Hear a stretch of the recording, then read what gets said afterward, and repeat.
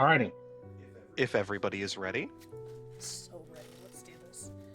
everyone has their dice, a nice snack, perhaps a tall glass of water and or blood. Yes. Mm-hmm. Does that work? Can you make a goblet of blood and drink from it? I guess if it's still warm. Yeah, if it's fresh. Because the So- whole iron golem thing is to be able to drink blood outside of the body. Yeah, specifically tainted blood and stuff too. Listen, man, the Yeah. bougier vampires will not drink out of anything but a goblet, okay? Exactly. Vanitas. Yes. He also does his Just hand on the gotta- side. Just gotta enjoy. Just gotta enjoy a nice. Blood surf, please pop this LSD. That's literally what he does. You, get drunk. I need to get drunk. Get drunk for me, please. And I mean for me. God. Here, I need you to drink this entire bottle of Jack Daniels. Now. And some Coke. God bless. Anyways, you were saying... It is an unusually sunny day in the city of Seattle. December Not that we've 30th, 1998. The snow clinging to the earth as the city bustled. But we're not here for the day. You see, when the sun finally sets and the world is cast in darkness, the city turns over in its sleep and the true story begins. I would like for everyone to make a D10 roll.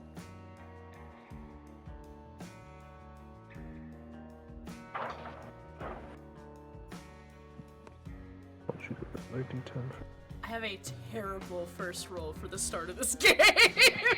Me Oh, too. boy. Oh my I rolled a- god. I rolled a It can't 10. even be funny because I rolled a 1. It rolled can't a even be 2. funny that I rolled 1. I I rolled rolled a a 3. 10. Oh. I don't know what I locked in for, Okay. but I locked it. So, here, can everybody... I forgot to make a group rolls. Oh. Let me create that real quick.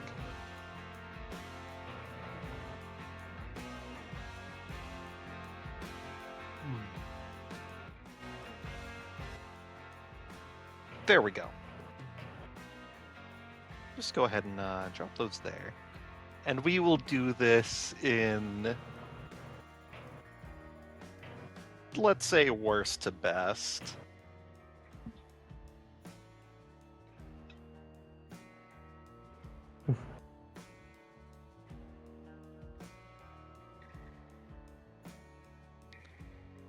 Oh boy.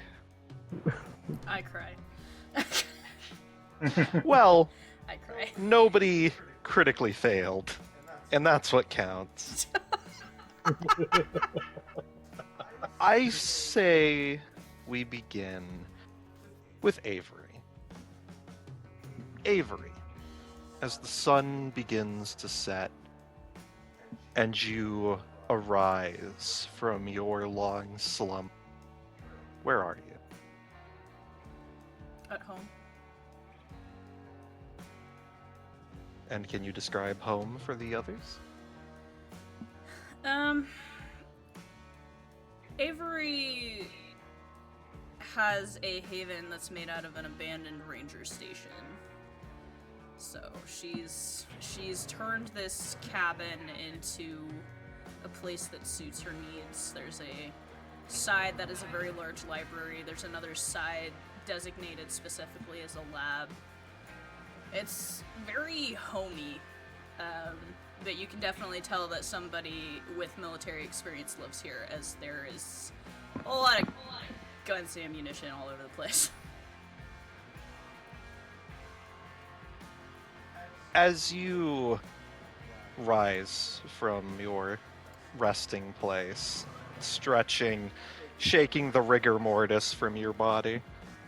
You feel a pang, an emptiness. I would like for you to add 1 hunger as you failed your rousing check. Okay. As you do, you see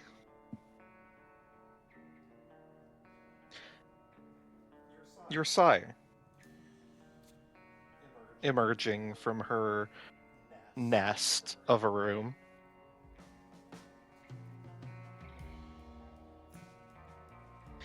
She looks to you and she says, "You look terrible."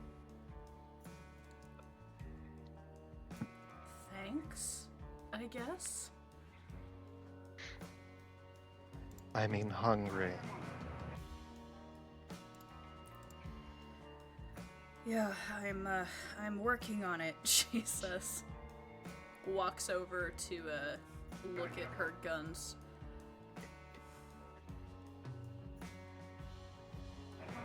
As you do, Aradia moves out into the main room. And suddenly you hear a knock at the door. Avery instinctively gets in between Aradia and the door. Aradia looks at the door with confusion and concern.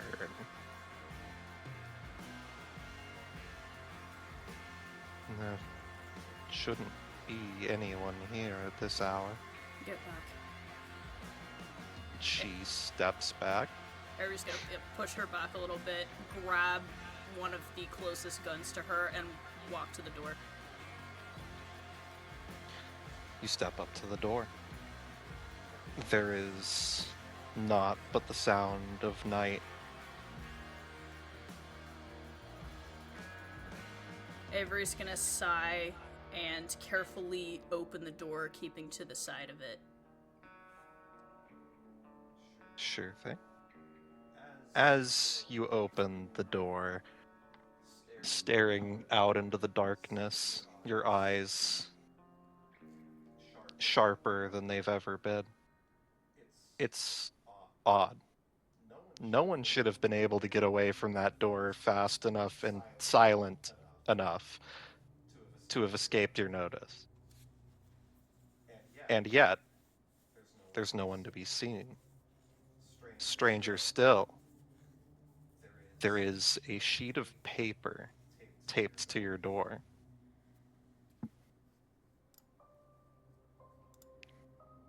What does it say? Urgent business to discuss. See you in hell. Larceny. Avery's gonna look around carefully, take the piece of paper, and walk it back to Aradia. Aradia takes the paper.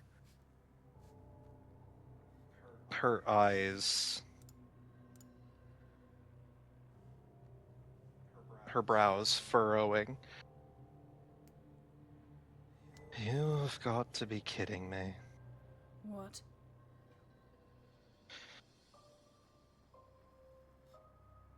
It seems that one of our friends has a problem. I didn't realize we had friends. Avery crosses her arms.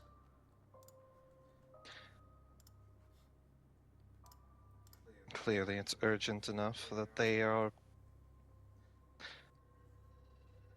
afraid that it'll cause problems. And of course, it has to be the night before New Year's.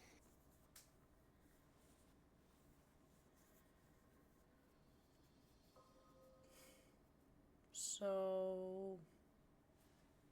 do I have time to eat first? Or, like, what are we doing?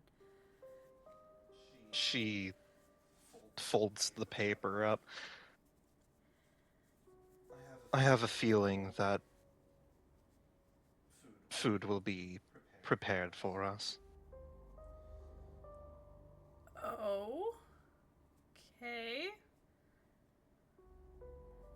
Wear something inconspicuous. Avery looking down at her, like, full black gear.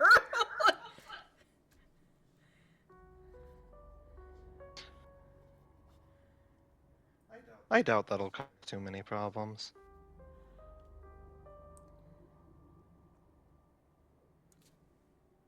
I can bring Nova, right? I don't see why not. Great. Just be ready. We're going into the city.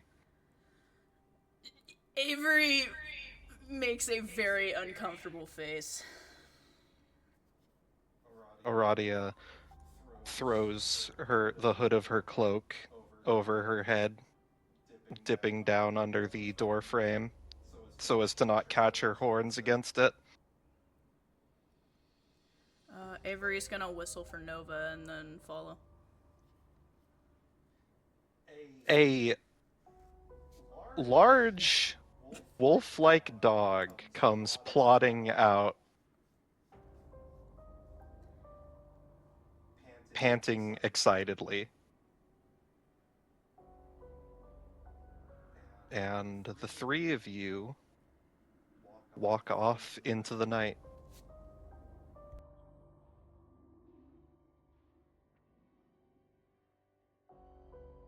Leading us to scene 2. Avery. Oh wait, Mel. Mel. Mel. As you awaken, where are you?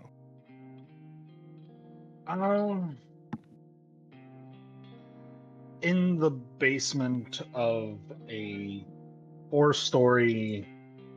Wonder what they call those.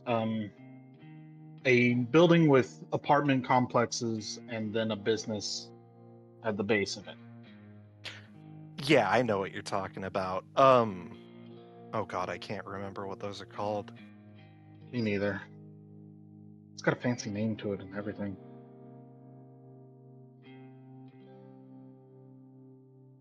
Anyway, this tiled up basement, it seems to be It's built to called be a mixed-use sanitary. building. Mixed use building? Mhm. Well, there you go. Tiled up basement, made to be sanitary.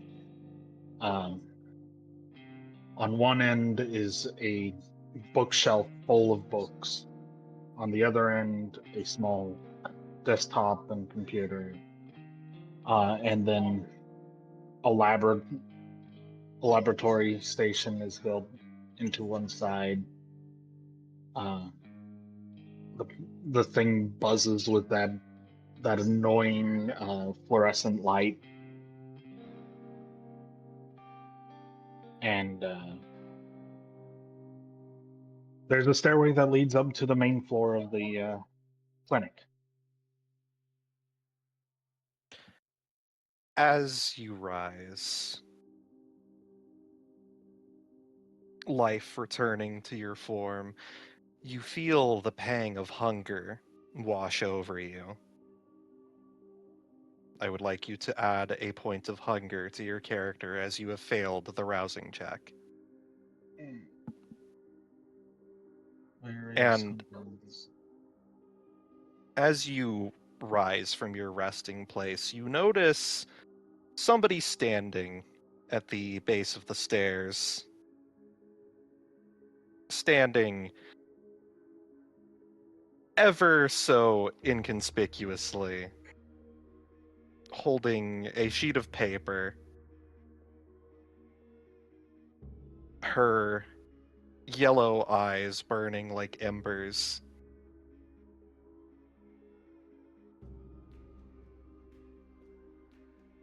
I didn't even do anything this time. Come on. And what's with the paper? I thought we weren't caking. This shouldn't be a mailing address at all. This time I'm not here to scold you. But we have a problem. She shows you the sheet of paper, the same words inscribed on it. We have business to discuss. See you in hell, larceny. Is that another one trying to kill you? Could be. But doubtful. It Well, seems a member of our new family is having a problem. and of course, since we seem to have prior knowledge of dealing with problems, we're invited. Indeed. If I were to wager, it's likely an issue with one of the people who the prince specifically asked for. We have a lot of new bloods. Right.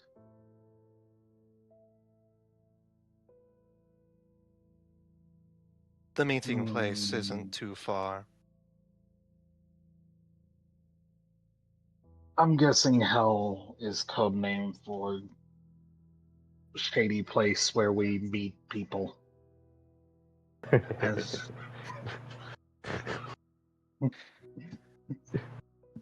One of the Toreador, she has a particular new project, I suppose. She has funded him, and it seems that he runs something of a neutral ground. I'm not sure if they're the ones who are looking to make deals, or if they have someone else. let me get my bag. I'll be waiting. She folds up the paper, walking up the stairs.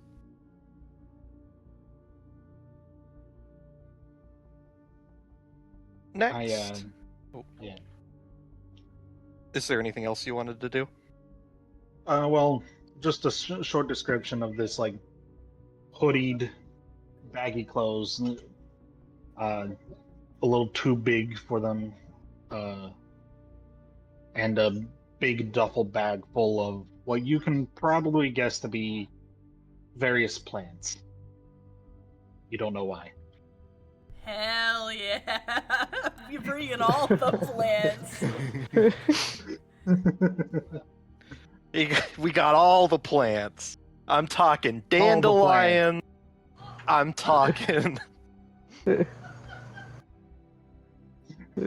a little bit of opium. Got that good stuff. Oh, yeah. And as you gather up your supplies, shuffling up the stairs, pulling your hoodie tighter around you, preparing to walk amongst the living once again, we move on.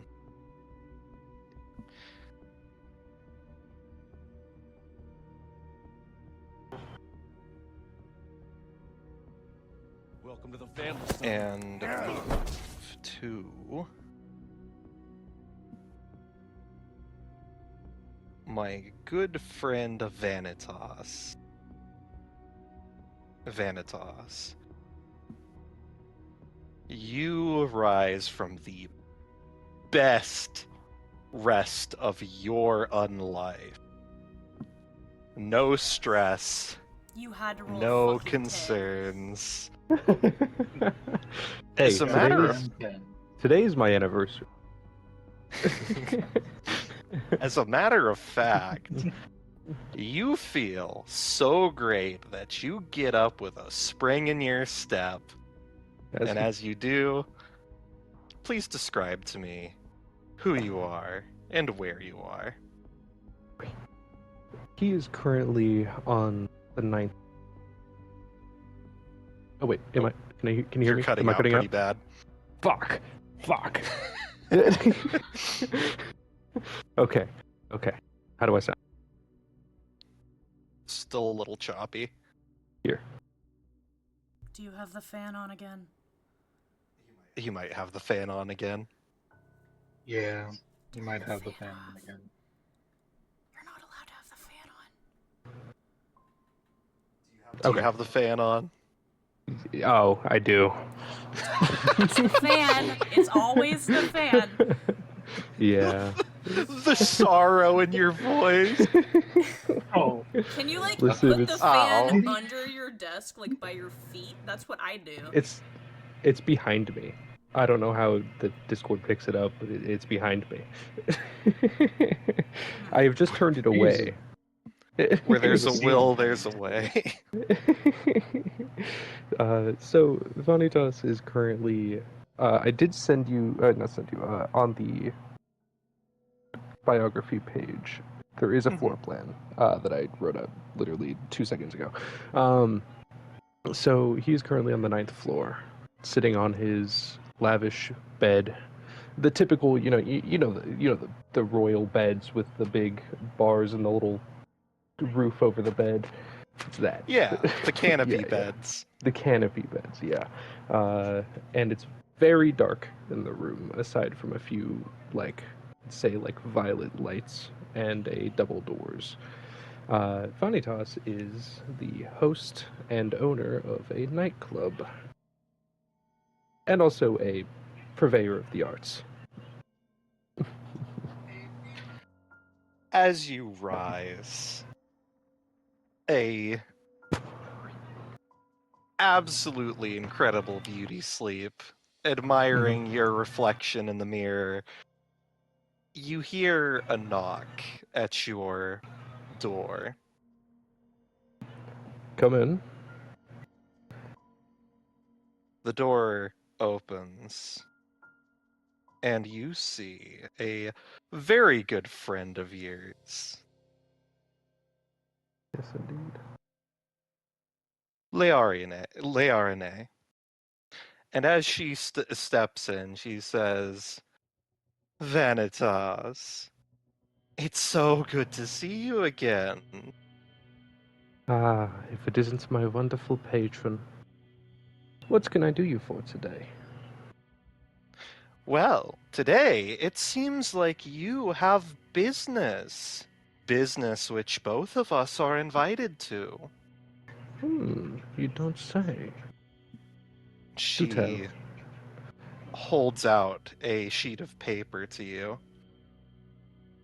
Always love nice new shiny things on my anniversary. And this is quite the anniversary present. We Let's have a have look some then.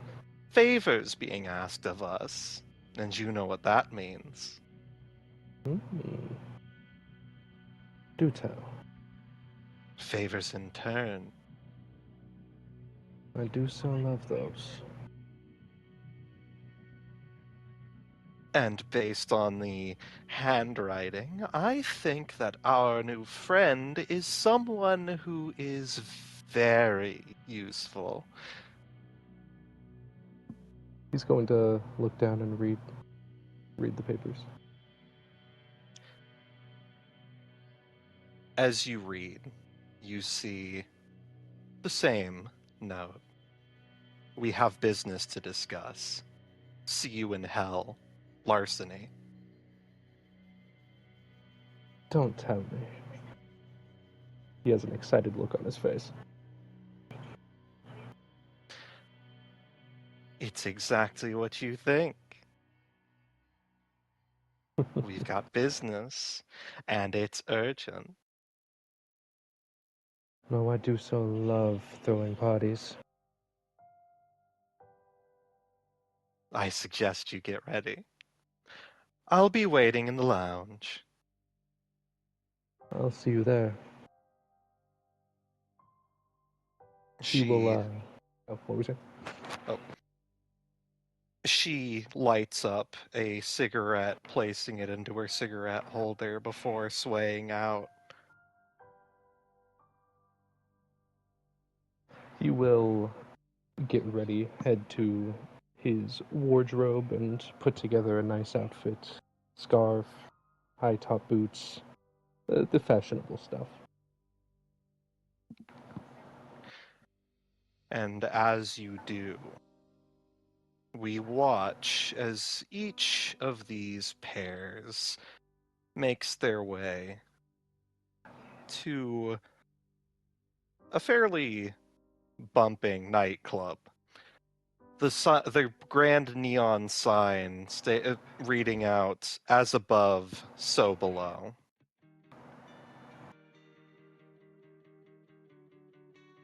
Dylan, would you like to describe what the other players see and who they meet outside? Outside? Yes. Here, one moment. My chair fucking sucks.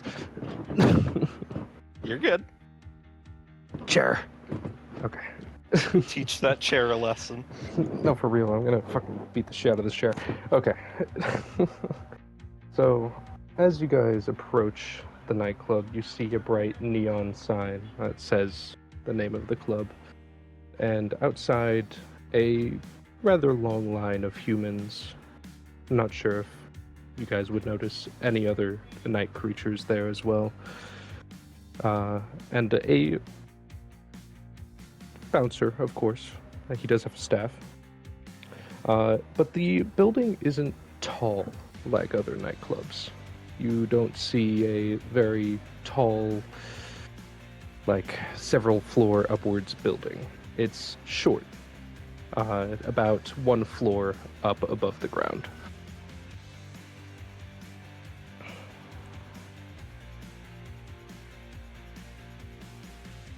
Standing in front of the sign, Val just goes, subtle.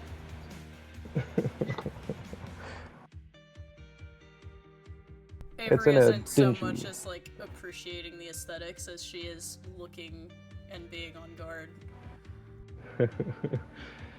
This nightclub is in a dingy little dark street off of West Seattle. As you guys approach the bouncer, he looks each of you up and down and he says, "Oh, you must be here for the private party." And he opens the velvet rope, allowing each of you to cross.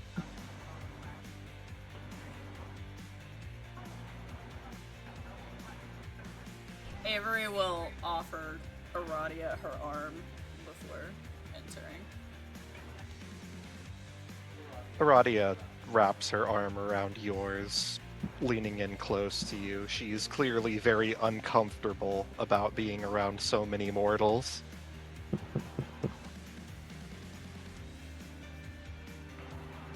As you guys enter floor 1, you see the usual bar / nightclub scene. You see in the back a bar, lots of patrons being served, a dance floor, the popular music playing.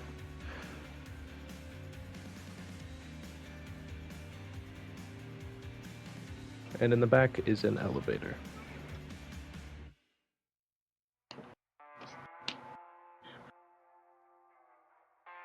I'm guessing we need to go into the elevator.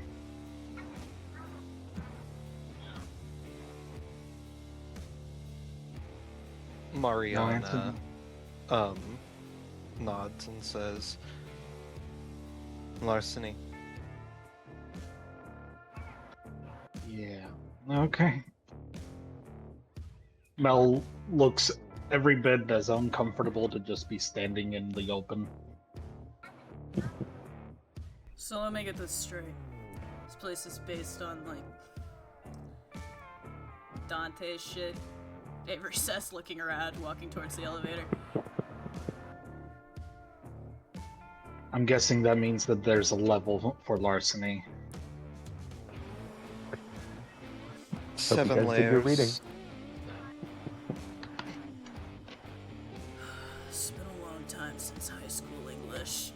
says and presses the button for the elevator. You enter the elevator, and there's only buttons for floor 1 through 4 that you see. Okay. Because the other layers are more difficult to get into.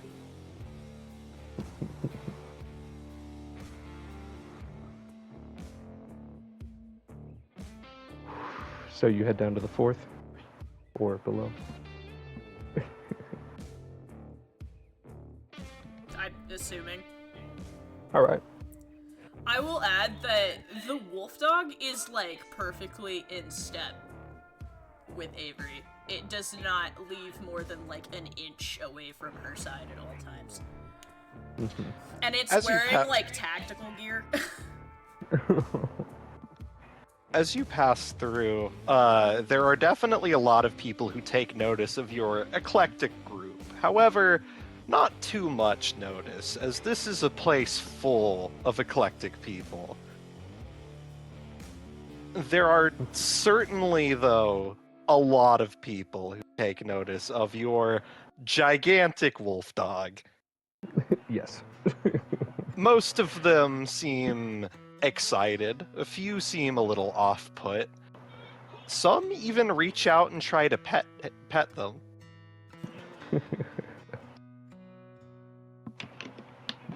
They're trying to pet Nova. Yeah, there's specifically there's one woman who seems a little sloshed, and she goes, "Oh my god, that's the cutest dog!" And as she's saying this, she's slowly reaching out. Avery is going to grab her hand, not in like a angry or defensive way, but in like a kind of like a delicate way, like if you were gonna take a lady's hand, and is gonna look her in the eyes and say, "Careful, she bites," and right her back up to a standing position. You Threaten me take with a good time. you take her hand and you kindly discourage her, and she goes, "Oh, okay. She's so cute." And then she slowly disappears into the crowd. And as you guys load into the elevator, pressing the 4th button, I will allow Dylan to describe what happens as I run to the restroom real quick. Alright. You guys reach the 4th floor. As the elevator doors open, you see a more fancy looking floor. Very well put together, well kept. Lots of staff working on it. And you see a lot of more wealthy people.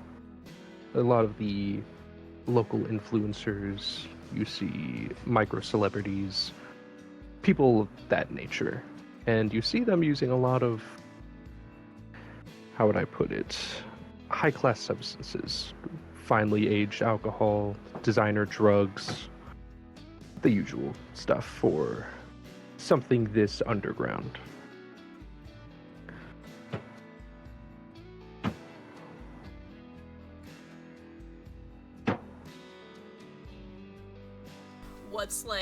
What's the song playing when we walk out onto this floor? Ooh, let's see. It is the late 90s. So I would say, that's a great question. These are all mostly like pop celebrities.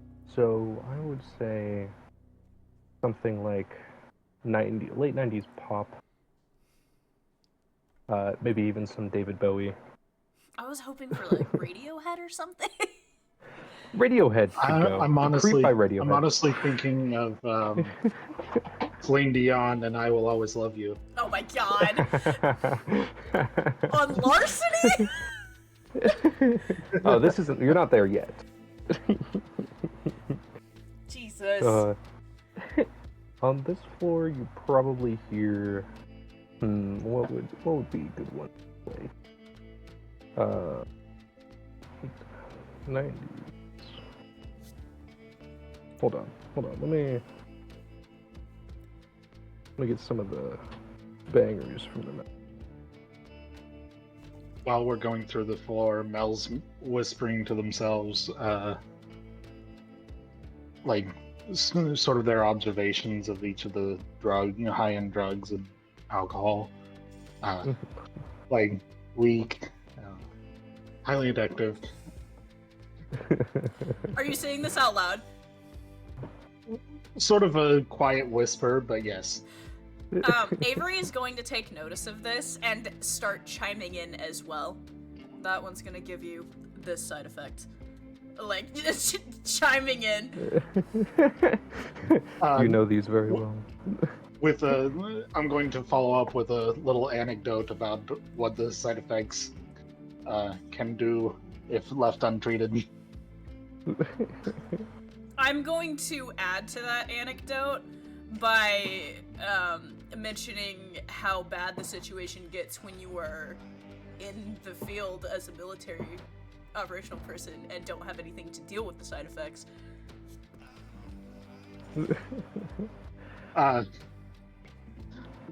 Swapping back field service for 2 years in a war-torn country. Knowing that exact scenario. Avery is liking you a little more than she did at the beginning of the scene. You guys hear Smooth by fucking Santana. Hell yeah. Avery will actually, like, as we're walking, Avery will extend her non-busy hand to you. There for a second,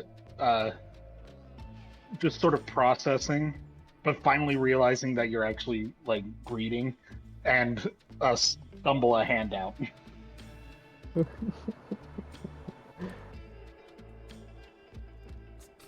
Avery will shake your hand, waiting patiently for you to realize what's going on. The medic. Damn it, Mariana.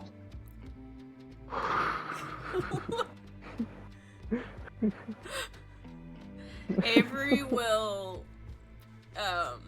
politely shake your hand once and say, Dr. Atchison. Dr. Mel Morrison. They brought 2 of us in. That must be serious. Yeah. I'm liking this one bit. Sorry, I'm back. Welcome back. They're listening to Smooth by Santana. We were Yeah, that checks out. so hard waiting for you.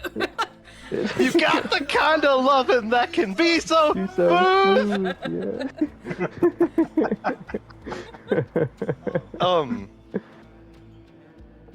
So, Dylan, this is Yes. your place. I want you to describe the process.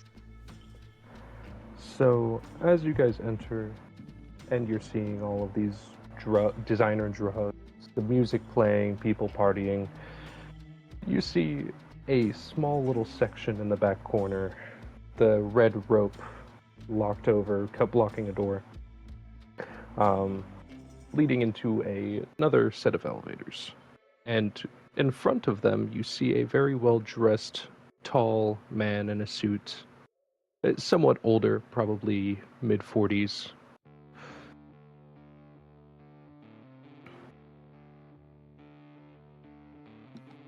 For you, guys DM, approach? this is the retainer. Got it. So, does the party approach? I guess. Stuffs hands back into his sleeves, into the big pocket of the hoodie, and skulks over. As you guys make your way over, the man holds up his hand and he says, "Sorry, the rest of the premises is for exclusive patrons." We're on the list, Avery says, and holds up the note between 2 fingers. He takes it and takes a look at it. And then you see him bring a finger up to his ear. Vanitas, Mm-hmm. you Yes. receive a call from your retainer. I've got a bunch of weirdos here. They're saying that they're on the list, handed me a note. Ah, my guests. Yes, please let them down. Got it, boss. You want me to make sure the boys clear out? Yes, please. This is very, very exclusive. I hear you, boss. For the rest of you, you see him take his finger off of his ear, and he opens the velvet rope and gestures. Sorry for the holdup. Enjoy your stay.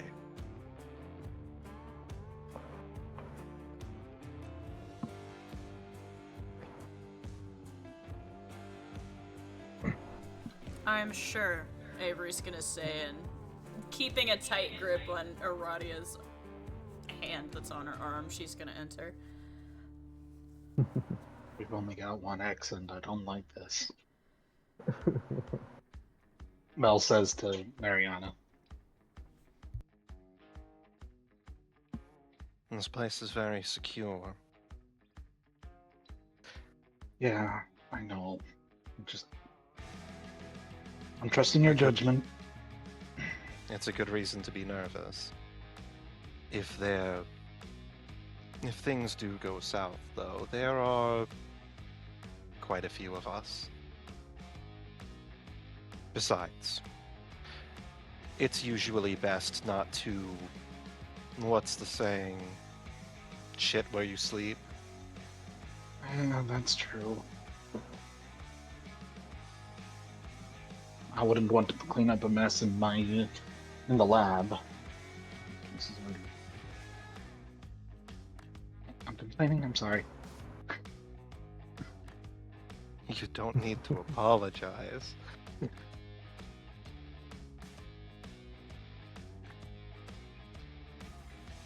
Anyway, let's get this over with. So, you guys continue descending, and as you do, Dylan, please describe to me the continuation. This elevator is one of those glass ones where you can see the floors going down. As you see floor 5, you see specific individuals, one of the business or mobster type, doing special meetings, special parties. It's where the gears of the underworld tend to turn. You get down to floor 6. Here, the rules of the general public are twisted out of conformity. Desires of any and all of its inhabitants that do not border on the distasteful are common here. Floor 7. This floor is very inclusive. You see a lot of fiends, not a whole lot, and a lot of vampires, the supernatural sort, that would be down here. And you get down to floor 8, where the elevator doors open. This room is mostly empty.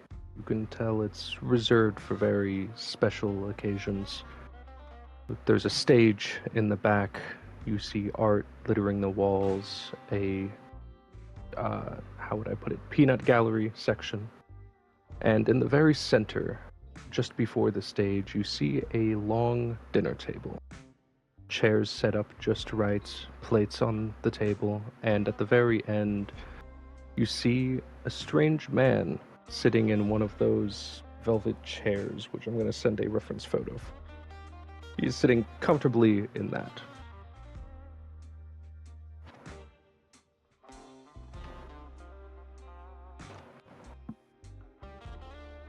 And you hear the man speak as you enter, and he says, "Ah, if it isn't my guests."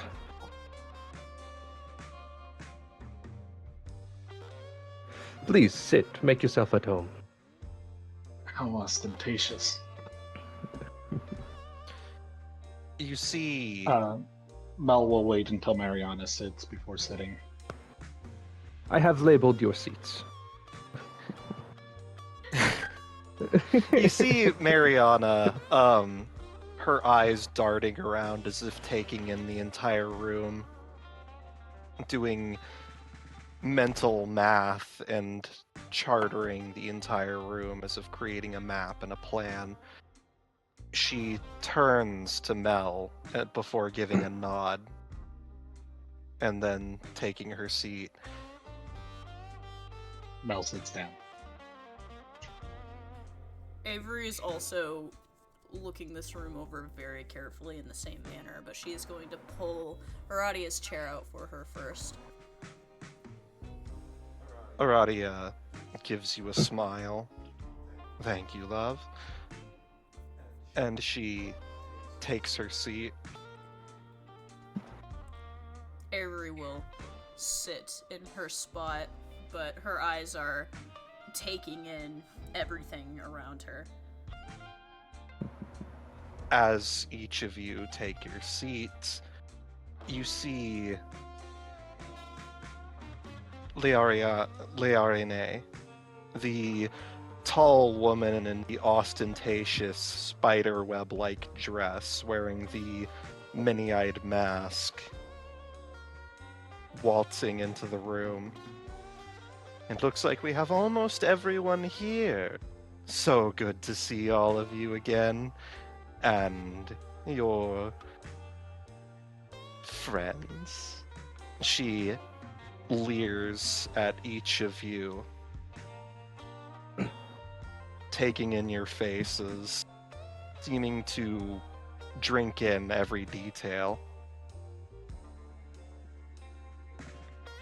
Been a long time since we've gotten to have a meeting like this. A very long time. It's been a while since I've had one of my auctions. Mariana Need to get out of here. Mariana will nod at Mel and then say, I don't believe I've ever actually attended one of your auctions. Oh, you should. They are of the most exquisite art you can find in this section of Seattle.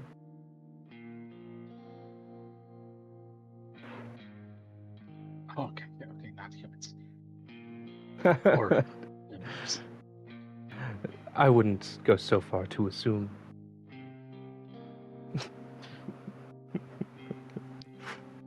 Aurelia chimes in. So, is this the purpose of the meeting, or is there something more important that I should be worried about? Well, we all seem to have the same mysterious benefactor. I have just been asked to set up the scene, if you will. Then you received a letter yourself. Indeed. He will take it out and place it on the table. Avery will do the same. Mel slides the card out. Sebastian is awaiting our benefactor as we speak. In the meantime, he stands up and grabs a record and places it in an old record player. And he's going to play. I think this is the right song. He's going to play his theme song. Of course. It's his favorite. As the wonderful violin kicks in, Mariana folds her hands and says, Are we alone here? As alone as you could be. Then we don't have to play pretend. Precisely.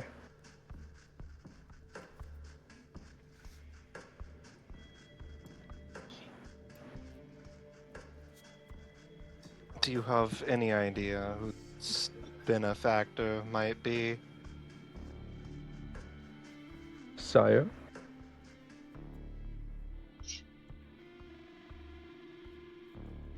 Possibly the sire of one of the new childer.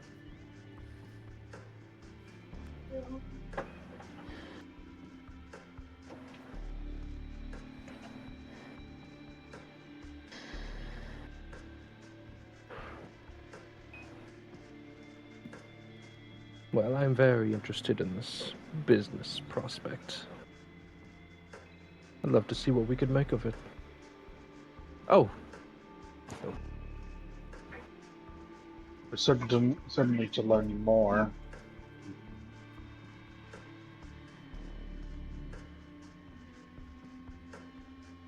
I'm surprised it's at such short notice, considering the fact that the prince made it very clear he wanted all of his new friends to attend the New Year's party.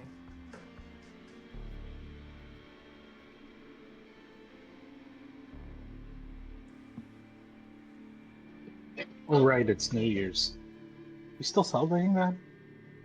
Does the year even have a meeting anymore? It's more of a reason to get everyone together. also a very important day for myself. Oh, yes. It's the Congratulations. anniversary of our embrace. There are I take very anniversaries good to that care. thing? Do I need to remember the date? Well, it's not hard to remember New Year's.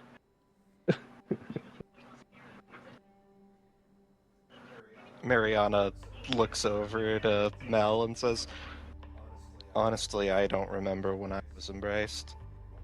Well, not the date. Yeah. Hard to remember the day that I got killed. Hard not to remember the day that I got killed.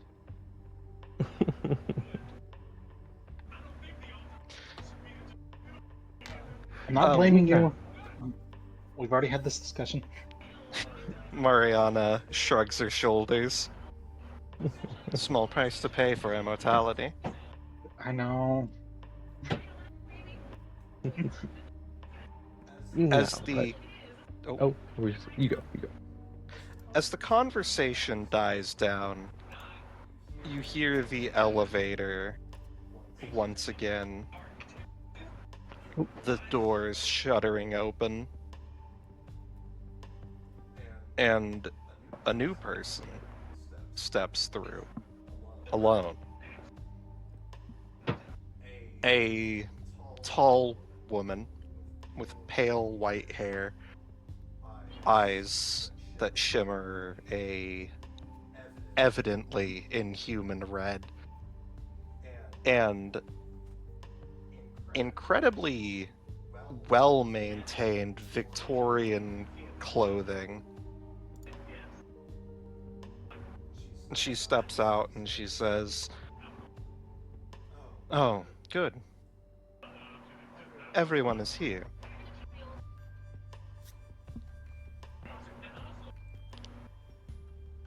Welcome. I have labeled your seat. Thank you. She steps, eyes panning through the room. RNA. She gives a polite nod with a glare filled with venom.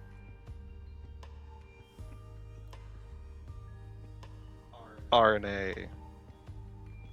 A smile evident in her voice. Do my eyes deceive me? Eleanor, you need help from us. If it was my choice, we wouldn't have to worry about this. Unfortunately, this is a problem that concerns us all. She comes up to her seat and sits down, folding her fingers.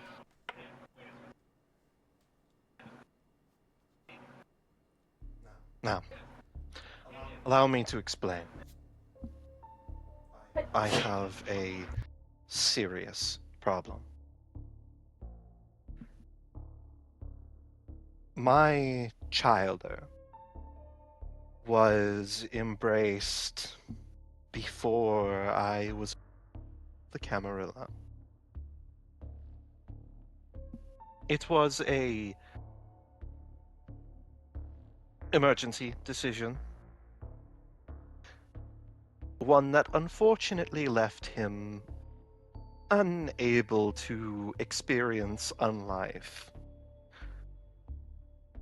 He was severely wounded, and so had to enter torpor almost immediately. When my family fled England, we had to leave a lot of things behind.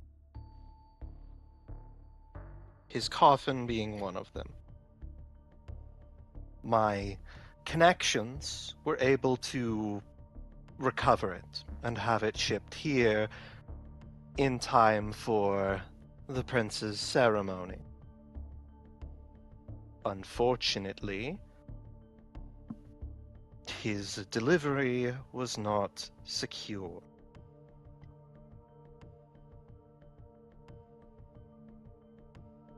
As far as I'm aware, he has been moved to a storage site somewhere along the coast. I have a note detailing everything that I have. She takes the note out and places it on the table, sliding it forward. I know I'm asking a lot, but I need you to recover him before we have an incident. Hmm.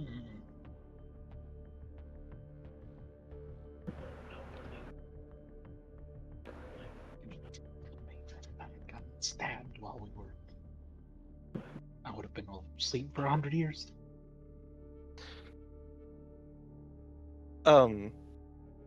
Mariana shrugs, says, depends on how severely you were wounded. If you were, very badly hurt when I embraced you, you would have had to enter torpor, either until you were able to feed or until you were able to recover from your injuries. And that can take anywhere from a few weeks to a few 100 years. I feel like I keep learning new things, and they all scare me. So, I assume you're saying that this childer of yours is at risk of a possible masquerade breach?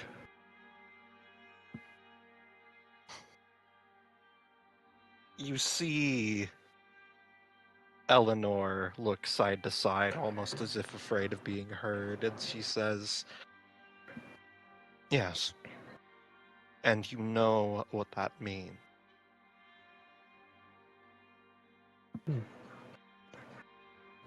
Very well, I'm on board. Hold on. You hear Mariana chime in, holding up a hand. Why should I care if there's an incident with your child?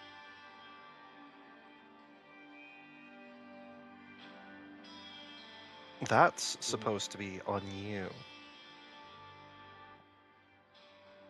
Eleanor's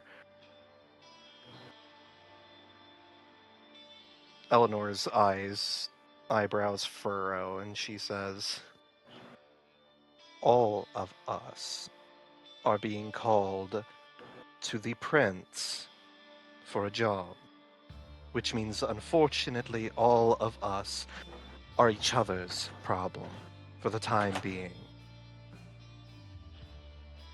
That doesn't mean I'm going to leave you all high and dry, though. If you all help me out, I'll owe you all a favor. Oh, I do so love this part.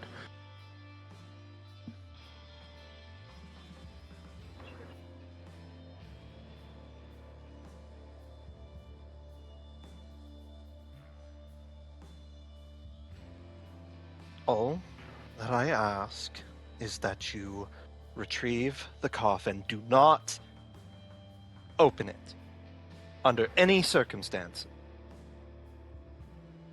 A vampire awakening from hundreds of years of torpor could be messy. We need to wait to open it until the time is right. So keep it closed, keep it safe, and do not raise suspicion.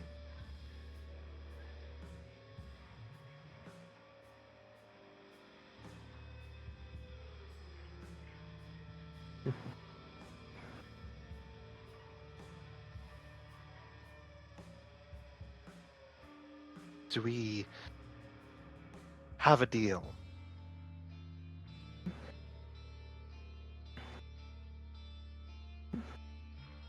Vanitas is gonna look to the other two, see what their reactions are.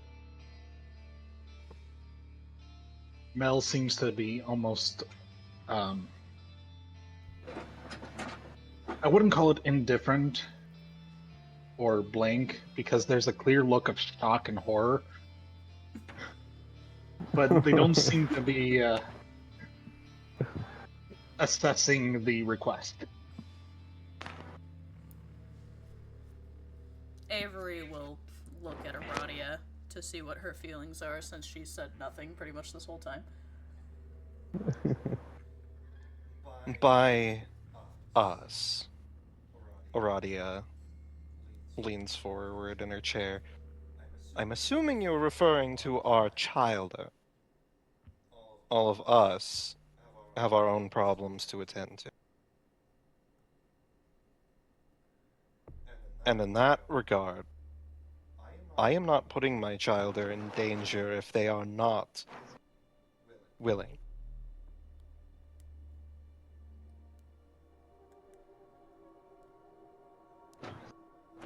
She looks over to you. Avery looks at Aradia and says, "Every second that I'm not with you, you're at risk. I don't like it." I can handle myself. Besides, she's got a point. If we have an incident, the prince is going to be... The punishment for a masquerade breach is severe. Got enough enemies. How severe?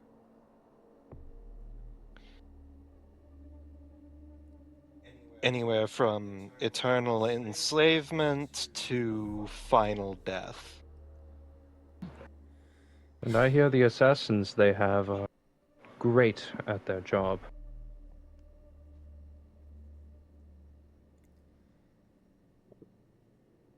Like I said, we've got enough enemies. Fine. You alright with me doing this job? Mariana looks to you and she says, well, we have plenty to gain from it, so if you deem it wise, I think it's time to see what you've learned. We'll see. I make no promises of success or failure.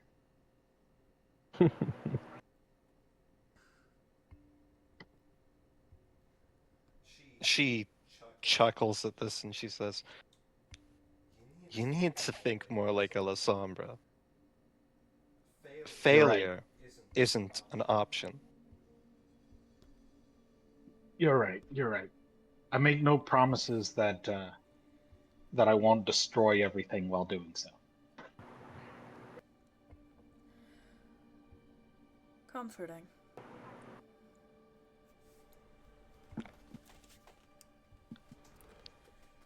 RNA leans over looking at you. Vanitas. Mhm. I would love to watch you lot figure out how to do this.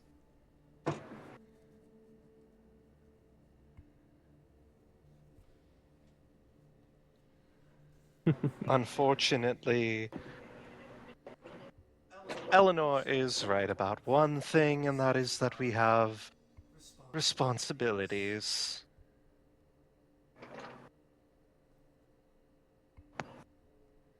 Do you think you can handle this? When have I ever let you down? She lets out an almost cackle, and she says, "Oh, you never disappoint, darling."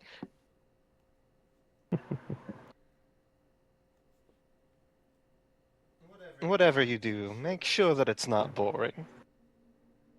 It's never boring. Well then, I think we're all settled. I'll make sure to sort out the details of our favor later, Eleanor. Did you say there was a piece of paper Eleanor had with details on it? Yeah, she pushed it forward to the center of the table. Avery's gonna take it. I want to know what that's about. You take the note and you see a collection of information. One moment.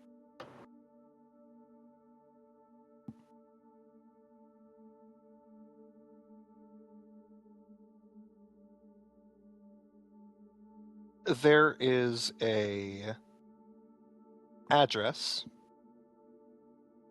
describing a storage unit, basically like a storage lot, just off the east coast of Seattle, or west coast, sorry.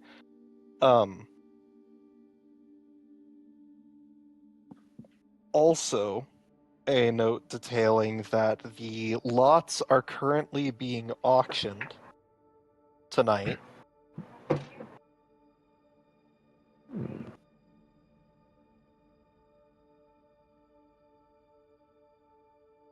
All of them? All of them. Great.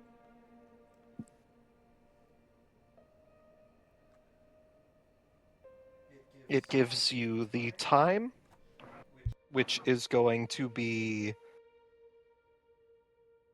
it's currently, sorry, 1 second.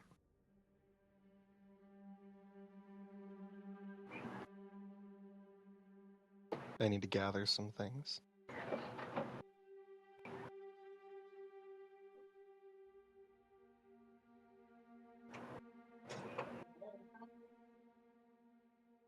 So it's currently 8 p.m. The auction will be running from 10 to midnight.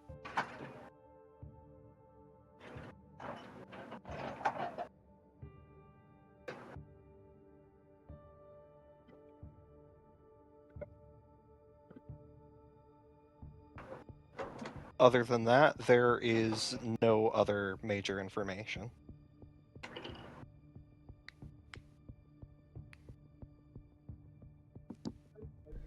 Doesn't sound like we have a lot of time then, Avery's gonna say, standing up.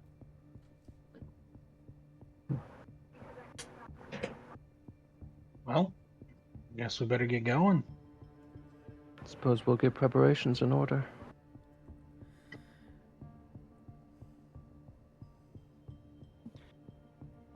Eleanor stands up and she says, Kane's speed, new bloods.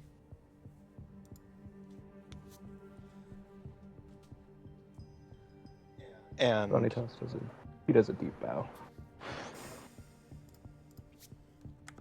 you will see as Eleanor steps to the elevator, Aradia gets up and she puts a hand on your shoulder. Mm-hmm. Avery, and she says, "Be safe." And you. She nods. I'll make sure that I stay closer to the cabin. Or just stay in it. You know, I have to do my patrols. That's why we have guards. That's why I'm staying close. Do you want to take Nova with you?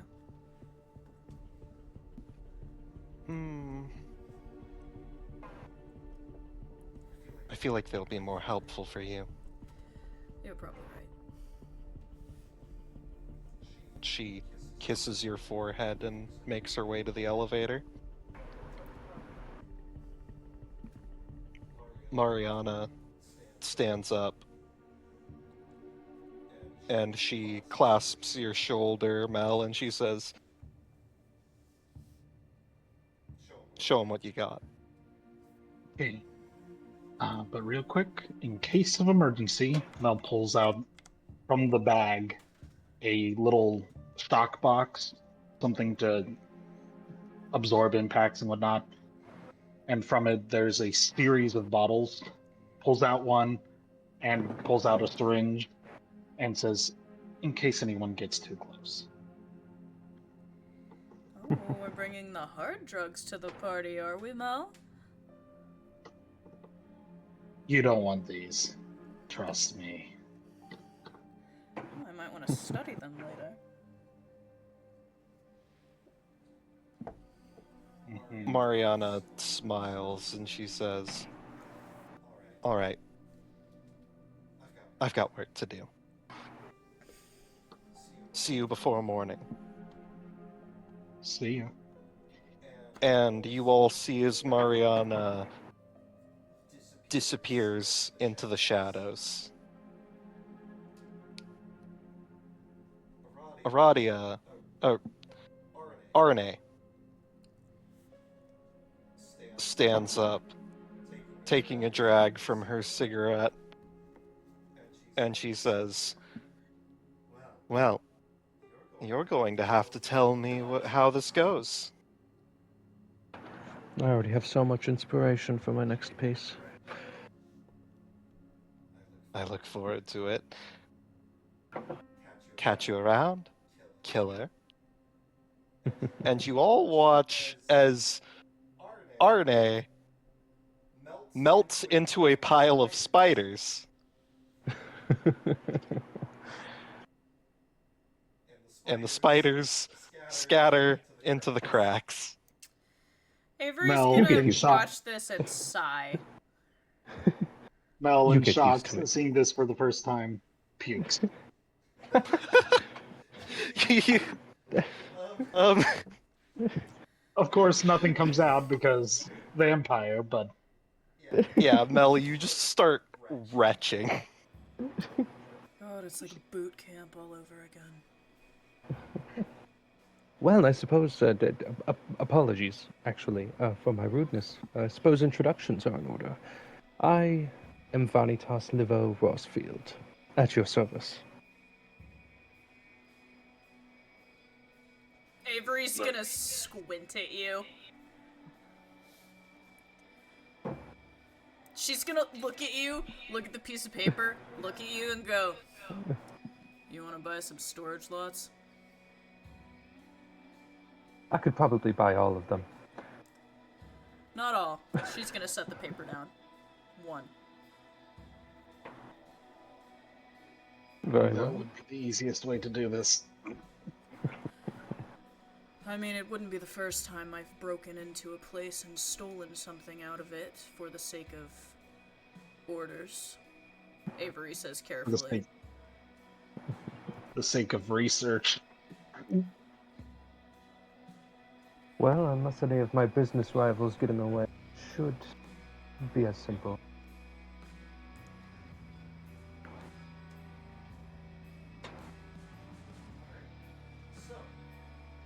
You're muted. Oh, you're muted.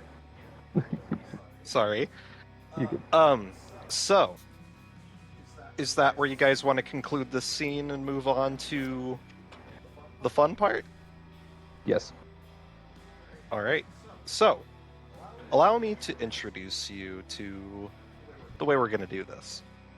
So, first and foremost, I am going to give you guys a planning phase. Mhm.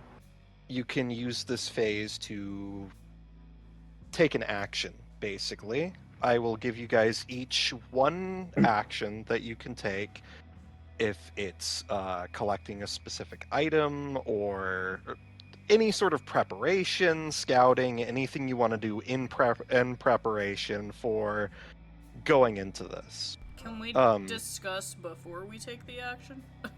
Yes, I am giving you the planning phase to discuss what you want to do and how you want to do it, what each of you want to do, and then once you guys are done planning, we will go into turns and we will go down the list and each of you will do your thing and make the rules related to it. All right.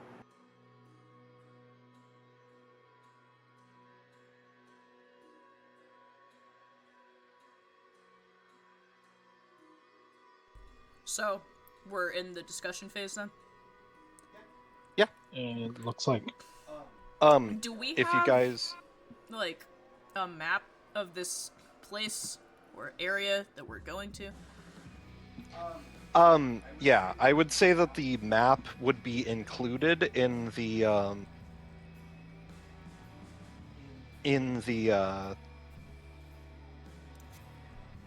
set of information that you were given.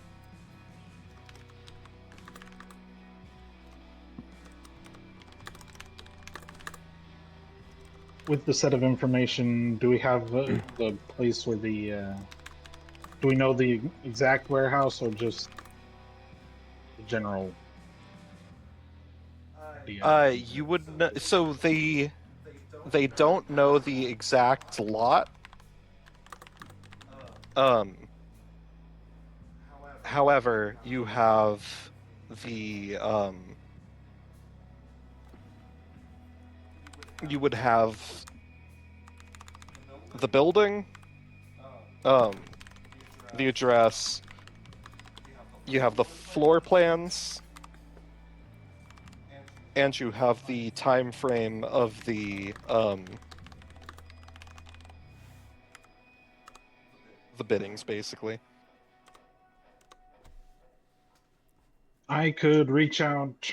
Well, I don't have any contacts, but I do know my way around the black market, which they may know where a coffin ends up in such a warehouse, like which warehouse it might end up in.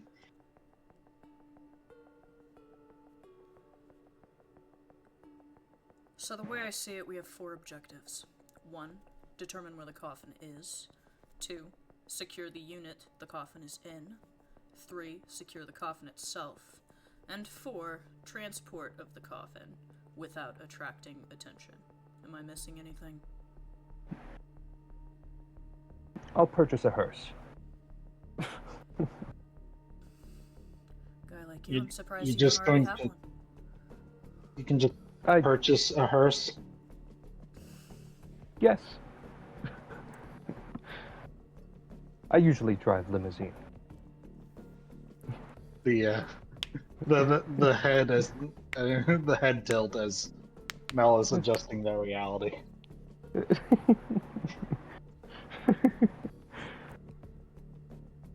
I worked so hard and I made so little money. All Well. those years of medical school for what? At least he Years didn't of go to art medical school. debt. Did Eleanor already leave? Eleanor, I would say if you want to catch her real quick, you can. I would. Yeah, so as she's getting up to leave, you get her attention, and she turns and she says, "Yes, what is it?" Do you have something that belonged to him? I do. I'm gonna need to borrow it. She looks down for a moment. Can you make me a... This isn't going to be a very high difficulty, but I'm going to need you to make a, let's say, charisma... And persuasion? Persuasion, yes. Okay, I'm so going to how say does charisma this persuasion. work? So, first real skill check of the game. You take the number of each. So your charisma Okay, is going to be 3. 3, so that's 3 dice. And then your persuasion, It's 3. which is going to be another 3 dice. Okay. And you're going to need to roll all of them. Okay. Alright. Now tell me, so this is how this works. Mm-hmm. Right, you have a point of hunger, right? Yep. So one of those is going to be a hunger dice. Oh, okay, shit. Mm-hmm. Okay, I have rolled a hunger dice instead. All right. Okay. So so this is the way that the dice work. If you roll anything below a 6, that is a failure. Anything above a 6 is a success. Okay. 10s are critical successes. Okay. Tell me how many successes you have. I actually only had 1 failure. Damn. Okay. I have So- 1 3, I have 3 8, I have a 9, and I have a 10. Oh, goddamn. Okay. So, What was your hunger dice? An 8. Okay. so it's not a brutal critical. But it is definitely a critical. Because you far surpassed the difficulty. So, as you say this and you hold out your hand, you see there's a moment of hesitation. The idea of giving an item of importance to a person she does not know is clearly something that's difficult to her. But something about you seems to put her at ease, and she reaches into her vest pocket and pulls out a small, beautiful golden locket.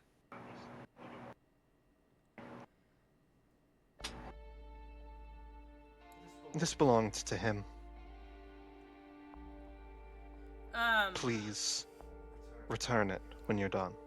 So, looking at this locket, is there any, like, hair stuck in the clasp or anything like that? I would say, considering that roll, yes. You see some white hairs. My god, he does have a type. He does. He does! Fuck, you have your type? Colt has his type. I am going to very carefully take the hairs out of the clasp and hand the locket back. And she takes it back, a puzzled look on her face. Avery's gonna kneel down and allow Nova to sniff the hairs. Nova steps forward and begins sniffing. Let's see.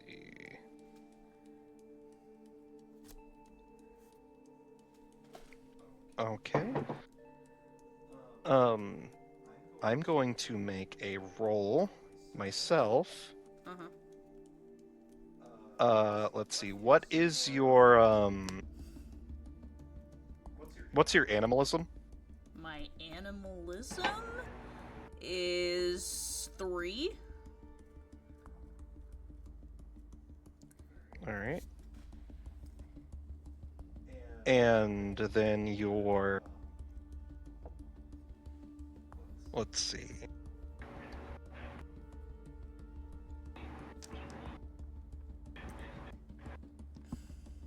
I'm going to say also add your My animal kin? yeah. So it's 3 and So 3 and 4, which is 7. And one of those Alright. is hunger dice, I'm assuming? since this is your animal, and they're making the check, that's not going to apply. Okay. So I'm just rolling 7. I'm rolling 7. You're rolling 7? Okay, have fun! Yes.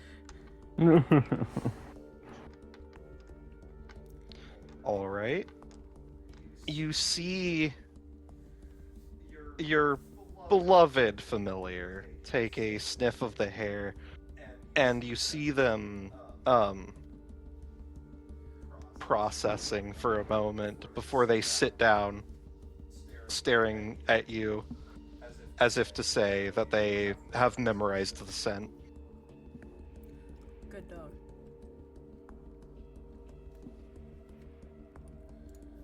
I'm gonna keep the hairs just in case Nova needs to refamiliarize. Thank you. She's gonna say to Eleanor and walk back to the table. She nods and she says, "Thank you," before stepping to the elevator and taking her leave. Well, that solves one problem. Avery's gonna stay sitting back down. Now we just gotta get inside. Anybody looking as rich as this guy does shouldn't have that much of a problem, right? Don't they do, Be right like, back. walkthroughs during auctions?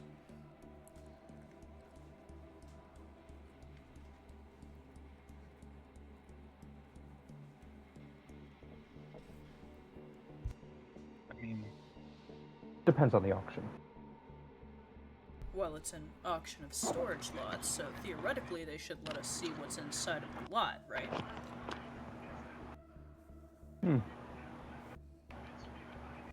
This is true.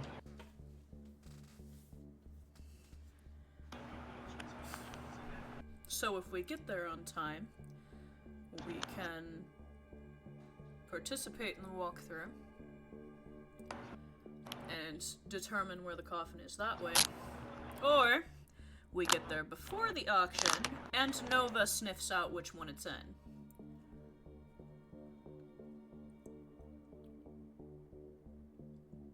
again, we have to get inside whichever storage unit we gotta get to.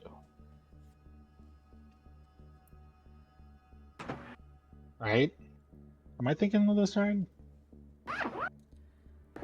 If this is one of those wealthy gatherings for the auction, they tend to leave certain things up for surprise. The wealthiest beginning to bribe their way in to figure out what is exactly is being auctioned. Or they do a walkthrough, as you said, show the things that are being auctioned, auctioning them. It entirely depends. Well, I've said my 2 options. What of you?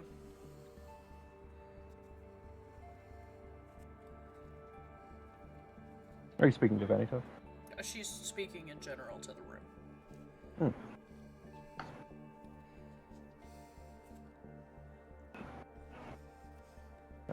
He's gonna look to Mel. Well, maybe I could look at the.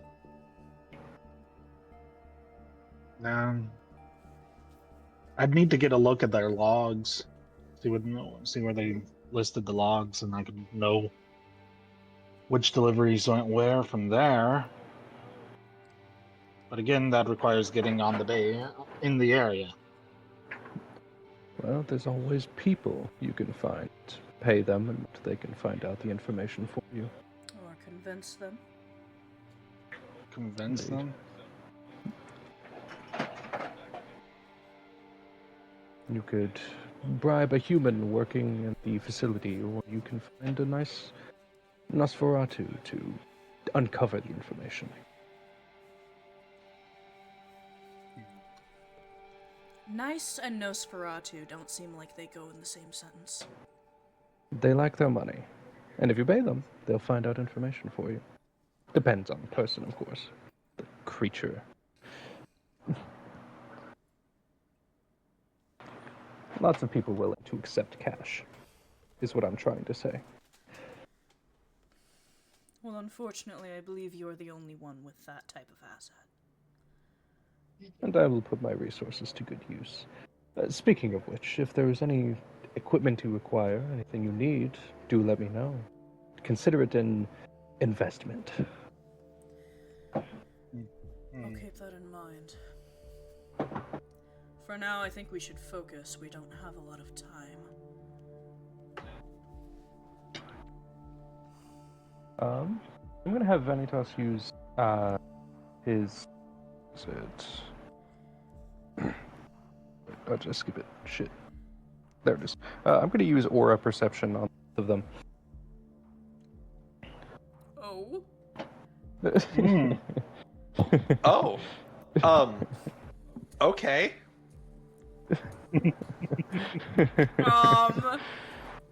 I'm gonna need you to make a rouse check. I'm pretty sure.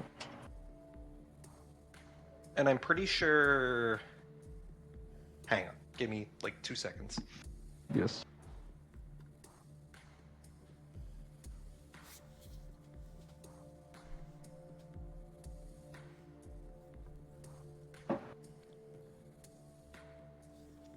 Oh, it's a perception plus empathy check.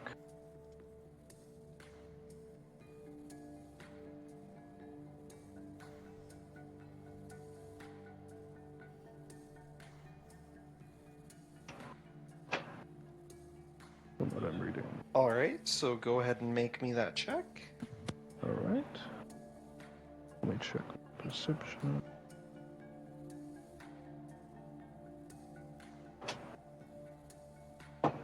So,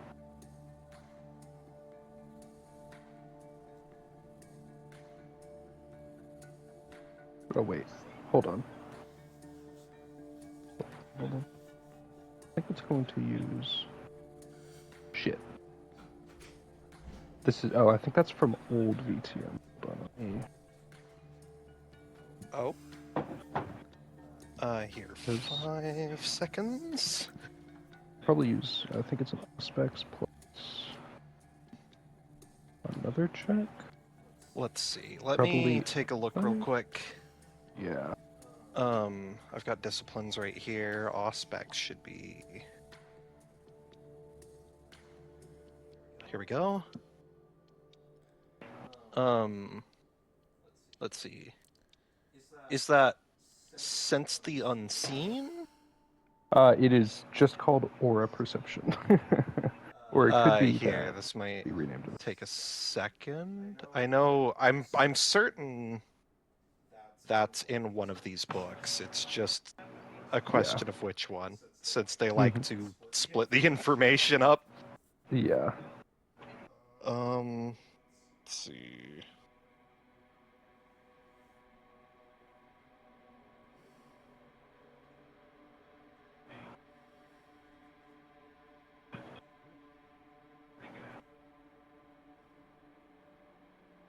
Discipline powers, Auspex.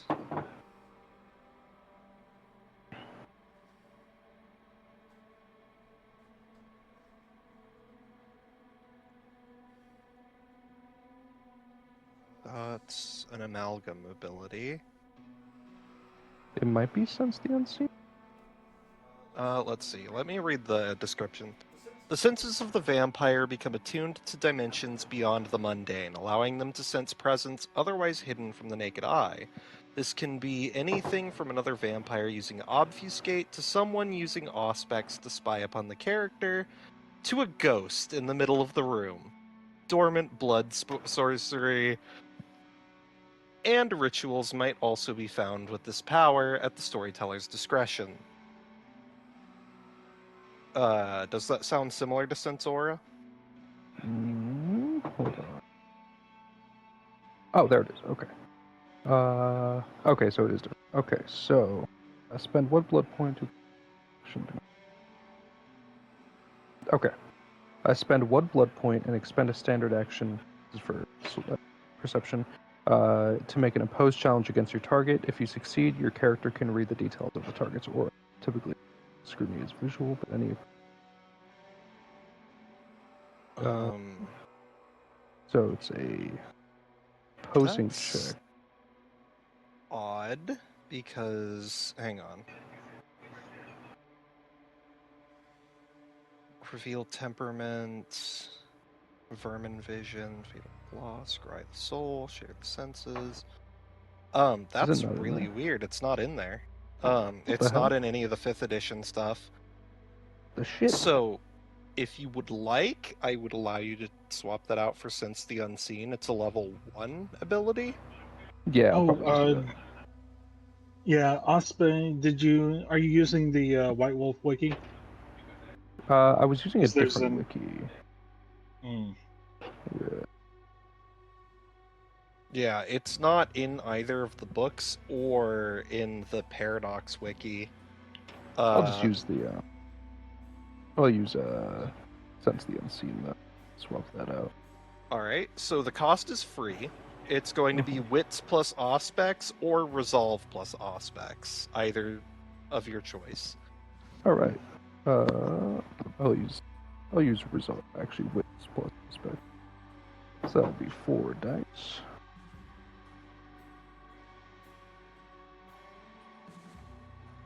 Okay.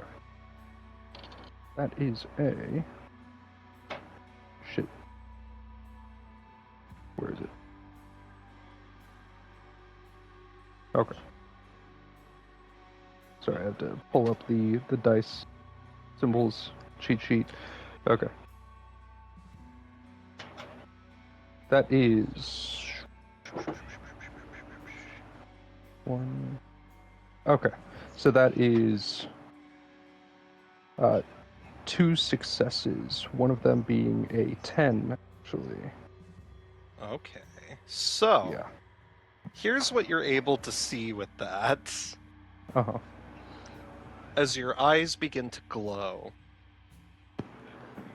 you are either of you using obfuscate powers currently? No. No, not at the moment. Let's see. Presences otherwise hidden from the naked eye. Dimensions beyond. So, here's what you notice.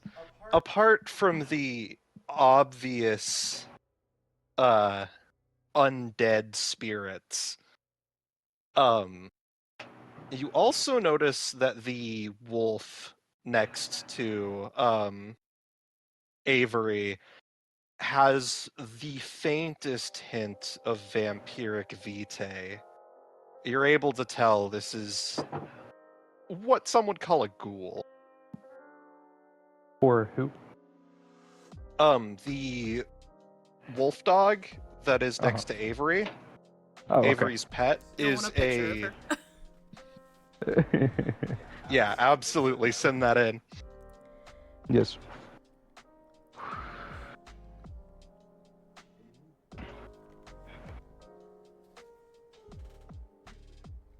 Hmm. So you're able to determine that this creature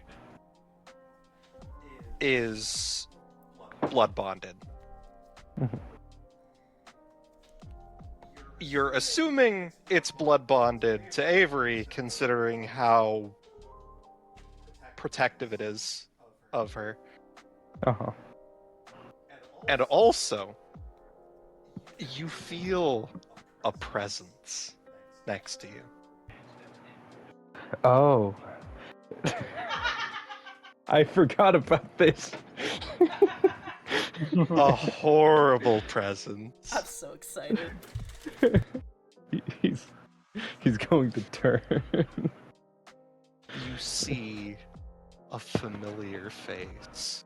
A face you thought was long, long gone. You see, standing next to you, fists on its hips, leaning in towards you, a big, toothless, open smile, lips pursed. The white and black makeup still on this thing's face. A black beret and a striped shirt. The mime you killed so long ago.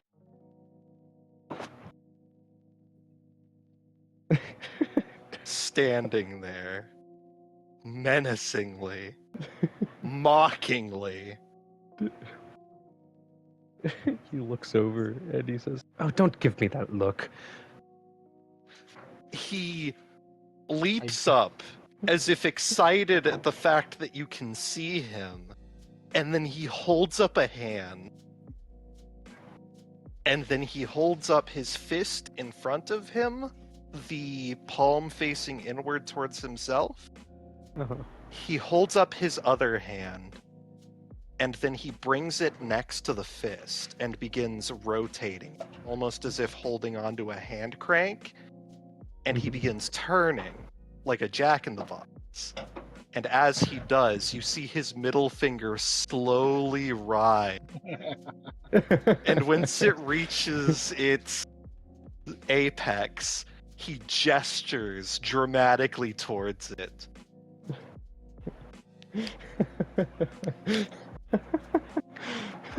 This is by far the best NPC out of any campaign I have ever been in, ever. Yeah, he's a serial killer haunted by his victims. Anyway,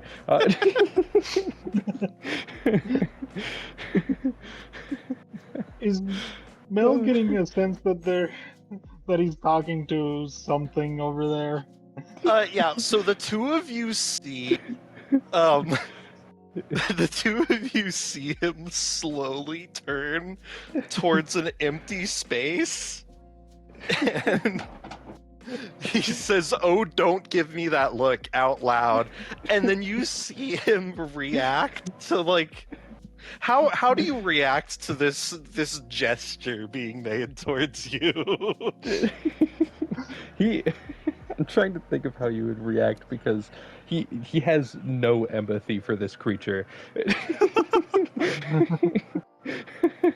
he's he's going to probably look at them and he says, "Oh, you're still mad about the saw box."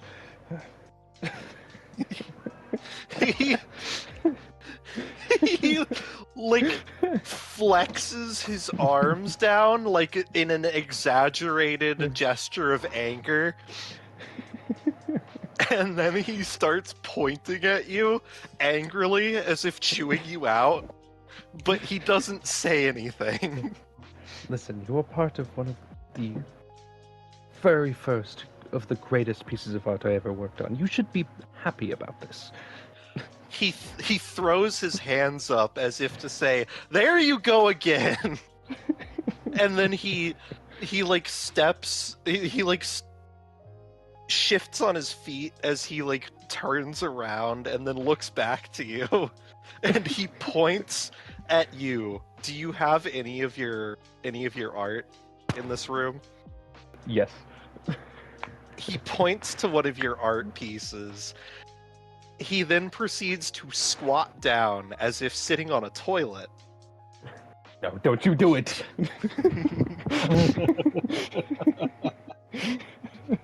At this point, curiosity is taking over, and I'm going to risk a stain by using a Oblivion sight. Oh? Oh? Would you mind telling me what this does? The vampire's irises become black against the white of their sclera. They ignore all darkness penalties, and even those brought on by supernatural darkness, and can see ghosts. Mm. So, if I recall correctly, the roll for a stain is there's a 1 in 10 chance. A roll of a 1 or a 10 on an Oblivion on the rouse check for the I Oblivion see. usage. Okay, go ahead and roll me a d10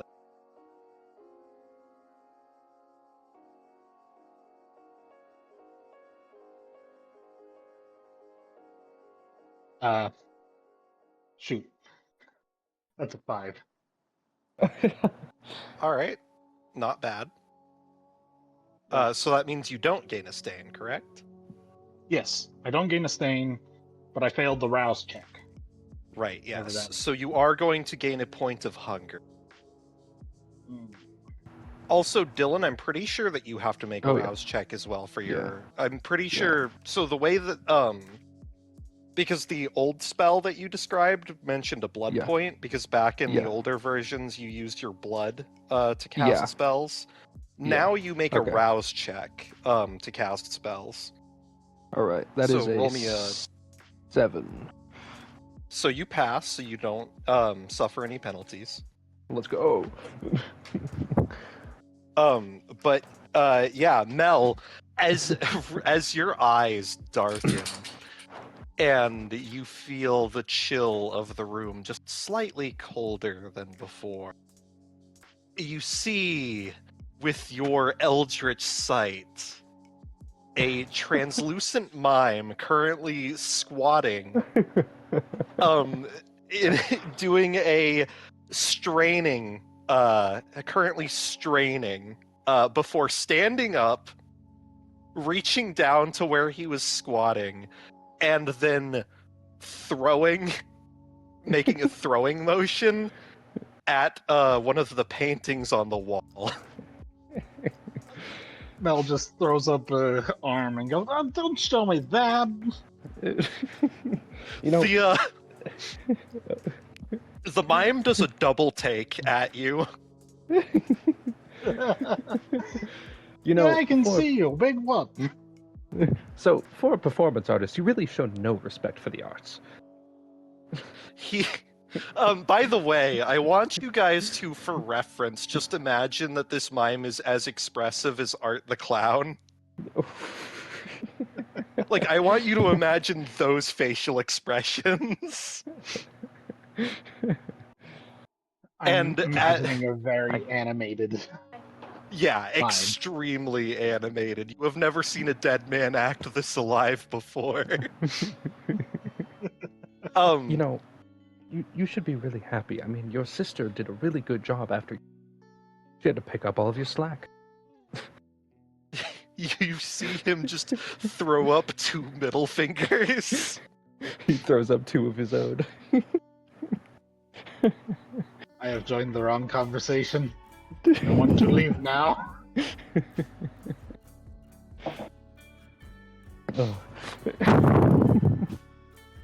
Oh. As he's throwing up these 2 middle fingers, you see him fall backwards and then he disappears through the floor. 16 years and he's still held up about. Anyway, what were we talking about?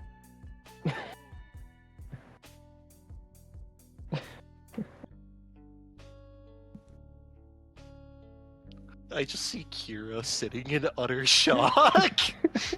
That's about what Avery's doing also. Avery's just kind of standing there as they're all involved in this, looking at Nova, looking back at them, looking at Nova, shrugging.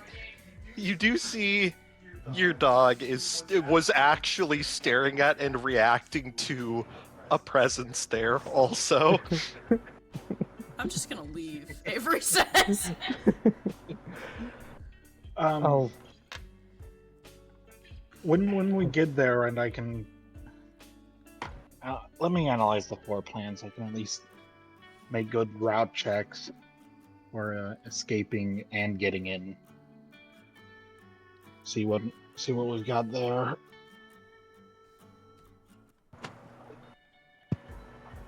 Do we have As floor you plans? as you take a look at the floor plans. Sorry, I was trying to find some for you. I think. Oh, excuse me.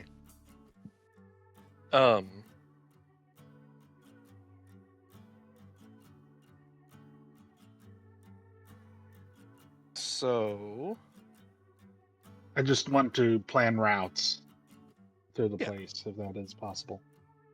let's see.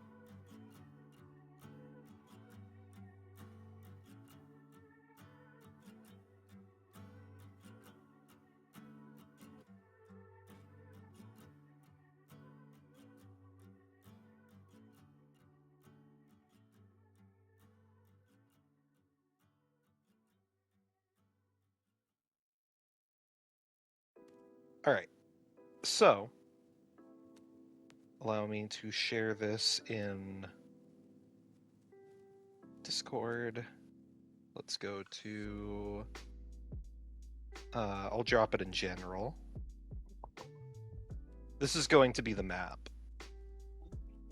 Okay. So the paths are all exterior.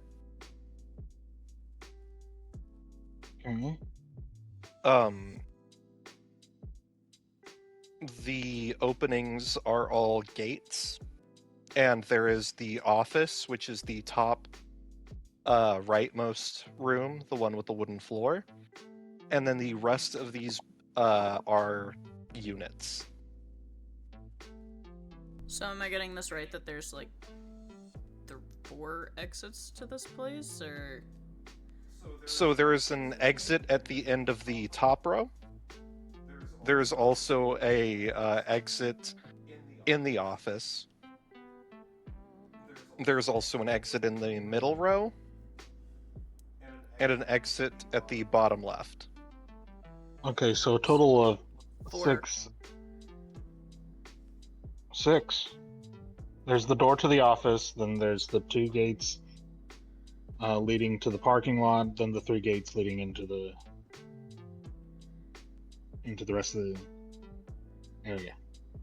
That is correct.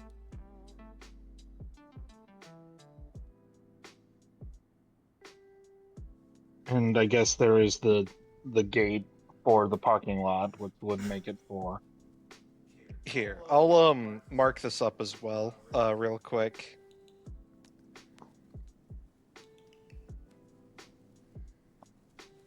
To make it a little easier to read.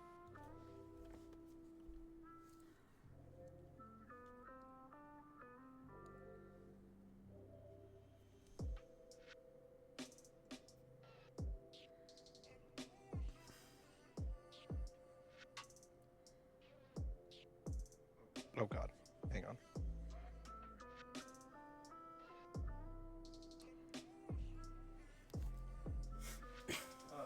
If you guys want to do any talking or planning in the meantime, go ahead.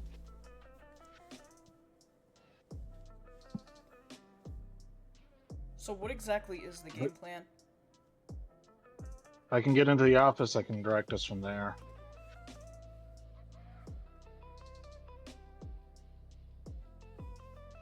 I can at least know where it is from the office.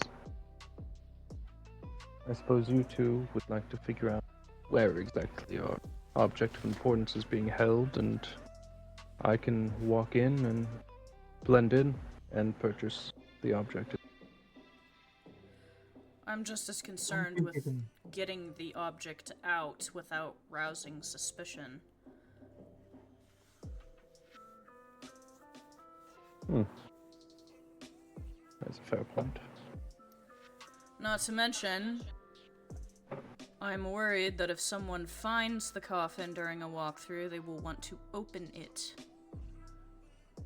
That wouldn't be good, no. No. So we need to find it quickly before any walkthroughs. Correct. Which means no buying it from the auction.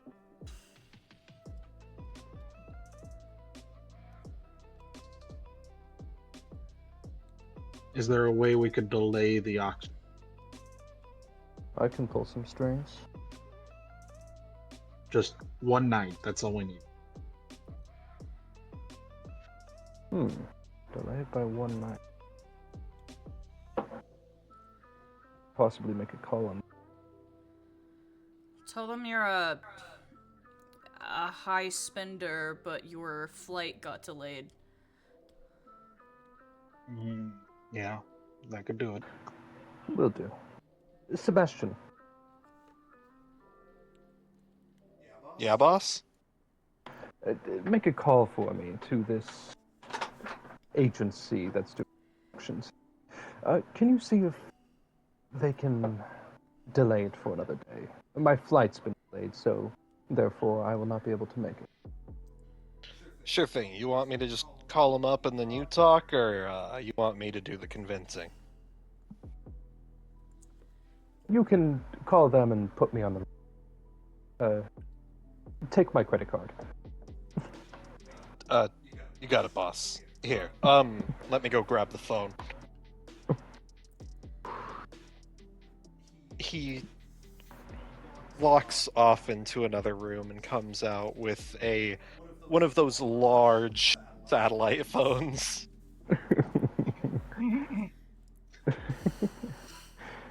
Dials the number of the business, which is also included in your notes.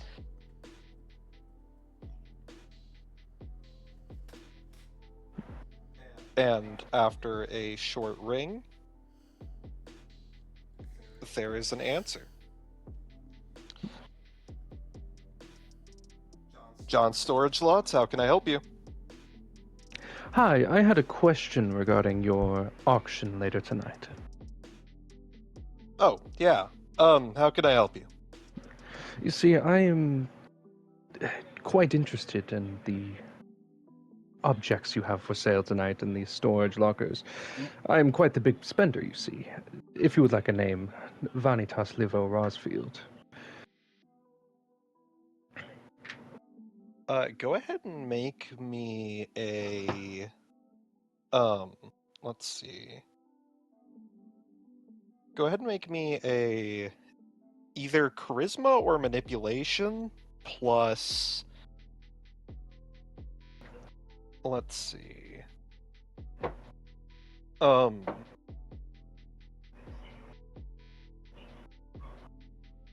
What would the skill be? It could be skill. Probably persuasion, or wait, maybe performance. I'll Or I let could you do etiquette. choose. What would your argument be for etiquette? That's a good question. I'd say probably just showing status. Okay. Yeah, I'll let you Yeah. choose. Honestly, all three of those seem fair, so I'll let you choose between. I'll say charisma plus charisma or manipulation plus one of those. Okay. I'll probably go just persuasion because I have a lot of these. So, charisma, persuasion, and then I do have levels in fame. All So I right. need to see. So it's when you interact with mortals who recognize your character's fame, you may add to any non-supernatural social challenges.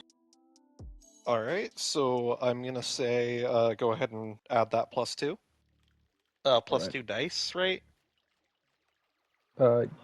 It's it adds to my dice.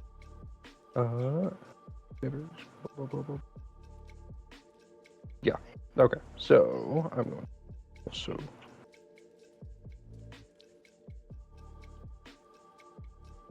Okay. A lot of dice. Hold on. I'm ready. Okay. Oh yeah. Okay. So that is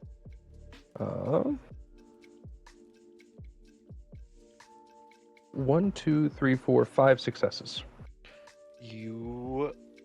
Okay.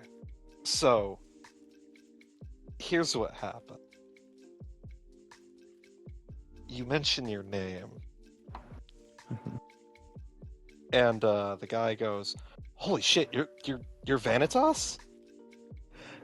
Yes, I'm sure you've heard of my auctions and art galleries before. I, of course, sir. I am a huge fan of your work. What can how can I help you? You see, I really wanted to make it to your auction tonight, but alas, my flight was delayed for another night. Do you think you can delay it till I arrive? Oh, you were in town. Oh, that's no problem, sir. When did you want me to reschedule it? Same time tomorrow. Same time tomorrow. Yeah.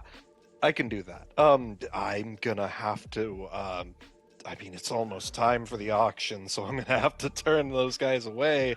But reschedule. No big deal. Um, is there anything else I could do for you, Mr. Vanitas? Yes, actually, I'll have my assistant here forward you some payment as compensation for having to do this for me. Oh, you really don't need to do that, sir. But I don't know how to thank you. I really. Avery's gonna mouth something to Vanitas to get his attention. Oh, he looks. She's gonna mouth, see if you can get him to let your associate do a walkthrough ahead of time. Yeah. And also, I had a question. Do you think it would be possible to have my associate do a walkthrough ahead of time, just so I know what I'm paying for? That would be really against policy. Can you make me another? Check. Yeah. Yes, another charisma plus persuasion. Yes. That is a success and 2 crits. Okay. Holy shit. So, if I recall correctly, a crit counts as 2 successes. So, you just barely managed to make that check. Oh shit. He's just, well, I mean, it would be, but I mean, like, if you could keep it a secret, sir, I would be honored to give. Well, it's not going to be you, but I mean, your guys getting a tour. Yeah, I honestly, I would be honored. Thank you very much for your hospitality. I am very much looking forward to your auction tomorrow. Thank you so much, Mr. Vanitas. I will. Is there anything else that I can do for you? Don't worry about it. I very much appreciate it. I'll see you tomorrow. Thank you so much. I know I should probably ask when you get here, but could I get your autograph? Absolutely, no problem at all. Thank you so much. I won't waste any more of your time. I will. I'll be ready for your associates. Yes, they'll be arriving in a unconventional vehicle. Understood, Mr. Vanitas. Thank you. And thank you. Have a good rest of your night. You too. Hang on. This is Avery in the background. This is what she's doing. That was easy. I need to roll something funny real quick. Before you hang up, you just hear him say, I love you," and then he hangs up. Wealth and influence, baby. You better make it to that auction tomorrow. You're gonna break that kid's heart, Avery says. I'm not interested in just the coffin. Who knows what you'll find in those storage units.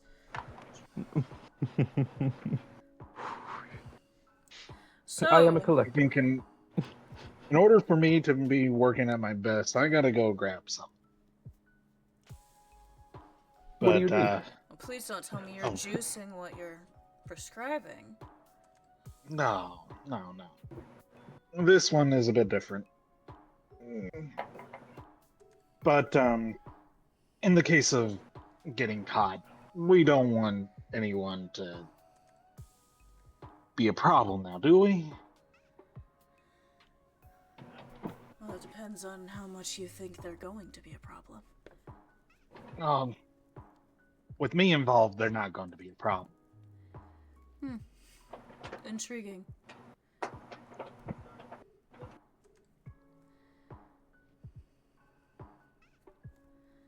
But in order for me to do that, I need to make sure that I'm not going to rip anyone's throat out or anything like that. So,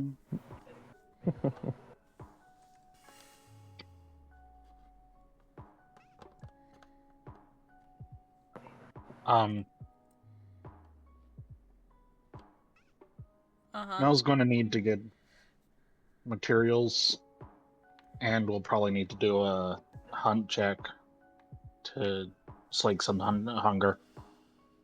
Because their hunger is a little too high. I know it could be worse, but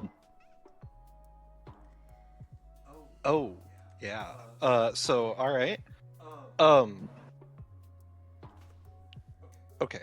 So, is that concluding the planning phase? Yes. I guess so, because there's nothing Mel can do until on site. Fair enough.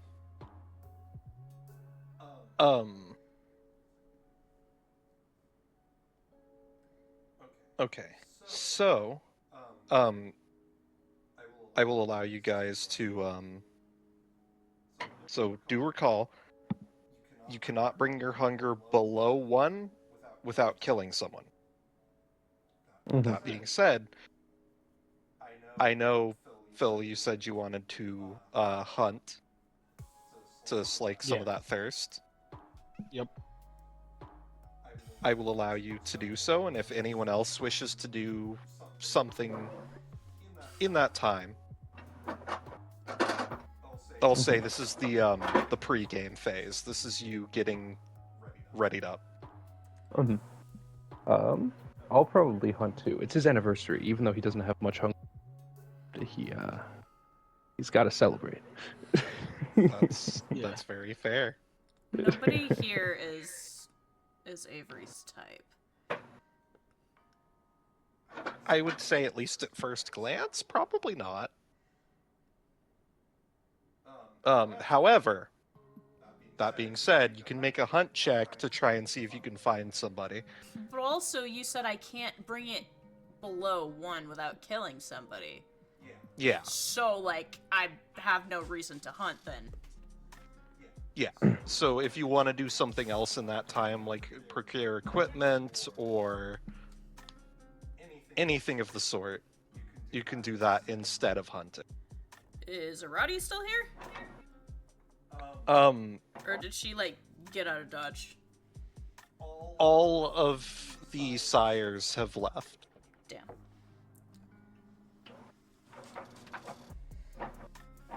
If they're hunting, did we give, like, a meet at point? Ooh.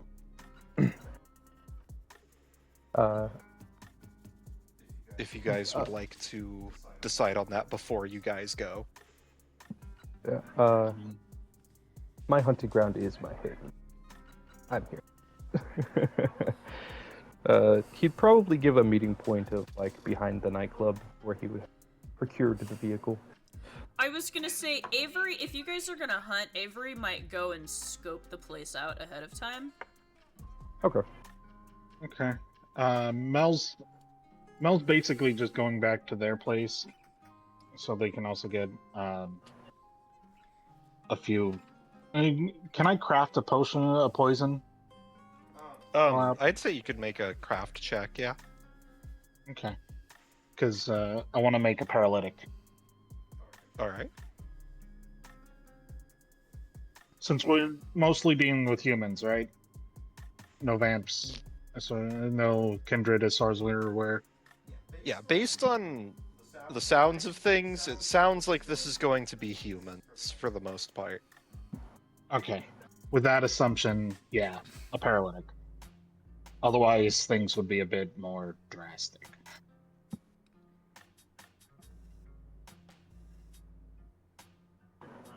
Alrighty. I want to do those two things. I'm sorry, I'm taking up most of the time there. No, you're good. Apologize. No, you're good.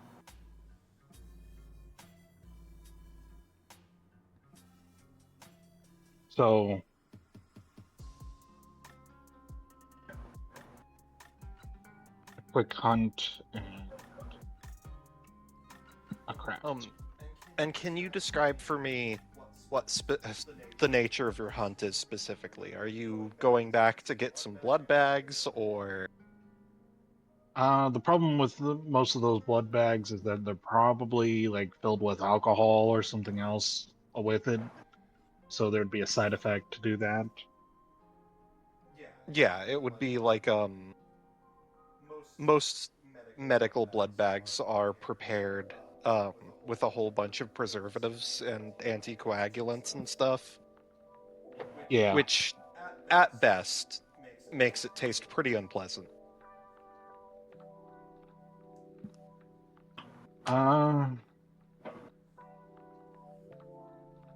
Which is why Mel spikes it with stuff. Yeah. They spike it with like a poison or something to give it a kick. But that's often, again, in the security of their own basement. So, it's quite literally a vice. Yeah, I think I'm just going to get a blood bag from the basement. All right. No need to Let's see. hunt anyone tonight.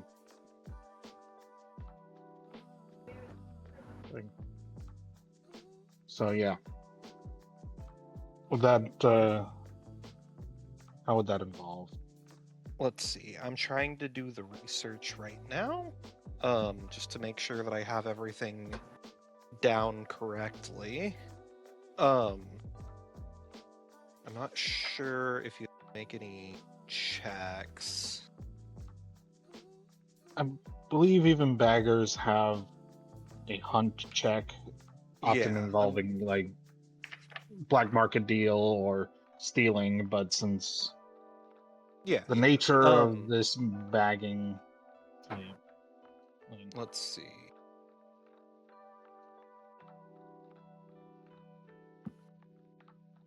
Okay, so... Sorry, this book is No, very, you're good. very lengthy. No, you're Yeah. fine.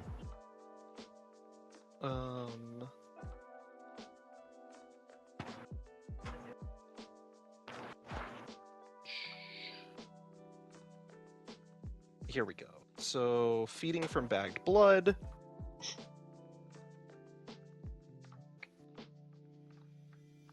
All of these alterations can be pleasant without, let's see.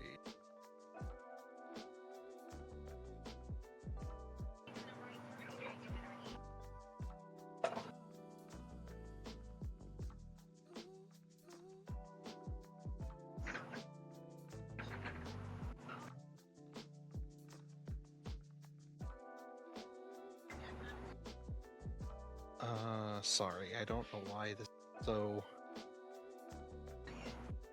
You're all good. Yeah.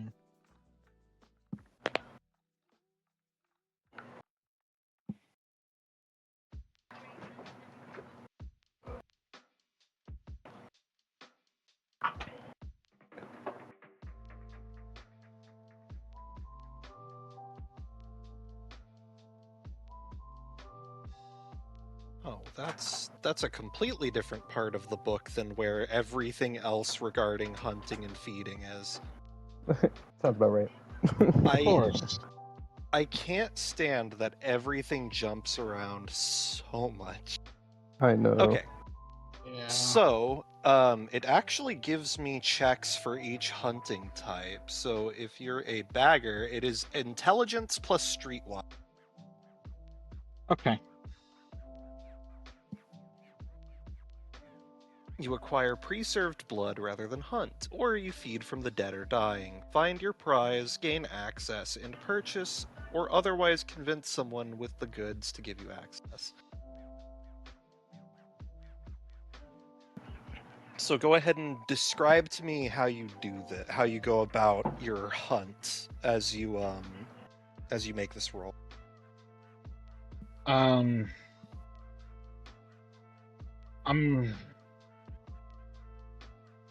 basically taking some blood bags from the clinic, but I need to somehow alter the records, I'm guessing. Yeah, so you're basically going to have to cook the books to make sure that the missing blood is accounted for. Yeah. Because obviously every last bag of blood that goes in or out of this place is tracked down to the Yeah. blood type and the donor. Yep.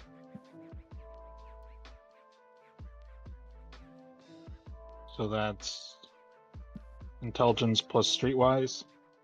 Yeah.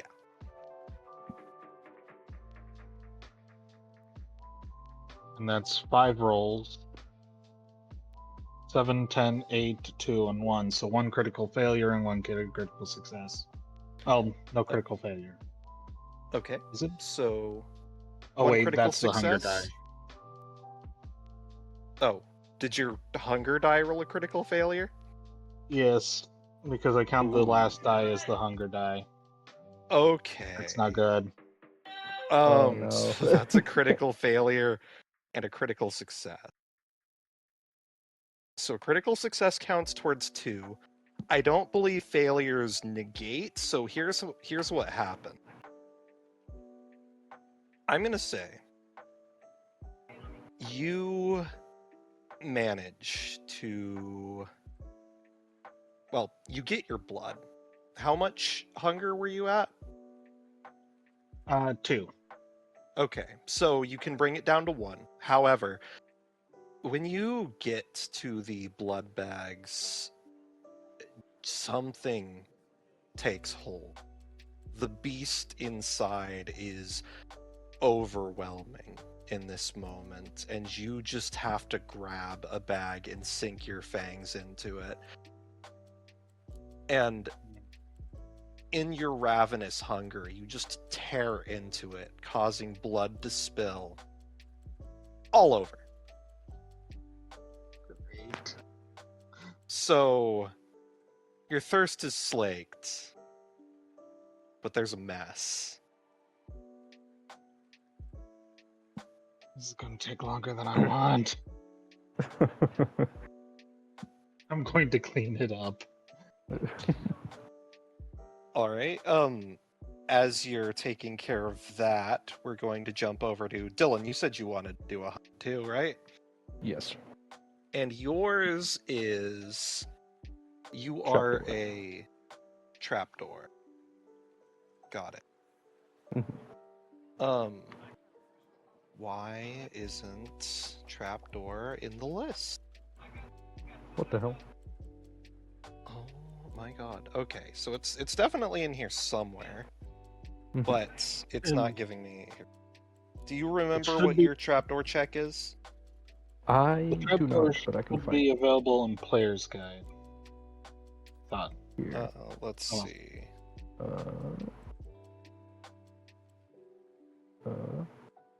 Trapdoor. Because it is there. I'm trying to Yeah. find specifically. I've Okay, seen here it we in the go. book. Much like the spider, this vampire, blah blah blah. Charisma plus stealth or dexterity plus stealth. All right. Okay, so yeah, charisma plus stealth for the victims that enter expecting a fun-filled night. Dexterity plus stealth to feed on trespassers. Okay. And then wits plus awareness plus haven dot is used to navigate the maze of the den itself. Mhm. So this is going to be a twofold check. Okay. So there's going to be a charisma plus stealth to get a victim. Mhm. Because I'm assuming that you're specifically looking for an attendant, a person who's attending your. Yeah. So go ahead and make me that check first and foremost. All right. That is 2 successes. Exactly what you need. You Mhm. find a person who's a little more over, a little higher than the rest, a little less aware of what's going on, and you manage to beckon them into your personal hunting grounds, the labyrinthine part of your home that you use specifically to enjoy the chase. Mhm. Go ahead and make me a wits plus awareness plus haven. What's plus haven? Okay. All right. That is a crit and 2 successes. Goddamn. Okay. Mhm. So you get your and you are how do you What was that? what are you going for? So how do you do this and what are you going? So it's his anniversary. So he's going to.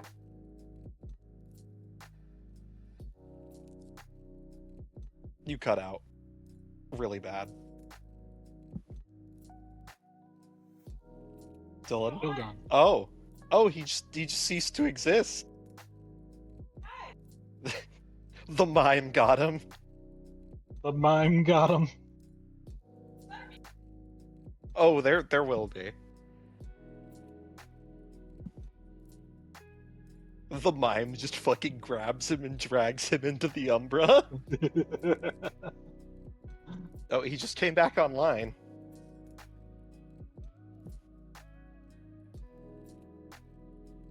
I guess his internet must have crashed. Yeah, my Wi-Fi just instantly died, and then I came back. Damn. So I said that the mime pulled you into the Umbra. Wait, what was that? As you were about to sink your fangs into this poor fucker, the mime just grabs you and drags you into the Umbra. I was like, no.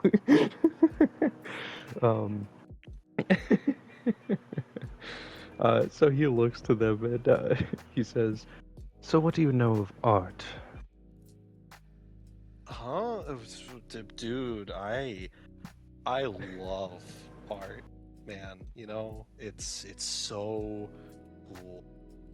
And you see this person squint at you, and they're like, "Wait, aren't you? You're this dude who owns this place, right? You know art." I do. Now, do you understand the philosophical implications that art brought upon this world centuries ago?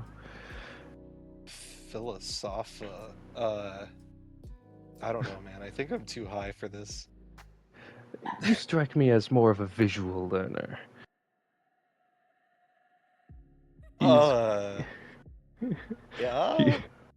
He's going to grab their hand and pull them out into his art gallery, showing off the many glass cases of the things he's collected over the years. You see, art takes many forms. Performance, visual paintings, all of the sort. Entertainment, even. I'm sure you know. Music. Like my favorite, Da Vinci. They constructed many such art pieces of all varieties. The mechanical art of their constructions, their automatons, their paintings, which were so revered at the time. Oh yeah, I love Da Vinci.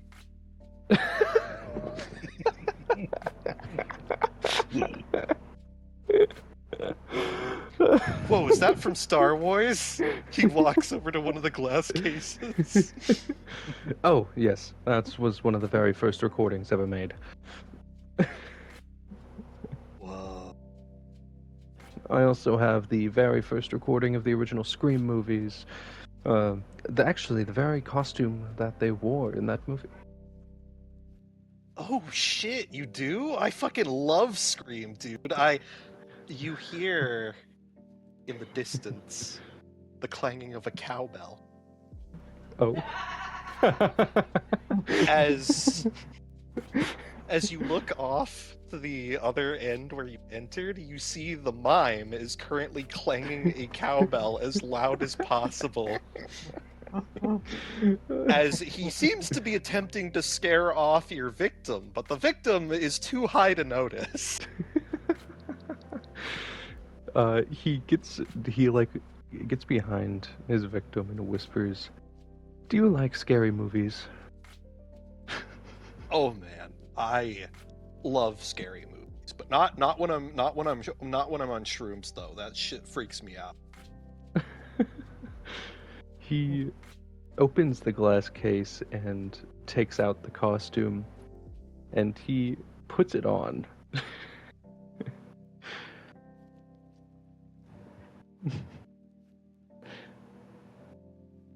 What's your favorite scary movie? Oh shit. Is this supposed to be like some roleplay stuff? Because I just told you, dude, I can't deal with horror stuff when I'm on shit, man. Uh God, a favorite scary movie.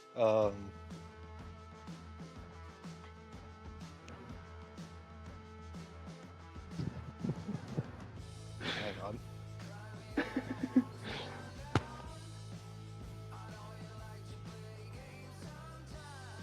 Ash vs. Evil Dead, Halloween. You know, I was actually a pretty big fan of Tremors. A good one. Quite a big fan of that one, actually.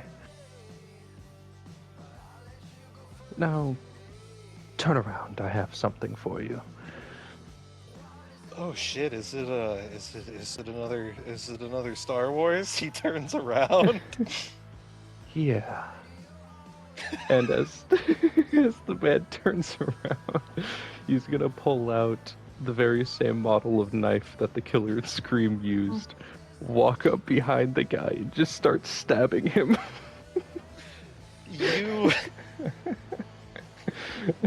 We pan up to the mime who's just got his arms crossed, shaking his head disapprovingly as blood splatters all across this pristine hallway.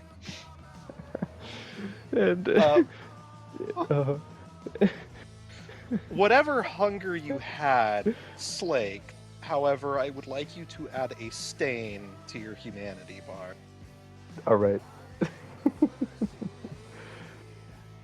I like to think that as he's standing there shaking his head disapprovingly, the ghost of the stoner rises up and floats next to him, and it's just like, yo, dude.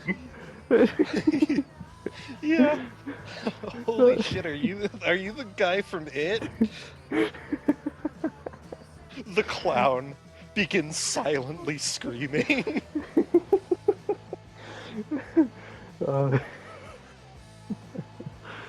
And he will finish his feeding for the night. You doff your wonderfully purchased, authentic, real Scream costume. Wipe the blood off of your knife, and I'd imagine that you get your guys who are on the take to clean up your mess for you.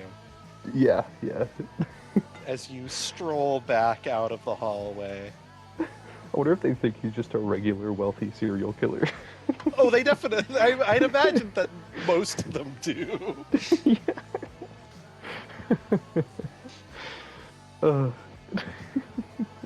uh, And that will have us jump back over to. also, he would have recorded that.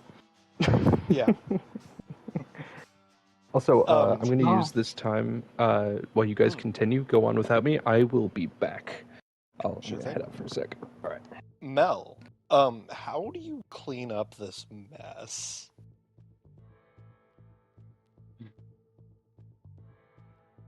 Being a doctor, I know how to use like the sterilizing wipes and stuff. Knowing how blood can be cleaned up, Sure thing. and I'm going to just wipe it all up. Yeah, I will have you roll. Let's see. I'm gonna say, you know what? That would be an interesting combination. I'm gonna have you roll composure and medicine. Okay.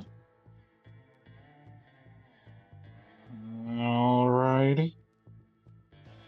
And my hunger's down now. I've slaked the hunger. Yes, it has been slaked down to 1. Okay. That'll make it easier. Let's see. 12 of that, okay. 1, 2, 3, 4, 5, 6.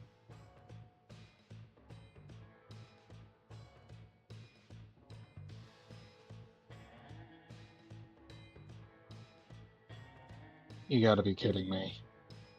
What is it?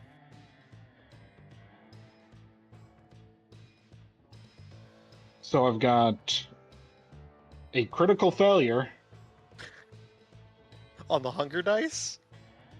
Yes, on the one hunger dice. Okay, that can still be mitigated. If you have more successes than failures, then this could go okay. So let me hear the rest of it. 1 critical success. Okay. 1 9. Okay. 1 1. 1 4. 1 5. Okay, so that's a critical success, a regular success, and a critical failure. So, fortunately by you, you go over the difficulty by 1, which negates the bestial failure. So here's how this happens. You are sterilizing, scrubbing, putting all of your effort into cleaning this up before anybody sees, and you manage to get everything cleaned up to a damn near spotless room. You fold up your soiled clothing just in time for a member of the medical staff to come into the blood bank and look at you quizzically. Luckily for me, the medical staff of this blood bank are my retainers. So, they just say, Dr. Mel?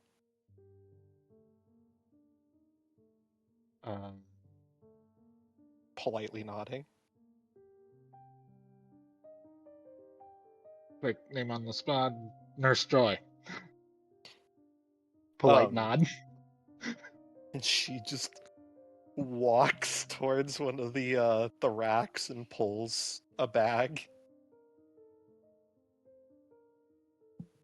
And then walks out as casually as possible. You are actually unsure if they were able to tell or not. But fortunately for you, that matters very little, considering that they are your retainer.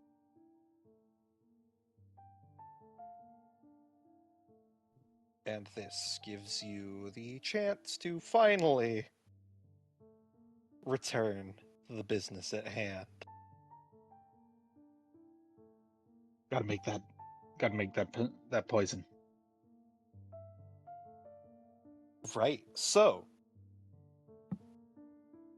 making the poison. would you like to go about doing it? Does the lab also count towards a crafting station? Is that something? I would say specifically considering that you're making poison, the lab would you could use the dot point in the lab to add to your crafting roll. Okay. And then it would probably be I would say intelligence plus craft or intelligence plus medicine, your choice. I'm going with intelligence plus craft because I'm specialized in crafting poison. All right. So that's 1, 2, 3, 4 for intelligence. Then 1, 2, 3 for craft, and then specialization, then lab. So Yep. that's a total of 9 rolls. 2 10s. 1, 2, 3, 4, 5 6s. And the 6 was the hunger die, and then 3 and 1 1. Okay, so 5 6s and 2 10s? Yes. All right. So here's what I'm going to do. So that's 5, 6, 7 total. So you have a poison which is going to have a difficulty of 7. It's a paralytic, right? Yes. So it is going to be a paralytic with a difficulty of 7 to resist. Okay. And I'll just have that ready for the for when we're there. All right. Enough to make like, I don't know, 2 doses in case we run into multiple people. Yeah, I'd say considering you rolled 2 10s, I'd like 2 doses worth. Okay.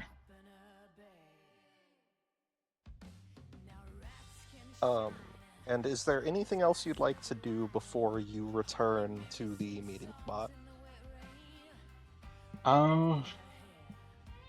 Honestly, no. There's not much else I can do to prepare. I'm just going to be. Yeah, I'm ready. Sounds good. All right, Avery, is there anything you would like to do in preparation? I mean, Avery was gonna go stake the area out. Sure thing. So you head to the location, and I'm going to have you. So how are you staking this out? What do you want to do?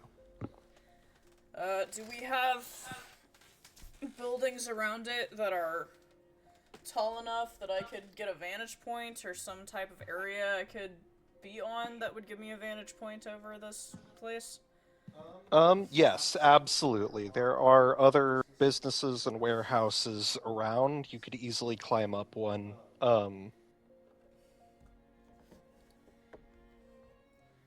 If you wanted to get up into a high point. Yeah, I mean, I'd just like to get up so I could look the place over, see if I can figure out. Sure thing. And you're trying to do this stealthily? I mean, it's the middle of the night, isn't it? Yes. Do I need to be that stealthy? I would say it's an option.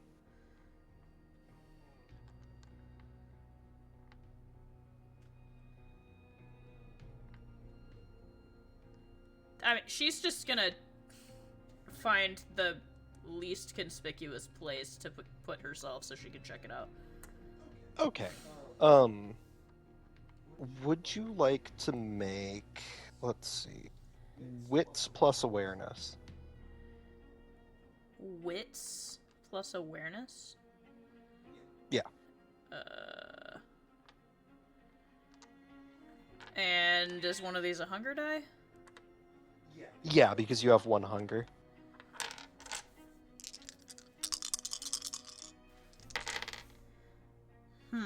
Well, that's not great. What'd you roll?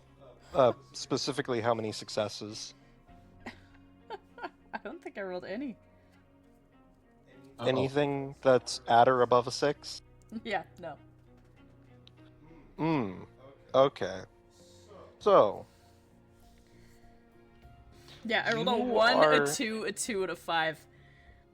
you kind of start to mill about trying to get a good look at the lots. And it's really difficult to get a good look, especially because you see security cameras on the outside and you're trying to avoid walking into them.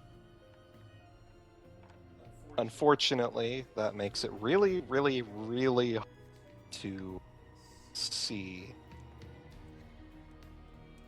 Unfortunately, as you're getting ready to give up, you hear, "Excuse me, ma'am?"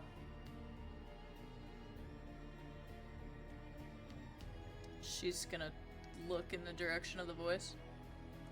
You see a security guard walking up towards you.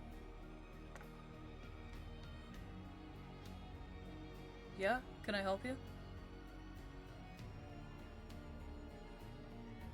Ma'am, you do realize this is private property, right? Yeah, I'm sorry. I thought these were storage units. They are. I was just out walking Nova here and thought I would take a look at them. We're thinking about getting one. Can you explain why you're walking? Actually, here. Make me a, I'd say,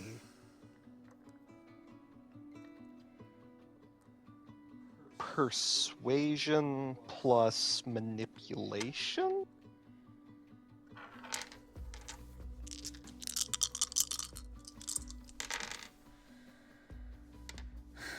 Okay.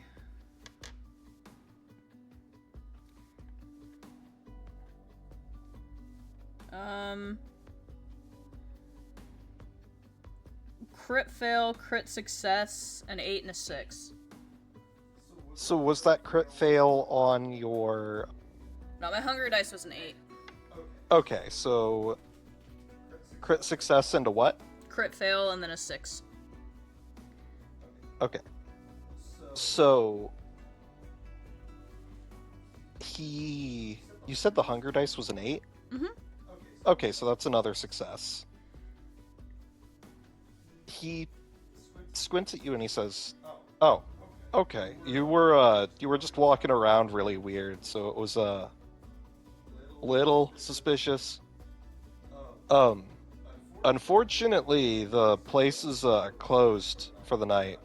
You must have been here for the auction, right?" Yeah, I wanted to check it out, but when I saw that nobody was out here, it seemed a little sketchy, so I didn't want to approach. Yeah, that's fair. Unfortunately, Boss Man said that they were pushing the auction to tomorrow night. On New Year's? Yeah, he's angling it as some sort of big New Year's blowout sale. Well, that's fair, I guess. Alright, well, I guess we'll be on our way then. Sorry about that. No worries. Sorry for the inconvenience. She's gonna turn and walk in an opposite direction. He tips his security hat at you before walking back towards his post.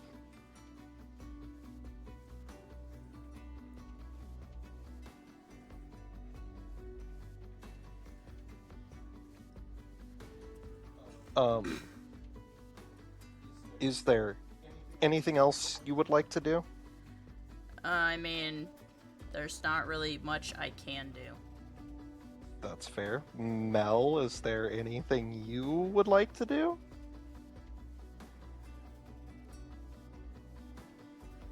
Once I get there, I'd like to take a look around,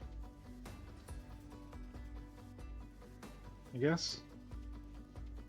Sure thing. So, are you trying to scope the place out now? I guess, observe it from the spot that I'm at to see what's there. Sure. Make me a wits plus awareness for you.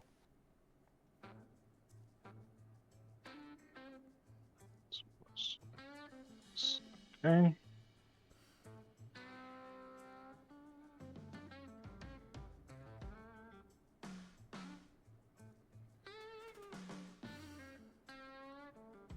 Two tens, an 8, a 5, and a 1. So three Two, soon. 3 successes, 2 of those being tens. So, you kind of lean up at a post by the, not too far away, just right across the street. And you manage to get a pretty good look at the lot. You get a good look inside, and you can get a couple of angles that let you see pretty much every single lane. You can see every single one of the security cameras. You notice there's one other security. So there's the security guard standing by the entrance, not too far away from the office. He's kind of just standing there, arms crossed, leaned against the wall, scanning. He either doesn't seem to notice you or doesn't seem to find you suspicious. And you also see another security guard walking up and down the paths. You see him go basically down and then back up each of them before repeating his path. I'm going to And you memorize can- that guard rotation just to make sure, just to internalize it, you know. And then you also get a look through the window into the office, and you see a man sitting, arms crossed behind his back, feet up on the desk. He appears to be watching He appears to be staring at his computer screen, and there is a radio background, which you're assuming he's listening to.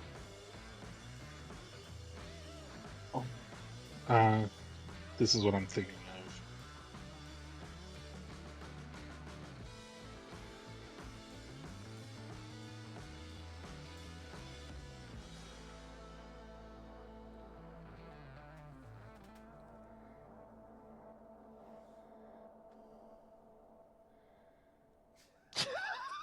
Yeah. I didn't mean to have it that way, but it worked. Yeah. God. So I'm gonna say, if you guys are done, Vanitas was the one who made the call and mentioned that he was not going to be there. So it stands to reason that he is going to give you guys your ride, and you have your appointment. So, would you guys like to go into the appointment? I guess. Once we meet up, then yeah. So, Vanitas has provided you with a hearse as your vehicle.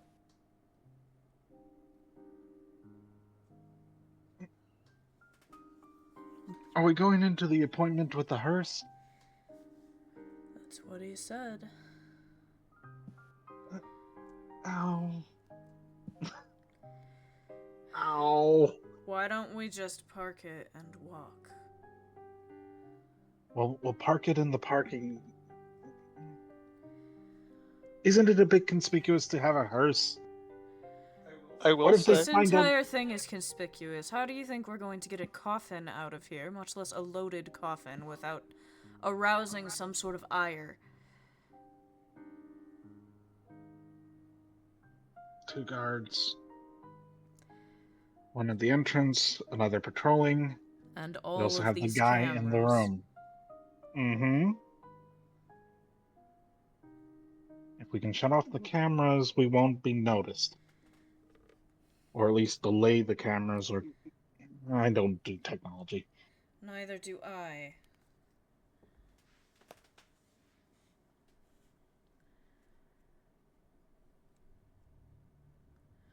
Already we're at a disadvantage.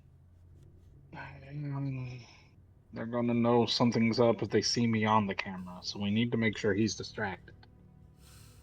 So someone has to be in there talking to him. I can do that, but... The other concern is I've interacted with one of these guards. He's going to recognize me if he sees me. So I have to be the one inside there, Yes, getting the you do. coffin out.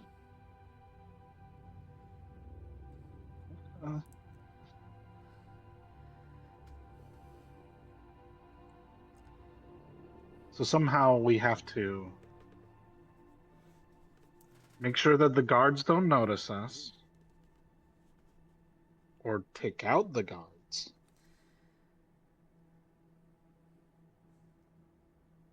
Not kill them, just make it so that they're not in the way. Load up the van, load up the hearse, and leave with the coffin. Right? Right? Is that what I'm getting? So while I'm doing that, you're going to distract the guard, distract the guy in the office. Uh.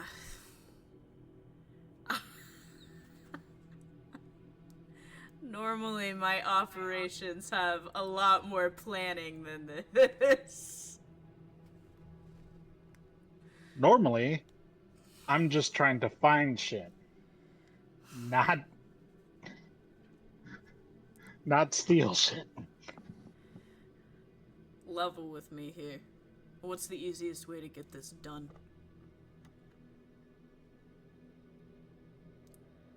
We load up the coffin and leave. The easiest Now. way to get them done is to get all of these guards out of the way. I can do that. I'm not saying it's a good idea. I'm saying it's the easiest way. I can do that without killing them. I just need to get close. Are you leaving the technology to me then? Because I have a feeling that's not going to end well.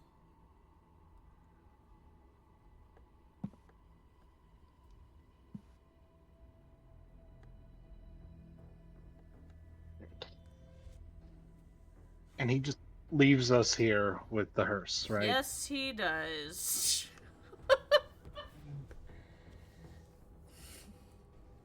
I love it. I'm also going to say, for flavor's sake, that he literally pulls up in the hearse, hops out, gives you guys a thumbs up, and then walks away. I'm also imagining that, like, the mime opens the back of the hearse dramatically, steps out, closes the hearse, also gives you a thumbs up, walks away behind him. Yeah, that's exactly what happens. Is my Oblivion site still active? You know what? For the sheer fun of it, I'm gonna say that you're able to see him without it, at least for now.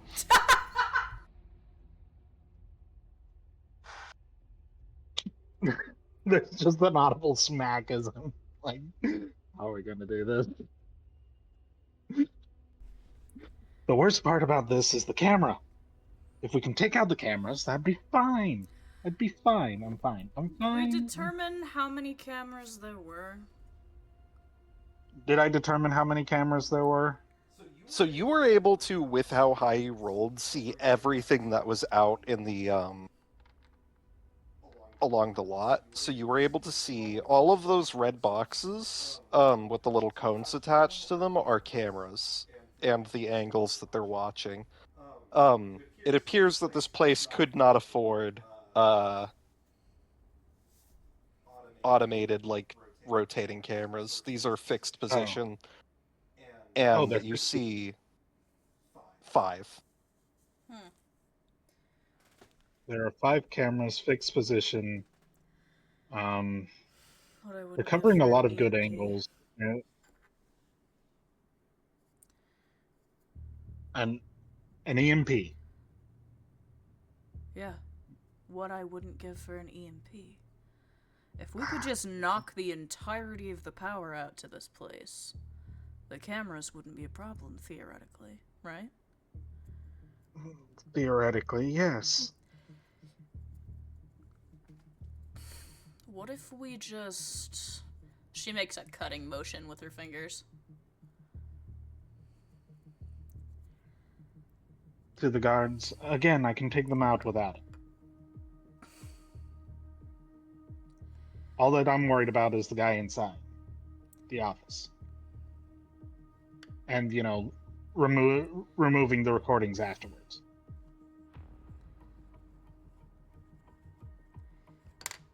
Hmm.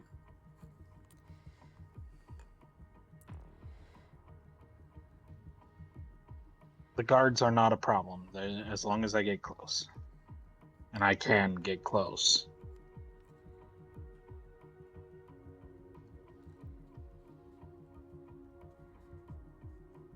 I'm thinking. Hold on. Theoretically, the one in the office is the one that he spoke to, right? Yeah, he's not in a security uniform. He is wearing, like, just a like a kind of, like, business casual type, like, khaki pants, and, like, a plaid button up. Avery's gonna look at Mel and say, do you have something that'll knock him out? Like, a tranquilizer. I usually carry them on me. Mel rummages through the bag. The paralytic poison wouldn't be it, but do they have something like... Can I say I have a trank on me? What would you like to use? Because I say you can dip into one of your, give me something from your sheet that would give you a tranquilizer.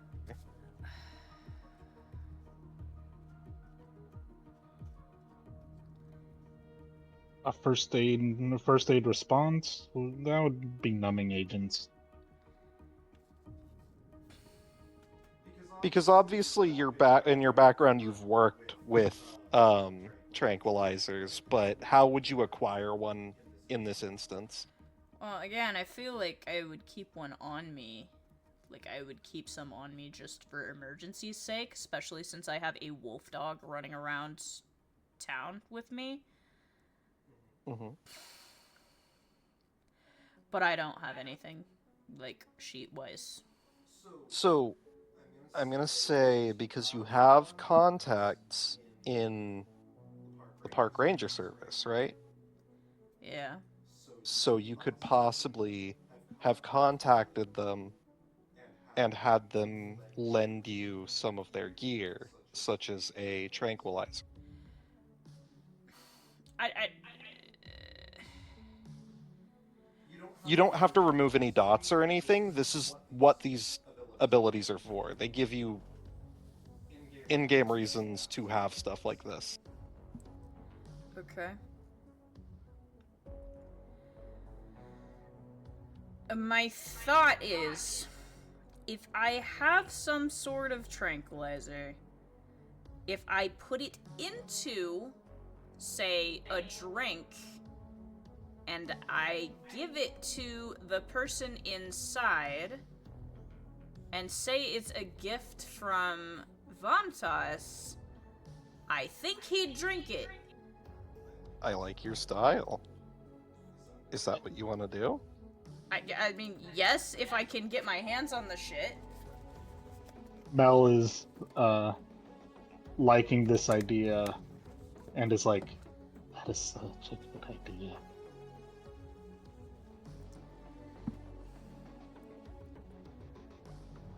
I'm going to be a bit more brute force about it with the guards.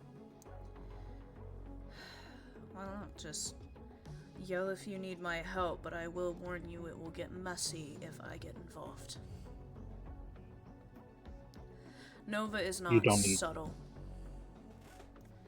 You don't need to get involved. Fantastic. So, do I have the stuff to do this? You would have the tranquilizer. I'd say you could honestly probably get, like... You could get something. What would you be getting specifically as a drink? I was gonna say either, like, something ritzy enough that's believable to come from Vanitas.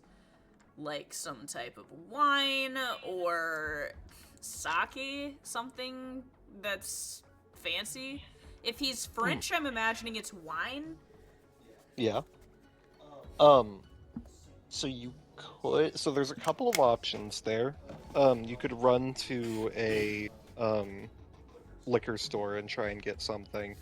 You could grab, like, a low-quality alcohol and just the label off. Could I contribute with my middle class resources to try and get a more fancier bottle? Yeah. You go to a liquor store and you grab something that sounds French. For a reasonable price. Champagne from Champagne. Does that work? Fantastic.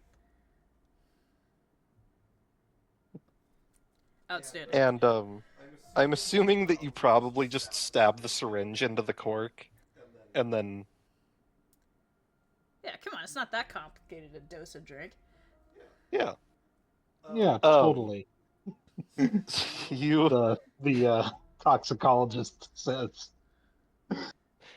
you put the tranquilizer into the alcohol.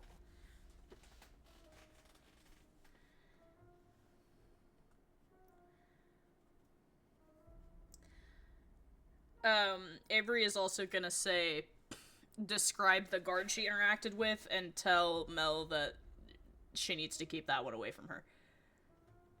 Okay, I'll get that one. I'll Yes. target that one first. So she points does it- out the guard who's guarding the entrance. Okay, yeah, I'll take care of that one. Get him out of the way and I'll go into the office and take care of that one and try and deal with the cameras. The rest is on you. Alrighty. Once that's done, come find me and Nova will hunt out which storage unit we need to get into.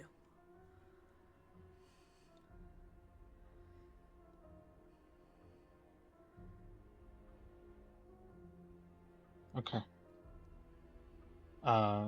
You ready to do this? I suppose. All right. So, Mel how do you takes guys their want neck. to... You guys prepare. How do you want to approach? Mel's actually going to approach fairly open. And are you walking or are you taking the hearse? I'm walking. I'm We actually. agreed we were gonna leave the hearse parked until we needed it. Yeah. Mel is actually going to rip the sleeve on their jacket and sort of stumble up to the guard. Oh, okay. Can I... Can I get some help? I don't think my arm's moving. Roll me... roll me manipulation Fucking plus... performance ass move. What would the skill... Performance? I mean, it could be performance. Could also be subterfuge. Yeah, could be. Yeah? I mean... Although I performance think or there is a bit of a sleight of hand once he gets close, but A sleight of hand, even a... it'll probably go under stealth. Yeah, that checks out. yeah. So There's a couple different ways you could swing this. You could also make an argument for medicine because you would know how best to behave like an injured person. That's true. Ooh, that's smart. So That is how I'm doing manipulation plus medicine? Okay.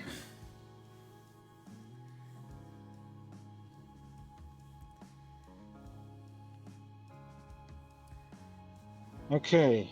2 10s, 7, and a 6. Hey! The rest are all failed. God damn. Okay, so you stumble doing your best. You've been through enough of situations where a person stumbles into the clinic injured. You know how this looks. You know how it sounds. You know all of it. And you stumble up towards him asking for help, and he goes, oh shit. He rushes over to your side. As Are soon you as okay? he What gets, happened? as soon as he gets close enough, just a quick jab in the side, away from his field of vision. All right.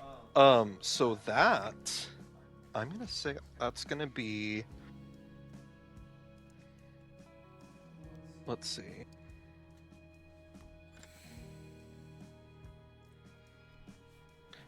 So that is going to be a attack. Specifically, let's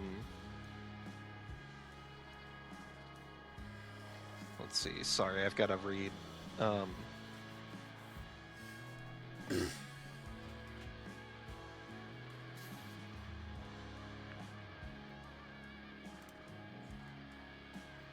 I'm sorry, this is taking a second.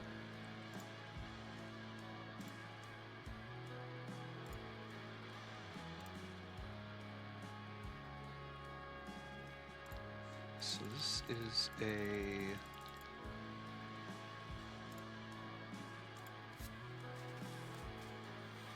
Alright, I'm gonna have you roll, let's say, dexterity.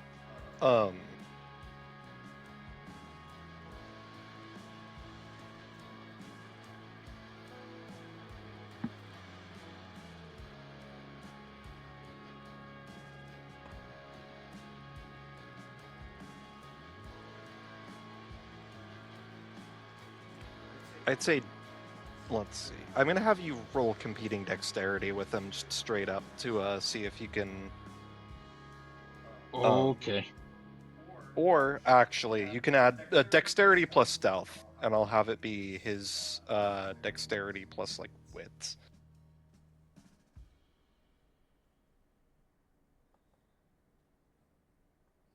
Okay. 2 7s. 2 successes. Oh, you are so lucky. Oh my god. So the guy comes up and he reaches out for your arm to try and get a look at it, and he says, "Don't worry, I'll call the..." And the second he says that, you stab him right in one of the veins and inject, and he's gonna need to make a test against your difficulty 7, which is impossible for him to beat. So, Oof. he immediately seizes up and just falls over onto the floor, rock solid. Oh my god, what happened to you? I'm going to go get some help, and I just walk away. Are you shouting this? No, just just saying that. Just saying that to try and cover my tracks. And Fair enough. Let me make a check for guard number 2.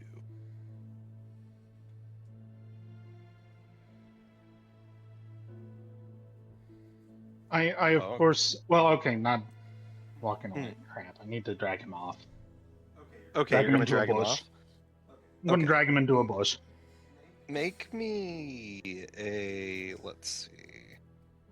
I'm gonna say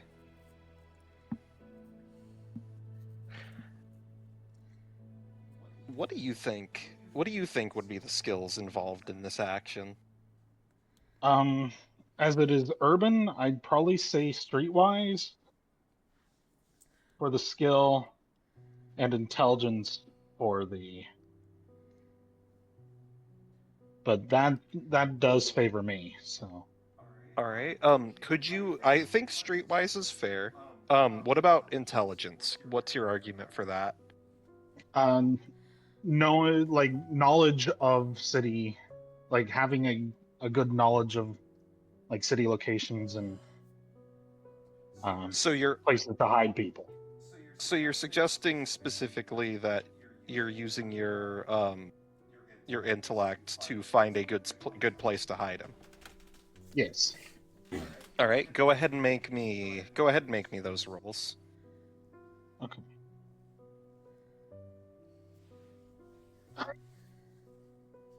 Oh no. Oh. Be skill 10, but everything else is zeros. Is not zeros, but 5552. So I think that does bring it down. Hang on.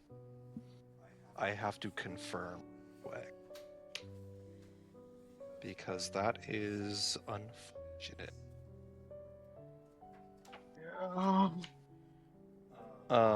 So messy critical. A critical win in which one or more tens appear on a hunger die is a messy critical. The character succeeds as an irregular critical, but like an animal would, not being capable of foresight or self-control. Okay, so here's what happened. You are dragging this guy, and you hear the footsteps of the guard coming around the corner. And he says, "Hey, Steve, you all right?" And you panic, and you toss this poor bastard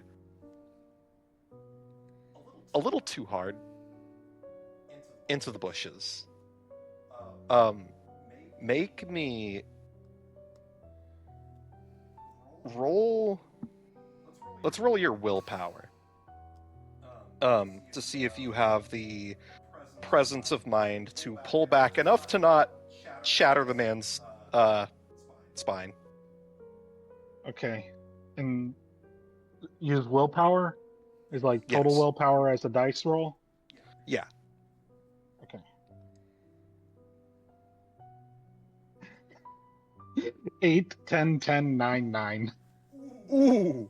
So, literally, you grab this guy, you fucking fling him with superhuman strength, but you realize as you've got him picked up, grabbing him by the collar and by the belt, that you're slipping, and you manage to rein your beast in as you toss him soft enough. He goes crashing into the bushes. The security guard comes up to the gate, not seeing this, and he points his flashlight at you and he says, "Hey, you, what are you doing here?"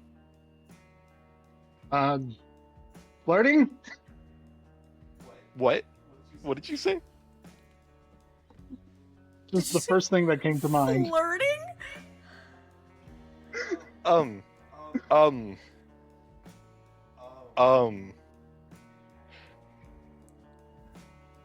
One sec. So is that your attempt to flirt with him? Or is that you suggesting that you were flirting with the other security guard? I think that's me suggesting that I was flirting with the other security guard. Roll me manipulation plus persuasion. Okay. I also have ingenue. Does that help? That might. Could you tell me what Ingenue does? Let me pull it up on the notes so that I'm at least reading it correctly. Sure thing. Sam, your claw. That's an appearance, right? Ingenue. They appear innocent and blameless. Add 2 dice to any rolls related to avoiding suspicion or deflecting blame at the storyteller's discretion. Oh, yeah, absolutely. That works. Okay.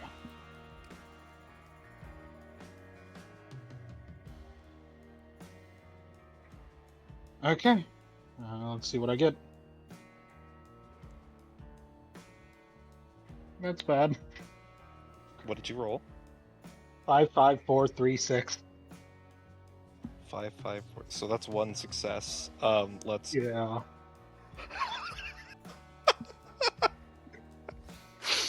Um. So you, um, you are so off guard that it is incredibly obvious that you are lying. And this man stares you straight in the face and he says, "God damn it, dude! Can't you at least wait until you're off work? Fucking, just get out of here." He rolled a critical fail.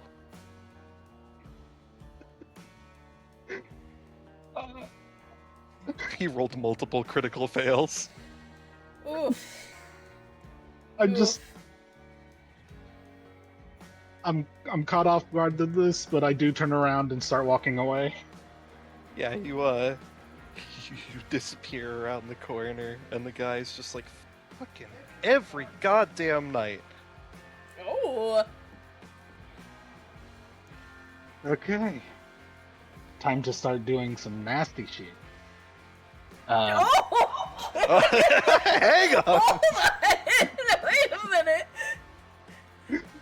I'm just pulling out one of my office escape powers and going silence of death. I don't make a sound. Sure thing. Mel unleashes their freak. So silence of death makes you not make a sound. Yep. Can you make me a rouse check? Dang it. A 4. You're going to gain a hunger. Okay. I'm gonna sneak up on this guy as he's walking back into the thing, All right. and I'm going to make sure I'm going to take the extra risk and activate Shadow Cloak as well. Sure thing. Rouse check on that, and then let me know what it does. That's a 6, so So you do not incur any more. okay. And that one gives a +2 to stealth and intimidation checks. All right. As I so I literally cloak myself in shadow as a part of my oblivion. yeah. A shroud of dark smoke spills around you. You begin to blend in with the surroundings, almost becoming a part of the shadows that lengthen over this location. Your footsteps completely silent. The shuffling of what would have been your clothes no longer making any sound. And I'm just going You to become- sneak up on this guy and jab him as well. Sure thing. So that would be dexterity and stealth. Dexterity and stealth. Okay.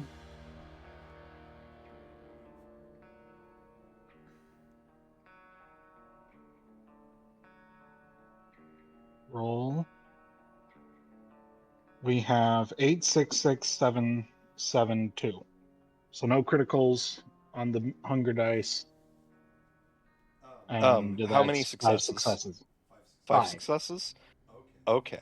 That is a major success because he rolled pretty horribly. So you sneak up and completely silently, without making so much as a peep, you manage to get him when he's off camera. You jab him, he goes down like a sack of potatoes, and you are able to drag him off into the bushes as well. Now that you have done that, I am going to jump over to Avery. What are you doing? Waiting on Mel to do their thing so I can go do my thing. So you see both of the guards go down, Great. and you see kind of a comedy of errors amounting to one of the sleekest acts of a stealth takedown you've ever seen. Avery just kind of stands there and watches with a slightly impressed look on her face. And then you see Mel hide both of the paralyzed men. I'm going to the office. All right. I am going to risk one more hunger by clouding their memories. All right. Just dominate. Explain It makes them that. forget. Explain that one. It makes them forget the last few minutes. Okay. And does that target multiple people or one person each? I think it's one person each, so I'm going to have to risk it twice. Oh dear God. Yeah.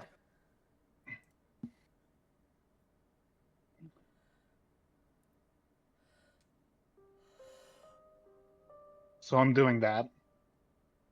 So that's 2 rouse checks. Yes. And these aren't Oblivion, so I don't risk things.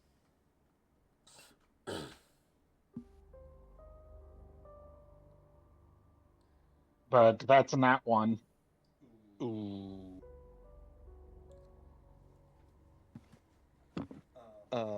Let me see what might happen because of that.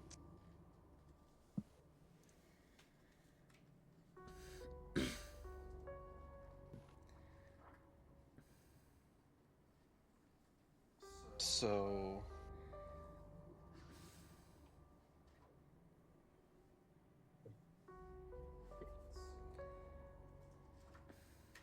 I don't think that a 1 necessarily causes a failure on rouse check. Okay. So I'm just gonna say you gain a hunger. Okay. And what was your second one?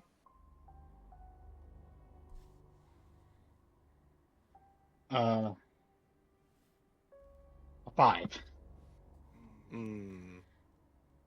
Yeah, so you um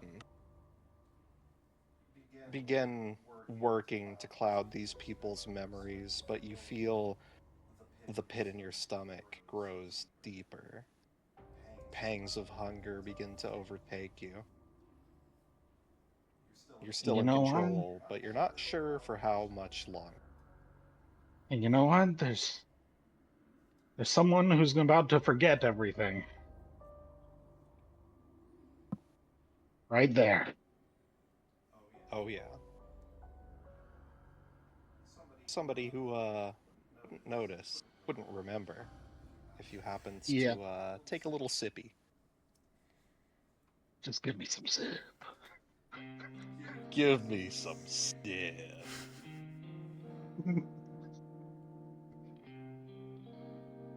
uh, yeah, you know what? They're about to forget. Might as well just like a little. Nothing serious. Sure Just thing. enough to not worry. Take a little sip. So that I gotta check how feeding, non-lethal feeding works. So, in order to keep hunger in check, you have to feed.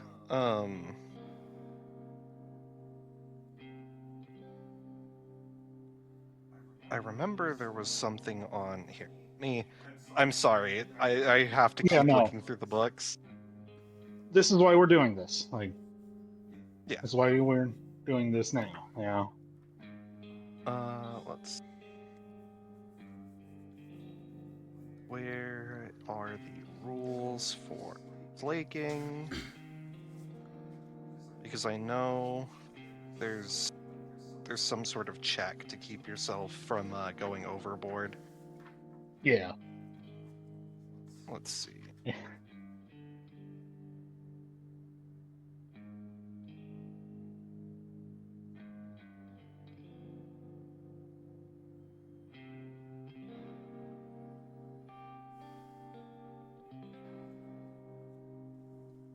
Okay, so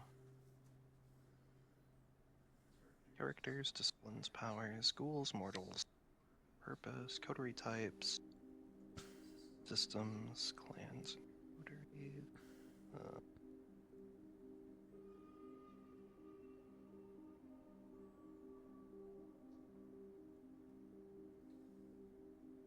$244. That might be it.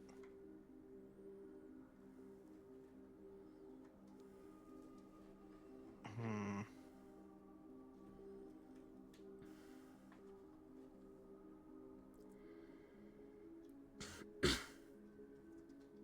Hmm. Okay.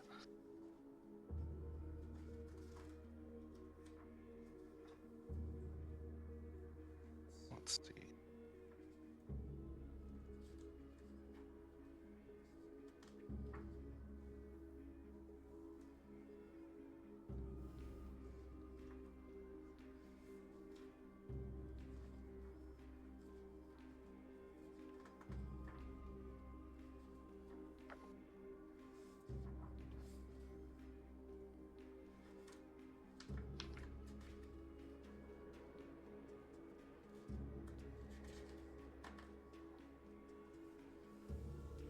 Hunger.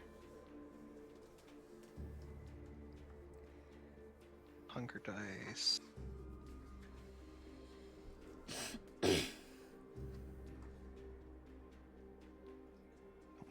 Compulsions. Flaking hunger. There's rules for feeding from animals, not rules for feeding on humans, which is weird. Hang on.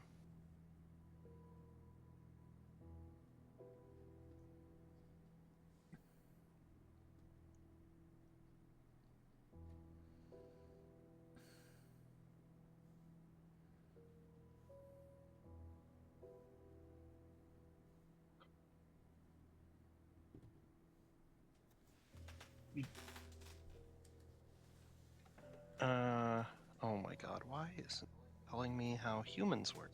So, vampires cannot reduce their hunger time. Bite of a vampire can be euphoric.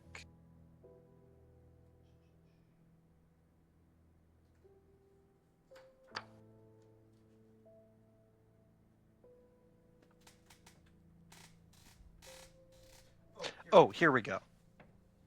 Okay. Maximum non-hard drink from a human. So this is going to take the entire scene. So you are going to be out until the end of the scene. But Okay. it will allow you to drink to slake 2 hunger. Okay. Do That you is what want I'll to do. risk it for more, Um, or do you just want to take the 2? just the 2. That'll get All me right. back into an acceptable range where I Fair can enough. figure out things later. So you sink your fangs into this man's neck. He's extremely confused and also unable to move. So this is very easy for you. Yeah. So that brings us to Avery. Mm-hmm. Avery, you see your companion disappear behind the bushes along with the two men.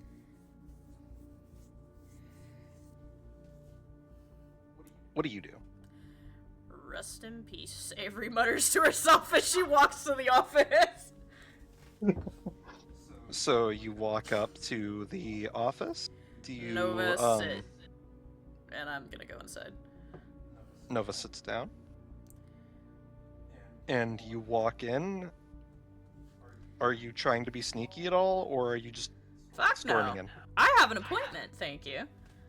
Yeah. Okay. You walk in, and you see, the man sitting behind his desk, still, feet up on the table. And he looks over at you, and then he double takes, and then leaps backward in his chair, and he goes, "Who are you?" Now that is a position of somebody quite comfortable in their job. How did you get in here? I walked, dear boy. I do believe we have an appointment. You... Why didn't the guys let me know you were here? I'm so sorry. You're one of Vanitas's associates, right? Of course. Mr. Rossfield actually says his regards in a little gift, and she's gonna put the expensive, in quotes, wine on the table. Or on the desk, whatever it is. Wow, is this French? Of course. Holy shit. Sorry, pardon my language. Would you like a tour? Would you like me to show you the lots? You know, I would love that, but, he actually had me bring this to you cold so that you could enjoy it. Oh wow, I'm on the job. I really shouldn't, but go ahead and make me a. I'm gonna say manipulation persuasion or charisma persuasion. I'll take it's the up charisma. Thank you. Oh, please don't suck this time. Excuse me, why the fuck? Okay, well. Hold on, I gotta sort through everything. Is that a 6 or a 9? I think that's a 9. Nope, that's a 6. Okay. I have 4 successes and 2 fails. 4 successes and 2 fails? Yep. By 1. He goes, well, shit. I mean, I guess the guys are probably running off again, so yeah, why not? It's already getting late. And I'm gonna have another long night tomorrow, so sure. He reaches over behind his desk and he pulls up a empty coffee mug. I feel terrible not having something nicer to put this in, but well, the type of cup doesn't change the taste, right? Of course not. Sorry, did you want some? No, thank you. I am on the job, believe it or not. No, making me feel guilty. Well, your loss. And he pours some of the wine into the cup. He swirls it around, trying to act distinguished. It's distinguished with the coffee mug. I'm imagining the coffee mug says some, like, fuck-ass shit on it. Yeah. It says something World's like... #1 best boss. It says world's okayest boss. Yup. And he says... He, like, sniffs it and he says, Oh wow, that's got to be some nice stuff. And then he sips like a little sip, like again still trying really hard to act distinguished. I You like to Uh, think that don't he's have using to. his fingertips to hold the rim of the It's mug instead of holding yeah, the mug handle. he sips it and then he takes a bigger drink and he goes, yeah, I can really taste the grape notes. It's very savory, very and then halfway through his sentence, he rolled all ones. oh, oh, Oh honey. no! Halfway Oh. through his sentence, he immediately falls over in his chair, out cold. Snort. By the Avery. way, he is a earthquake-causing snorer. It is so loud you can barely hear anything else. Huh. It's like boot camp all over again. She says again and immediately goes around the desk to start seeing if she can cut the cameras. Sure thing. You walk over to the monitor and you see the cameras on the. You can see the camera feeds.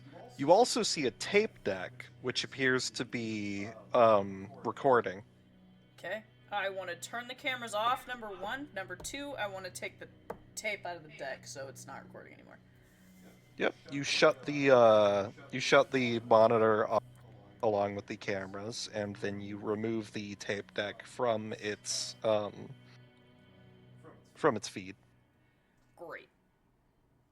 I am going to fuck the tape up to make it look like the tape, like, you know how, like, sometimes the film gets all tangled? Yeah. When the film slips and it all like spills out. Yeah. Go Yeah. ahead and roll me. That's gonna be. So it's definitely gonna be subterfuge as a skill. I'm not sure what Fuck. attribute. I'm not sure what attribute to give Can you. I argue that this is wits? Yeah. Because I have nothing in subterfuge. That's fair. If you could make an argument for a different stat, you could make the argument. But I feel like subterfuge makes the most sense. It does. No, it totally does. Unless Mhm. I could make the argument that due to the fact I have a doctorate and I have been in school for multiple years on end, I should theoretically know how a fucking tape deck works. And so you want to argue academics? I would like to argue academics. Yeah, sure. I'll give it to you. Give me a second. You've honestly probably had to fix. Oh, well, Jesus fuck. Oh, Oh no. what'd you roll? Not good. I'll tell you that. What'd you roll? A 1, a 2, a 2, a 3, and a 9. Oof. None of those were bestial, right? The 3 was Okay, my hunger so that's dice. not a critical fail. So you try messing it up. You manage to make it work, but you feel like if somebody who knew what they were doing looked at this, they might be able to suss out that this was done by hand. Like, you feel like this guy probably wouldn't be able to tell, but if police got involved, they might be able to figure that out. Yeah, but if the tape's missing, they're gonna know automatically. True. So I'd rather it, Either way, that takes care of that, so I'm going to make sure he is still out. And should be out for a while. And then I am going to grab his keys or whatever is apparent that he uses on the storage units. You give him a jab, and he snores louder. Fantastic. and then you pull a key ring from his hip. There are what looks like a set of car keys, a set of house keys, and then a single weirdly shaped key, which you're assuming goes to the Yeah, I'm taking the weirdly shaped buildings. key. All right. And then I am going to look for this coffin with Nova. All right. How would you like to do that? Nova has the scent of this person. I am going to utilize that to see if Nova can sniff out where this person is. All right. So I'm gonna say I'm gonna make the roll since it's your animal, and I will base it off of this stat. Oh, buddy. Okay. So he starts sniffing the air and begins prodding up to unit 12 and then does a pointer dog gesture. Okay. I'm gonna unlock it with key. You unlock it and throw it open, and immediately you see wall-to-wall shelves upon shelves upon shelves of troll dolls. Nova? What the fuck? Nova looks into the room, then back at you, and then back at the room, and then back at you. A big smile, big doofy smile, like, I did good, right? Nova. I'm gonna take the hair out of the pocket and make Nova smell it again. Nova smells the Nova smells and then looks around. Let me make another roll. God damn it, Nova.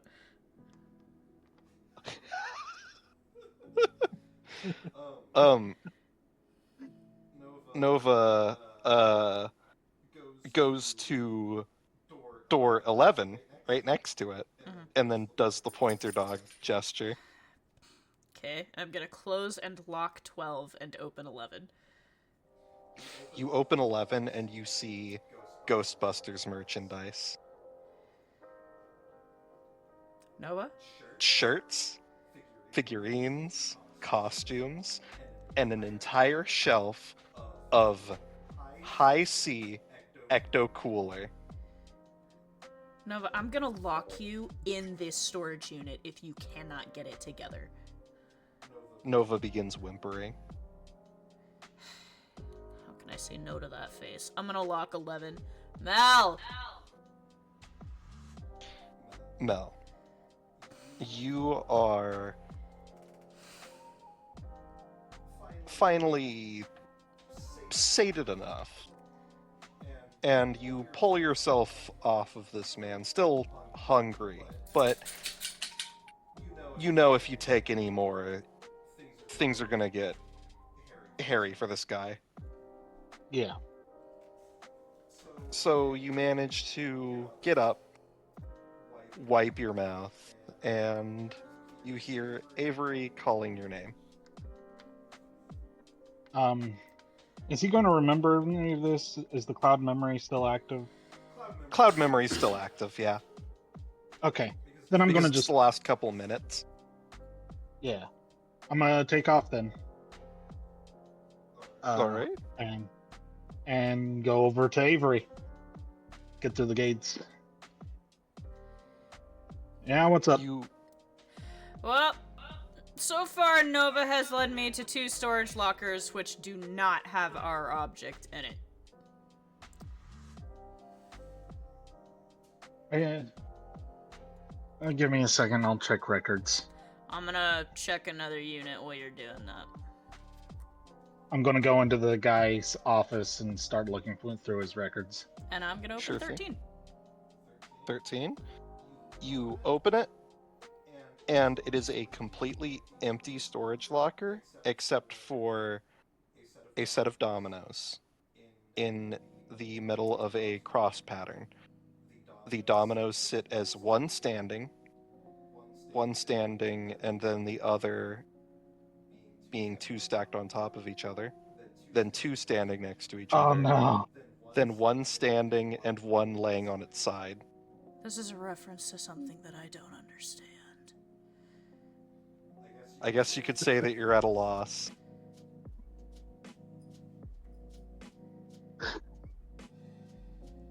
I'm just gonna close the locker.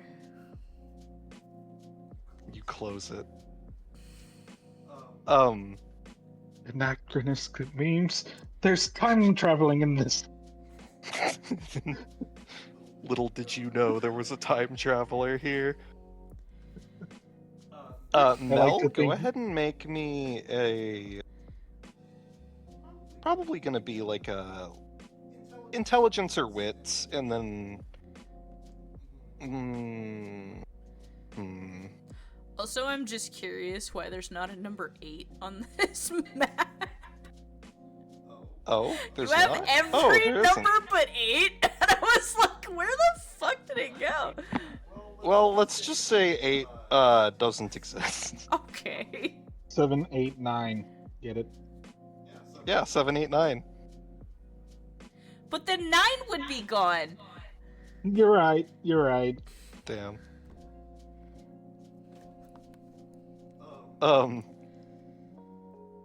I'd say to sift through the records in a timely manner, make like an intelligence or wits, and then investigation. Okay. I will do just that. This is- As you're rolling, Avery, would you like to open another locker? Yeah, sure, I'll go for 14. Oh. Well, I might as well just stay on the same row. That's 10, 8, 8, 9, so god damn. Okay, so you are very efficient. You begin sifting through. You see one for Garfield clocks, another I hate for it, Crystal Pepsi, one for Banana Chair, one for miscellaneous cowboy hats, and then finally, at door 14, Hey! assorted Victorian furniture. Hey. So I'm I going to was go gonna out there open as it they're anyway. opening up, as she's opening up, and be like, "Hey, it's 14." And you my expected response is, "Yeah, I know." Avery's just gonna go, uh-huh.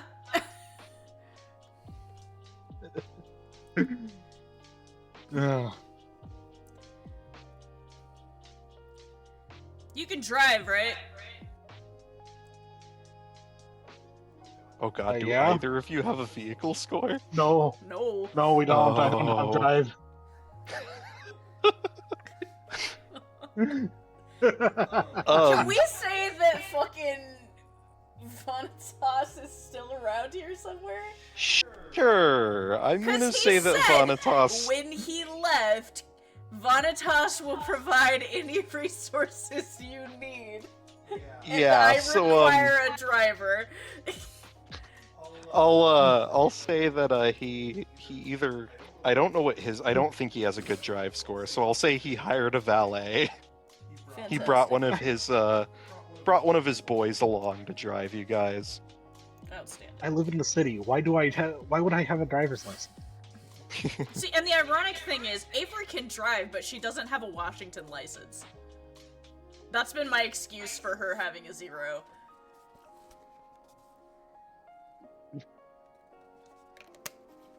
I think My that's character fair. has lived in Seattle most of their life, so You just hire a taxi. yeah. We want to hire a taxi to carry this coffin across town. But My yeah, you guys would sir. have... You guys would have, I'm gonna say Vanitas is able to help you out with that. Great. There is, of course, the problem of the coffin. Okay. What is the Oh, problem of the no. coffin? It It weighs is something. the size of a person. Uh-huh. It is chained up with locks, Huh. very heavy Oh. chains and very heavy locks. This Oh, is going to no. be heavy. This is a storage facility. There has to be some sort of, like, forklift here. Would you like to look for a forklift? Do you know how to drive a forklift? I don't fucking know. I'll figure it out. Can't be that complicated. OSHA violation. Follow. You are not forklift certified. The reality police come in to beat you up. Fuck. Yeah, Avery's Rude. staring at this coffin with concern.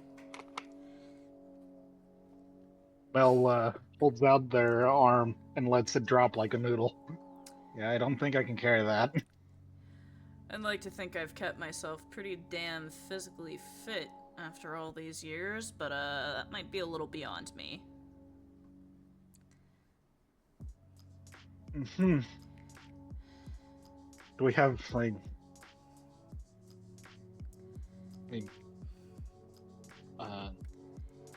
I don't know how to get this thing moved. How long is that Because, gonna like- keep those guys out? I'd give it another, like, 6 hours? Thing's strong. I'm gonna make a call. Okay. I would like to call and see if any of my boys are available to come help me with a little lift assist. Sure thing. So, are you wanting to call the Black Dogs? Yes, I am. So, you open up your phone, you pull out your My razor? Nokia, your razor, and you flip it open, you go to your contacts, and you open up the contact for the Black Dogs. I got them bitches on speed dial. What? You, Oh my you have god, who's missed You're that? about a to wonderful time. you're about to see some crazy things have happened. Yes, yeah, I'm interested. They found a storage unit full of troll dolls. A what? Yep. Yeah, there was Troll a storage dolls, you unit know. full of troll dolls, a storage unit full of Ghostbusters Ghostbusters memorabilia, also the high C Ecto Cooler flavor. Garfield Oh. clocks. Yeah, Garfield clocks. Yo. And also a storage unit with crates upon crates of Crystal Pepsi. Oh yes. I think we know which And- one Vanitas is gonna be buying.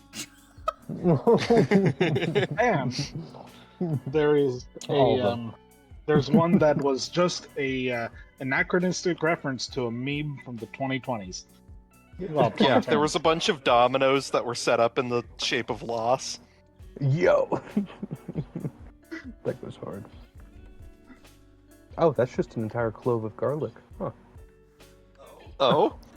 I got a pizza with garlic and jalapenos, and there's just an entire clove of garlic on one slice. Goddamn! Oh god. Oh, I'm having flashbacks to the garlic the other night. No. Oh? Oh yeah! No. When you had an actual vampiric reaction to the garlic. Oh no. Yeah, so we were at a Korean barbecue. We were at a Korean barbecue, and we ordered Ooh. garlic cloves because I like to cook them into my food. Yeah. The problem is that they don't give you chopped up garlic cloves, Oh. and they also don't give you anything to chop them up with. So Oh. they're whole garlic cloves. Mhm. Oh man. And usually, when I cook them up enough, they're not that bad. Mhm. But one of the ones I gave Kira was not cooked all the way, so she got a mouthful of raw garlic. Ugh. Yeah. Tasty. It was physically painful. Like I just ate this it entire clove. hurt. I did.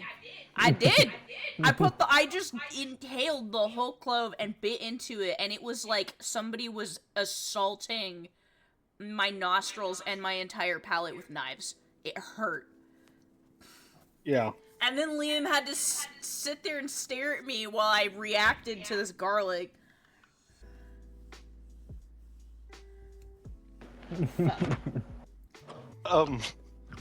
Also, Vanitas.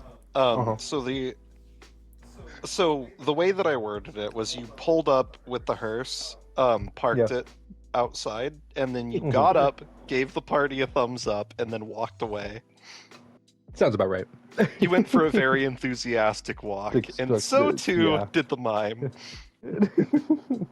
A very enthusiastic walk in the woods. Oh yeah. And I'm gonna say you return to the car, and you notice there are no guards outside anymore. Oh. And you can see both of your friends standing in the center of this this storage complex, staring into one of the lockers. Oh. And you just saw Avery pull out a cell phone and make a call. Oh. I'm going to say you also noticed, because it wouldn't be too hard, the cameras, none of them have the red light blink at all. Ah. The red recording light. Yeah. In that case, I'll... Wait, what? Is she AFK? I'm not AFK, fucking muted. Oh, You're muted. I'd say you'd also hear, like, ungodly loud snoring coming from Yeah. the main office if you get anywhere close to it. There is an earth-trembling rumble coming from the office. It's like vibrating And, the windows. Mel doesn't seem to make a sound and is wearing some sort of shadowy cloak. Yeah, Mel looks like a ghost right now. Interesting. I guess he'll start, he'll like look at the mime and be like, should I go over there? The mime shrugs. Great input as always. He's gonna walk up to the party. The mime does the up yours gesture, like the arm, the hand to the elbow gesture. Right back at you, buddy.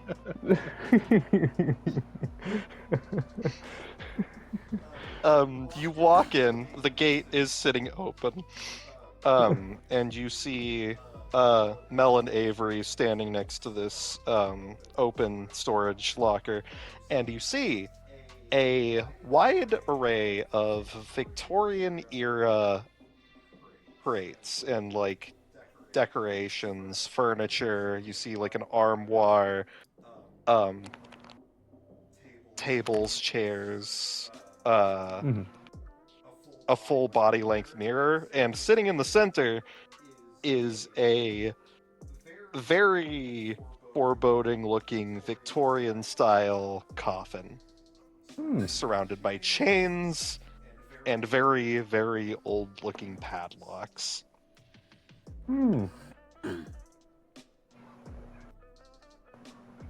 Interesting. So, I see you guys have found it. Yep.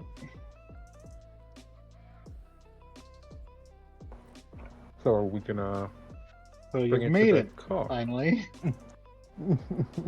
I took a very enthusiastic walk in the woods. I'm happy for you.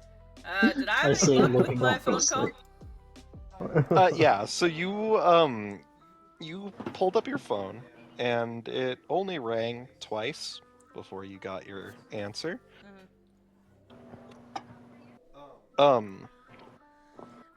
And you hear a familiar voice on the other end asking what you need help with. I need a favor. It's gonna sound a little weird. I need you and a couple of the guys to show up and help me lift something extremely heavy, get it into a car, and not ask any questions. Well, if there's two things we're good at, it's things that are a little weird and not asking questions. We'll be there in... Give us 5 minutes. Fantastic. She's gonna flip her phone closed and walk back and shove her hands in her pockets. Oh. Well, that's settled.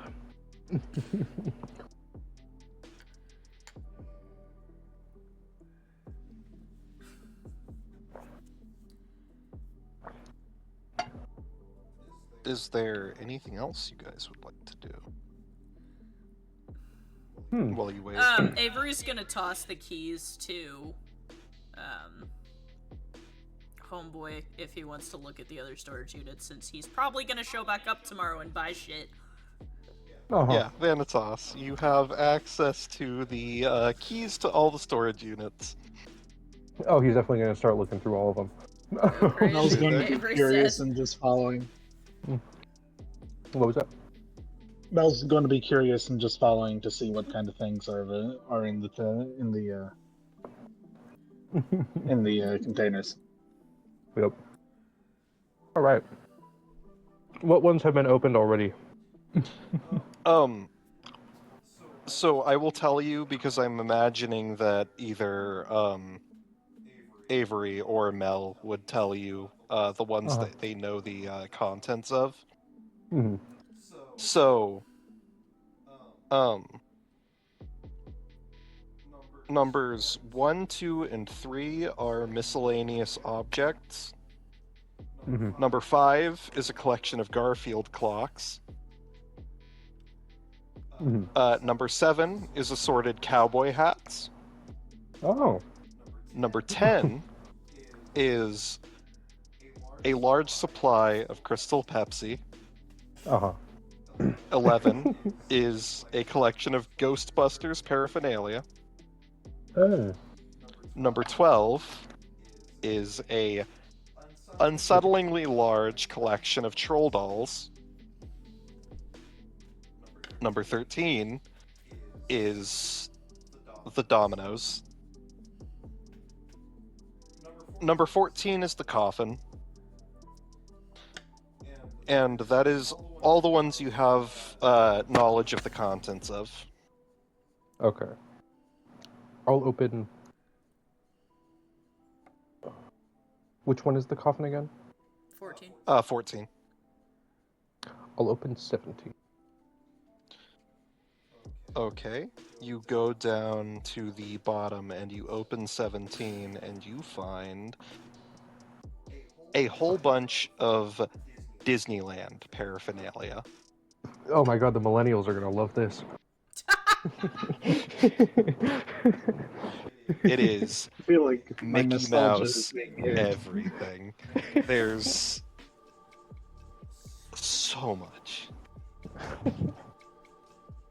Alright, what's behind door 18? Bonitas is just gonna write a check and put it on the counter and take the whole place at this point. Yes. 18, as you open it, contains a... one second.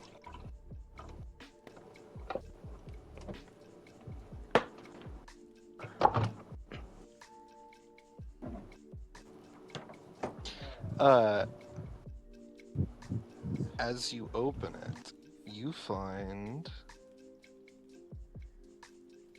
a box. Basically, the entire thing is filled with military paraphernalia. World War I, World War II, helmets, arms, flags, uniforms.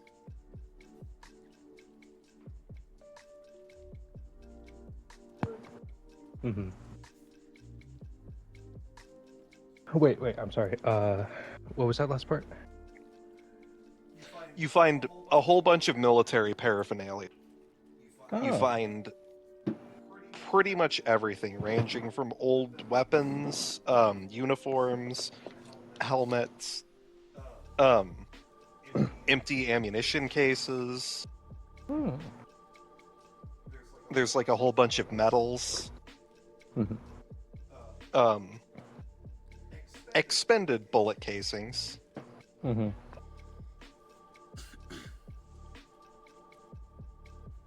You even find what you think might be a live stick grenade. Oh, great. Yo. Interesting. I'm going to look in. Was 16 opened? 16 was not open. I'm going to open that one. You open it, and there is a whole bunch of handmade paper moons in all phases. Just filling the space. There's like paper balls painted to look like the moon. There's paper plates that have been cut into crescents or different phases of the moon. There's so much. Oh. It looks extremely obsessive. Interesting. That might be concerning. I think Just saying. that was...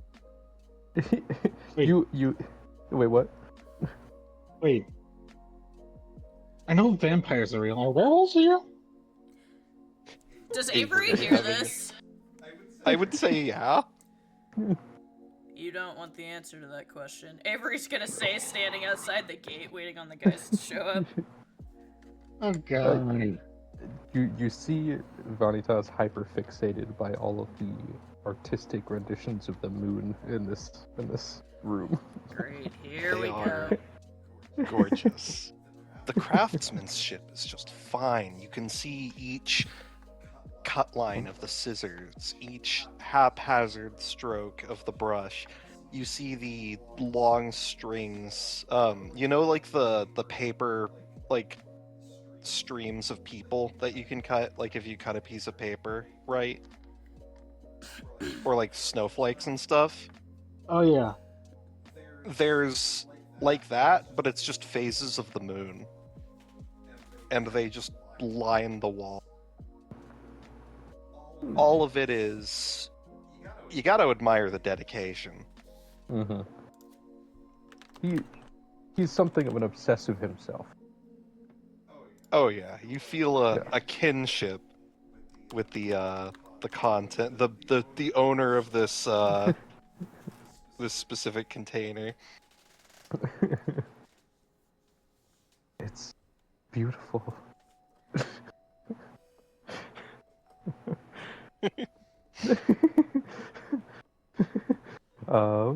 Let's see. I will then open.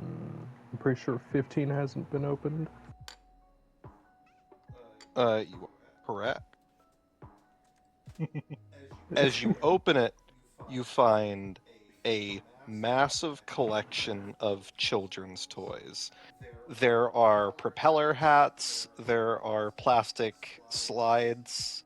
Balloon You boy? see one of those little like the Playmobil cars, the plastic car. Uh-huh. That's suspicious. You do notice that it kind of veers off almost in a labyrinthine pattern, and you can't see the full contents from the outside. Oh. Weird. He is not so stricken by this. He's gonna, That's suspicious, Avery says again. Oh. Prototype products for the not yet released but soon to launch Bionicle series. Oh my god. Was 11 open? 11? Yeah, that was the Ghostbusters paraphernalia. That's right. What about 13? Yep, that's the Dominoes. That one? The Dominoes. Yeah, you knew everything except 16, 17, and 18. Oh, okay. Yeah. And Yeah. 15, And 15. which you just opened. Yeah, okay.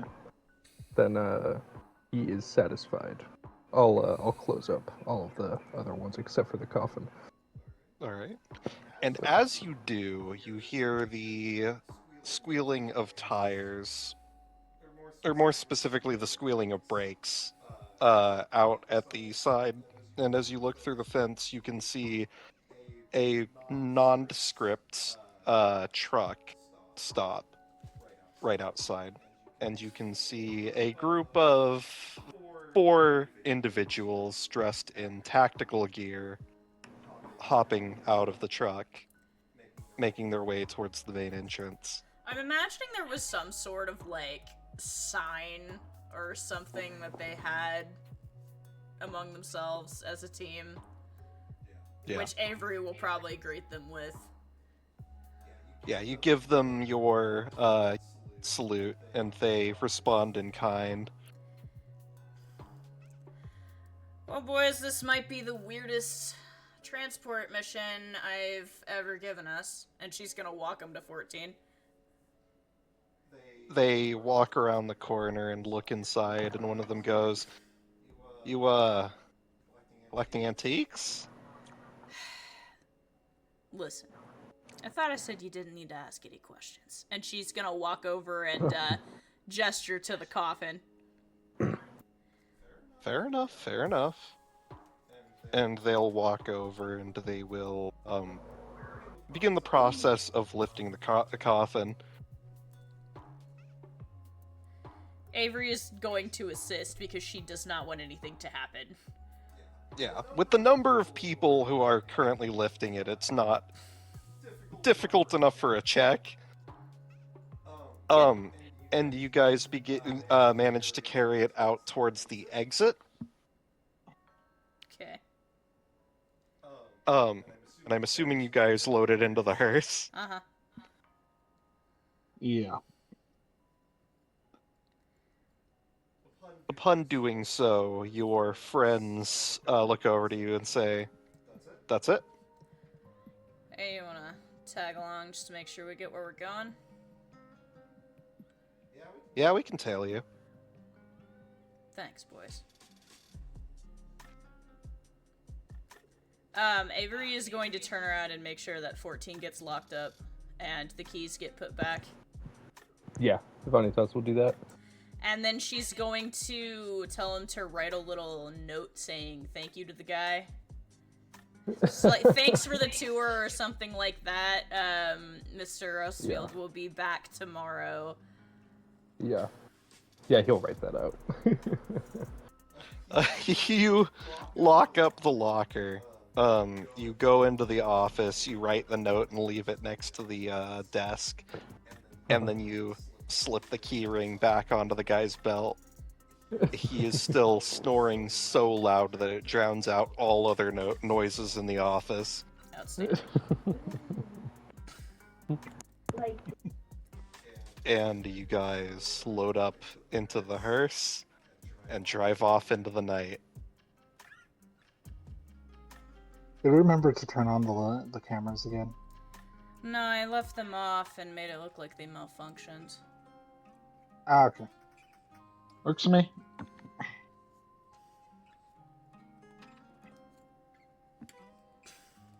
So, I ask you, do you guys want to call it there? Or is there anything you guys would like to do after the fact? Look, man, Avery just wants to get the job done and go home. Fair enough. Yeah, other than sleep the rest of that thirst away, let's go back home, get some blood bag. Or maybe go hunt for a blood bag. Fair. Yeah, Avery's gonna want to go kill something after this. Let me think. I might want to. I'm enjoying this so far. This was fun. Yeah, it was. Yeah. So I will say I probably, you guys can probably hunt next session because you'll have the rouse check when you wake up. Fair. Okay. Yeah. So there's the potential of developing more hunger. Yeah. Mm-hmm. I'd say I'm good then. I'm just saying I'm concerned because of how much hunger I had to build up, just because of my overdependence on the powers. That's fair. Fair. I got back down to 2, right? Yeah. You slaked the 2 hunger that you had, the guy, Yeah. which brings it back down to 2. I'm pretty sure. If you were at Yeah. 4. I was at 4. So, Yeah. Oh damn, 4. Eesh. Yeah. I clouded memory twice.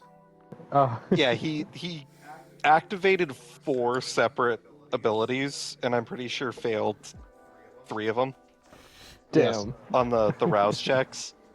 Damn. It was worth it. I got a really clean stealth check out of it. So Yeah, you guys honestly did that really, really cleanly. There were a whole lot of ways that could have gone wrong. flirting. Your guys' Flirting. It's still so funny to me that you had 1 success and you still succeeded. Yeah. He rolled so badly. I like I had like 6 dice for that. Rolled 1 success. Just barely. Yeah, Oh it was my God. bad. But he rolled the guard rolled his dice and he rolled almost all critical failures. Damn. Damn. It was rough. And that was only bad because I failed to hide the. Well, I succeeded in hiding the body, but I had a bestial failure. Mm-hmm. So I threw him a little extra hard. And that Yeah, drew the that attention could've- of the. That would have severely Yeah. injured or killed him if you failed that willpower check. Mhm. Yeah. Yeah. Oh man. Uh, Is there anything else we want to do? Because I'm having fun and I don't know. I'm having fun and I don't want to stop. it's Yeah. not the vibe. yeah. I feel Yeah. ya. Yeah. I mean, if you guys want to go back, we can have the after mission meetup, basically. Yeah, sure. Yeah. Sure. I'm not. There's not going to be much in the way of gameplay, but we can have some role play. I'm down. Yeah. Yeah. All right. So, I'm assuming you guys are taking the coffin back to Vanitas's.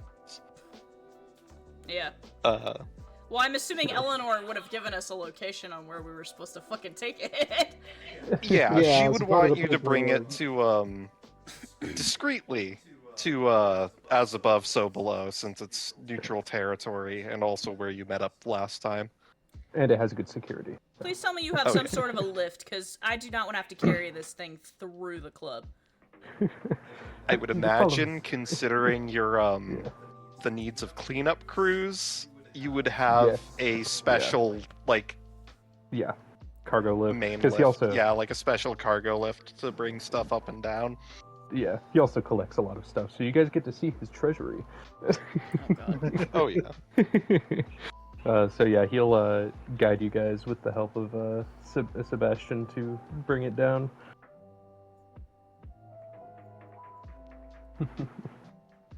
So you guys arrive discreetly in the backside of the club, where the secret lift is. You guys are able to load the coffin onto like one of those big trolleys, and then you take it down. Would you guys like to stay? I have plenty of festivities, and I guess we could take this time to get to know each other after this job. Avery wrinkles her nose visibly. Oh, don't be like that. Mel just has this annoyed look on their face. Like, I have blood bags. I'm probably gonna grumble. No. Come on, I have plenty of different varieties of spiked blood. Ooh, spiked? What kinds? Oh my god. What kind do you want? Oh, do you have a straight moonshine? I haven't had straight moonshine in a while. Yes. Any kind of alcohol you need? Drugs, even.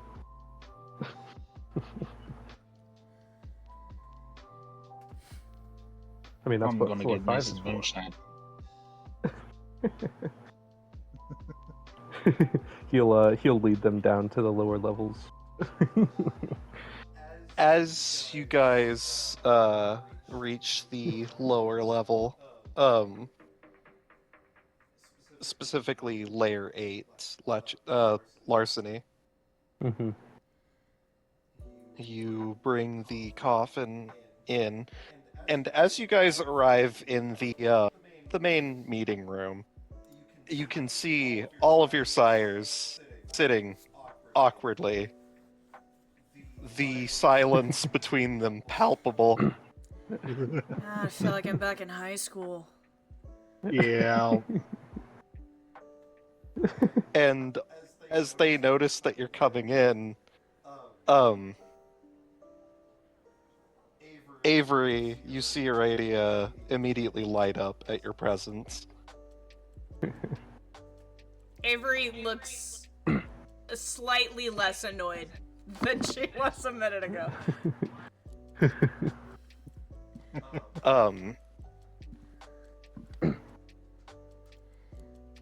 Mel, you see, Mariana, nod towards you. Mel gives a solid, like, thumbs up. Considering you're not all over the news, I take it the job went well. No Masquerade breach in sight. As far as I'm aware, yes. At least I sure hope so. Now, I have a gift for all of you. He gestures to the coffin. You see, Eleanor sitting at the head of the table immediately shoot up a look of elation on her face. Thank you. Thank you so much. It was no trouble at all.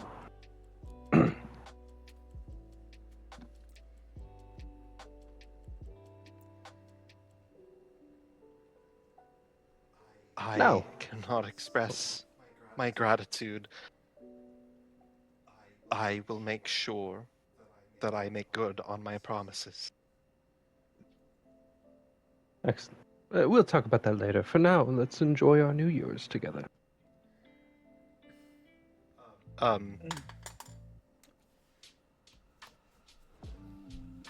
RNA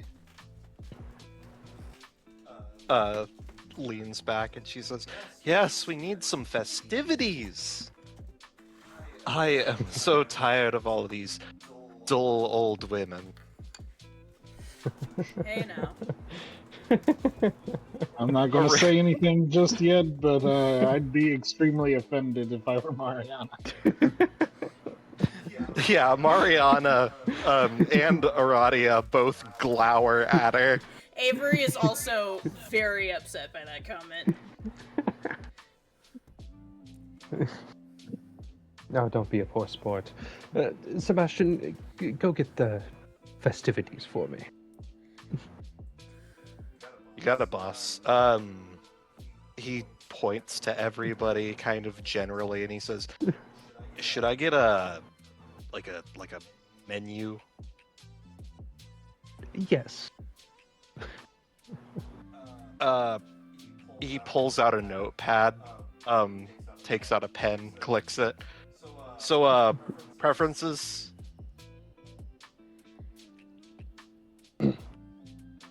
You know mine.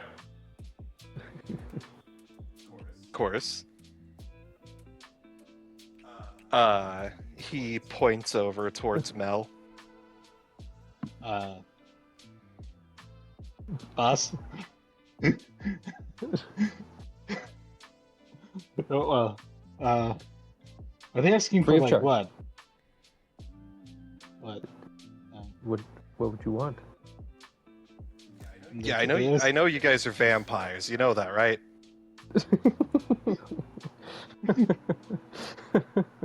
Mel's like Uh. just now realizing that the staff like knows what they are. But Mel is so used to, eating stored blood, they haven't even considered the possibility that they can just, Yeah, he feeds me some of his blood. He points over to he points over to Vanitas. Vanitas, and he says, "You know that shit's like crack, right? It's great. I love it." Yeah, It's great. I love it. Wait, Fucking are you Nova asking barking in agreement. like type of blood? What? Do you know victim preference? If you want spiked with anything, we can work with you. You know. So, like scared with moonshine? I like my food terrified with a spike of moonshine. Sure thing, sure thing. Let's see. And then, what about you? He points over to you, Avery. Avery is posted up, like, behind the chair Arati is sitting in, and almost doesn't even realize he's speaking to her at the time. She looks tense, and her eyes are scanning the room, going back to the coffin occasionally.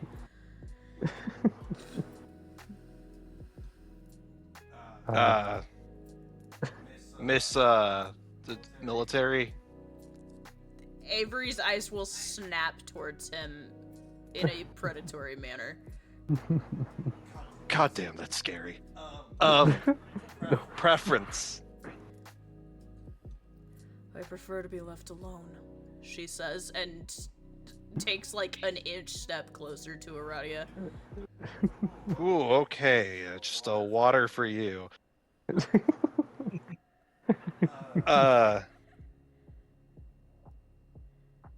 Alright.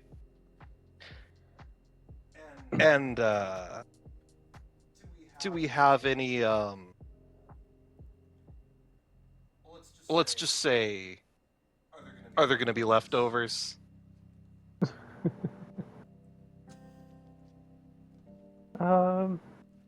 He looks around at everyone. Maybe. So, maybe on that. Fuck it. We don't need to be secret about this. So, I know some of y'all are a bit iffy on the whole murder thing. We can make sure they don't remember, if you prefer. Yeah, if you I'm gonna prefer that they say- walk out of here. I'd like them to walk out of here. All right. I'm interested. Are any of the sires acknowledging this? Yeah. So, Aradia will just say, "Someone who deserves it." Ooh, okay. That shouldn't be hard to do. Got it. Check floor 5 for that one. And, no additives. Okay, no drugs or anything. Mariana will say, I don't really care, long as they're clean. And then, Orania will say, oh, you know, Would I prefer? Right. Yeah.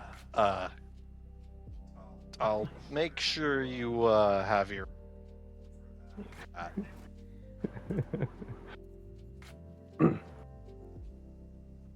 Uh, and then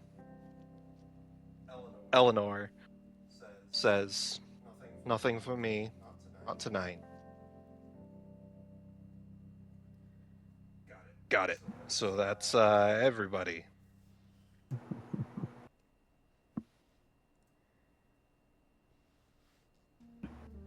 I'll get right to it. Very well. Let's get this party started. He hops back into the elevator and it closes.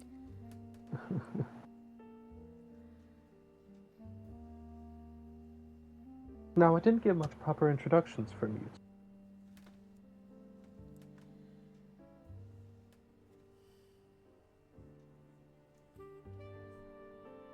What?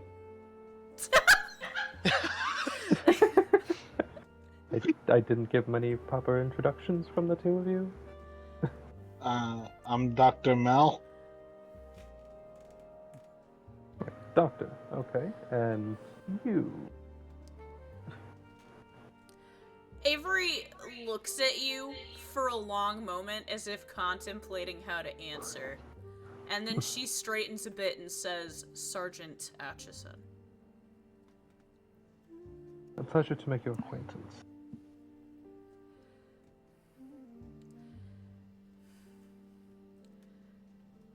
And you?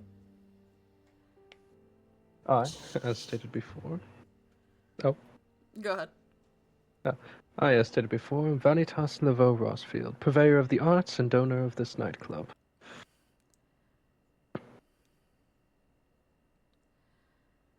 Impressive, Avery will say, looking around. I built this all up myself, with the help of my sire here. Arani,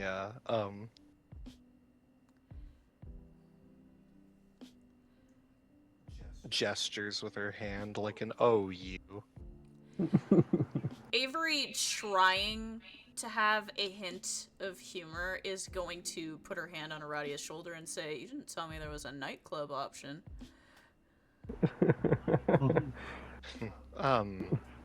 I prefer the forest. As do I, dear. I also don't really make money. Mm-hmm.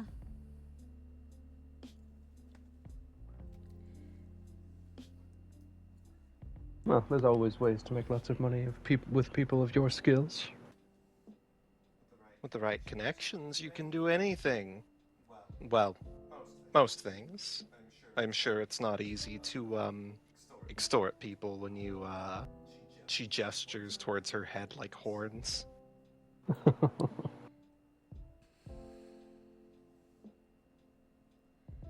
There's always someone looking to buy something.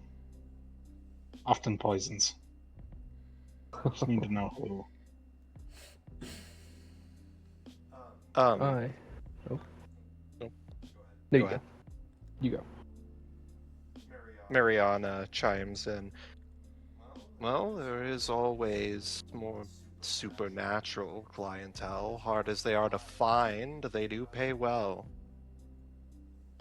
That is true. I myself am particularly skillful in the art of death.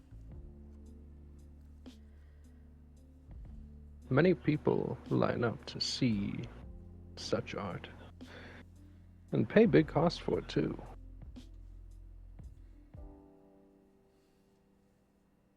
It is magnificent. You should stay for one of his shows one of these days. They are quite exquisite. I do implore you.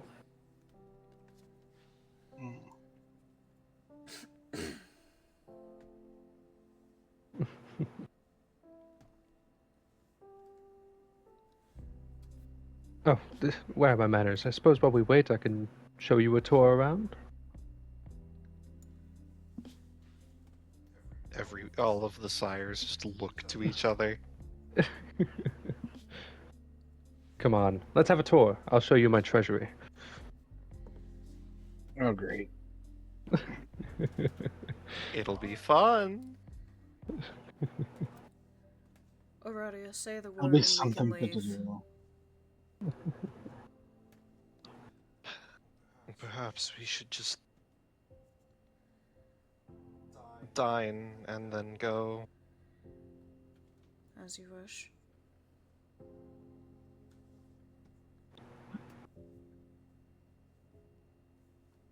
Well, all are welcome if they would like to join me on my tour. I think I'm safe here.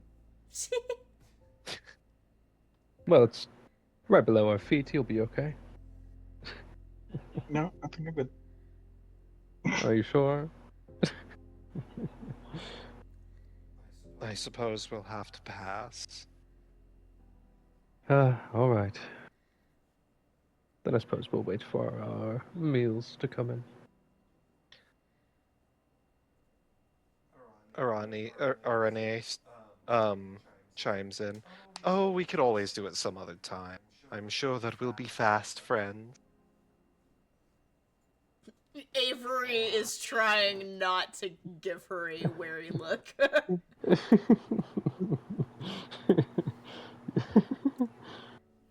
Mel's swapping between this like distrustful, annoyed stare and oh god, what are these people like? I'm We in a are room full of psychopaths. fucking freaks. You are in the home of an actual psycho.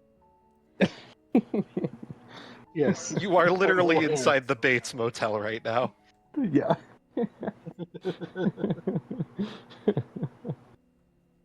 Yes, the realization is slowly going through Mel's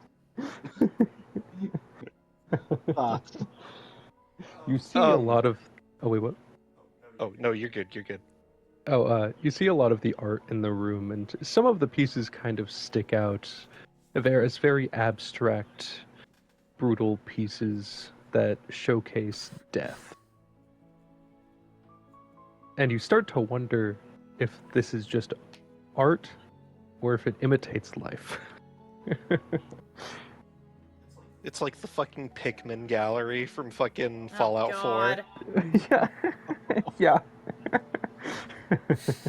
Fuck.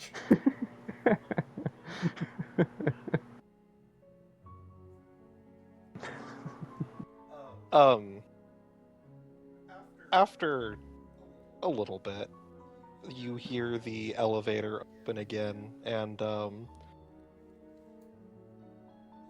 the assistant looks out and says, "We got everything ready. We can move them to private rooms if you want, or we could bring them in here. I'd recommend private if you were planning on having them walk out, Yeah. or if you preferred confine the mess to one room."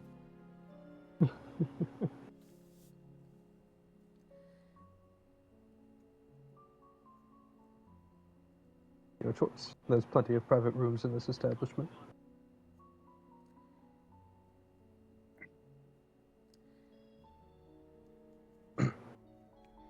Well, you did what you were scared, Avery says, looking at Mel.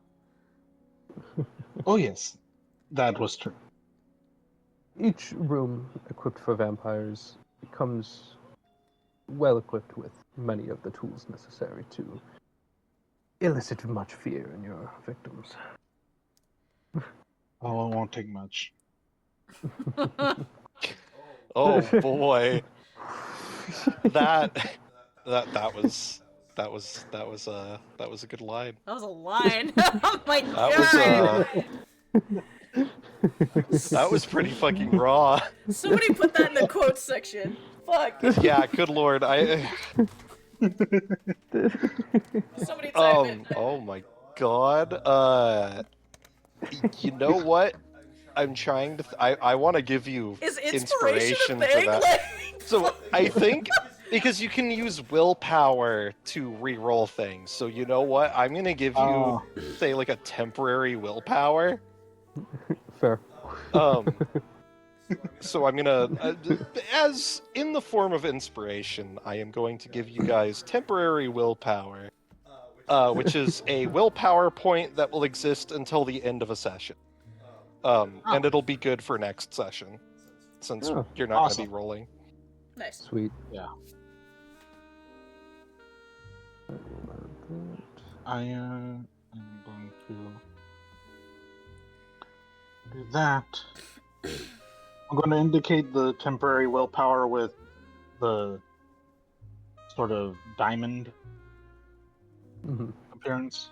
I was gonna say, I'm just Sounds gonna good. put mine in Mine too. parentheses when I get one. Okay. I just did a cyan-colored square.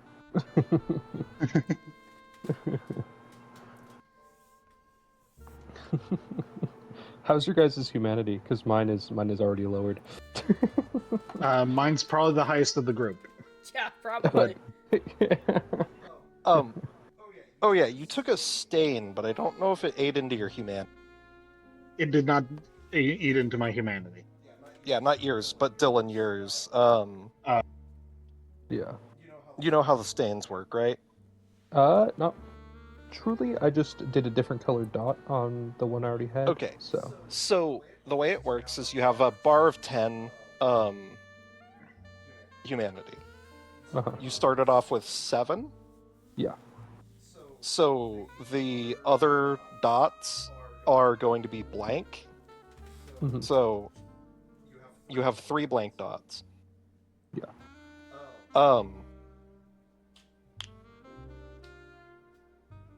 And the stain takes up a blank dot. Okay. So basically you'd have 1 stain, 2 blank dots, and then 7 humanity. Okay. Oh, okay. Yeah, because it's humanity's kind of not difficult to lose, but it's it takes effort to lose, because if you Yeah. reach 0 humanity, you become a white, which permanently makes your character a feral murder machine. Yeah. Yeah. Mhm. Sounds So about right. maintaining a balance of humanity is a core component. Okay.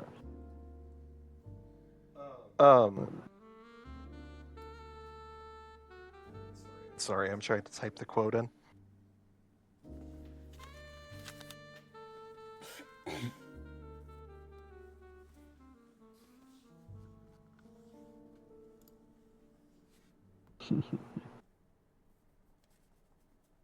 There we go. I have that written out.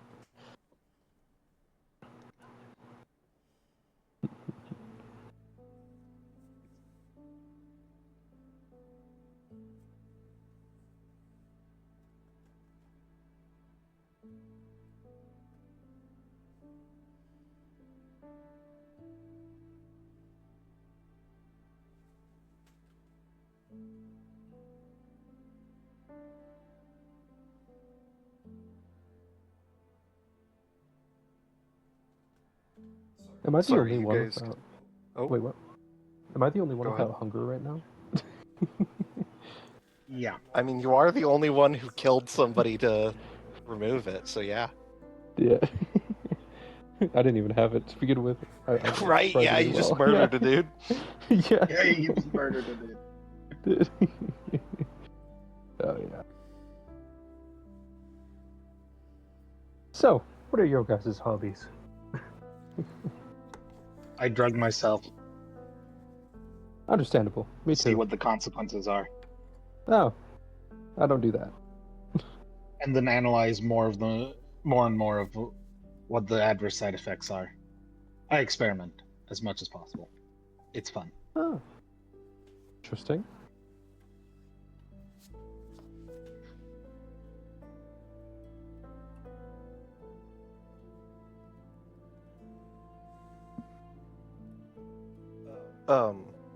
Mariana chimes in. They have an excellent mind for problem solving. Clearly one of the reasons that you were so effective.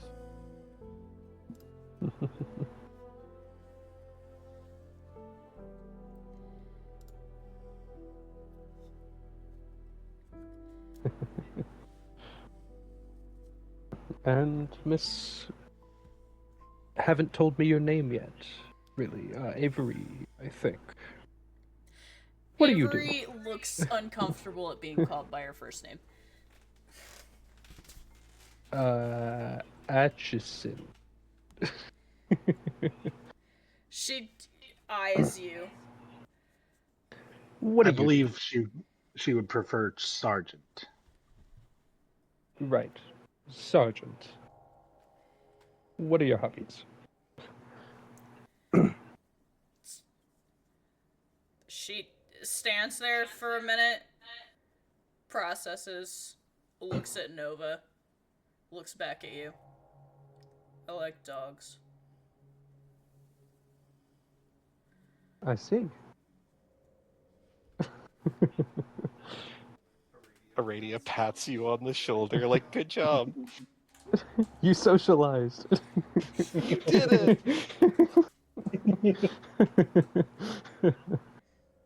It was more of a sympathetic pat, like a I know how hard it is.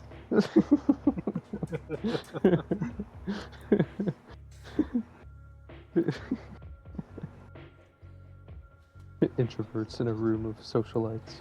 It's funny because Avery's not an introvert. Avery's just not comfortable.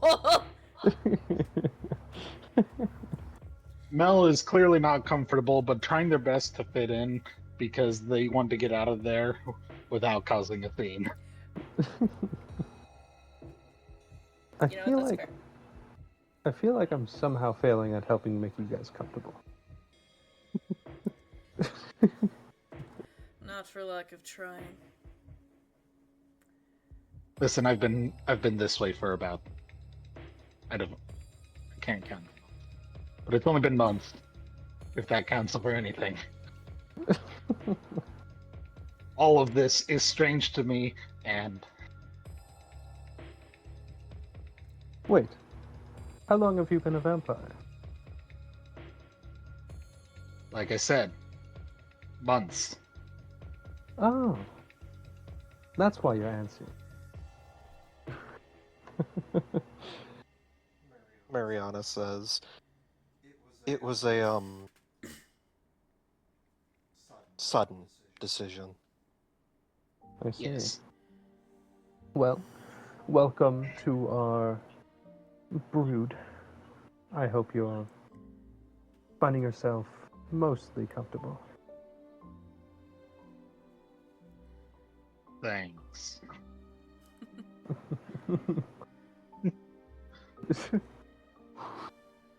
RNA leans forward, putting her, propping up her head with her hands on the table, and she says, so I take it this is the first time you two have been in a room full of the living dead? Is this referencing Mel and Avery? Yes. She's also leaning towards Avery, knowing that leaning towards Mel, knowing that Mel is mildly uncomfortable. Mel just sort of states matter-of-factly, no, I've been in rooms with Mariana several times. Why are all the best quotes coming from Mel tonight? Fuck! Mel is on fire, my god. Roll! We're going to need to acquaint you. But so far, you're doing a great job fitting in. Well, it's different being with your sire than with the social aspect of our kind. You have to get used to putting up with each other's difference. And And My, you do guys were vampires have doing a lot that of those? so well. Avery says to Aradia under her breath.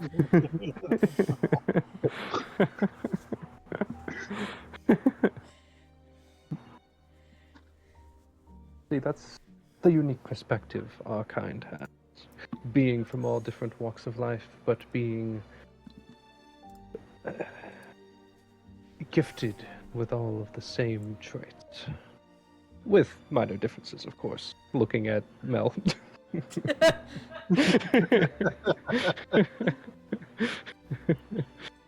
I'll never get used to the shadowy. Aradia chimes in. Gifted or cursed? Depends on how you look at it.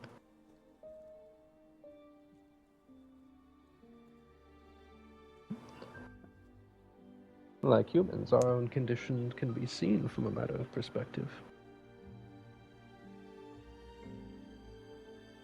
It really is a matter of perspective, Mariana. Yeah. You have to take the good with the bad. And even the mortals are bad. Trust me on that one. Aradia nods solemnly. Avery is Humans also and- nodding. Humans and vampires aren't honestly so different in the grand scheme of things, minus our tastes. We just happen to be one block above them on the tree, I suppose. Being predators and all.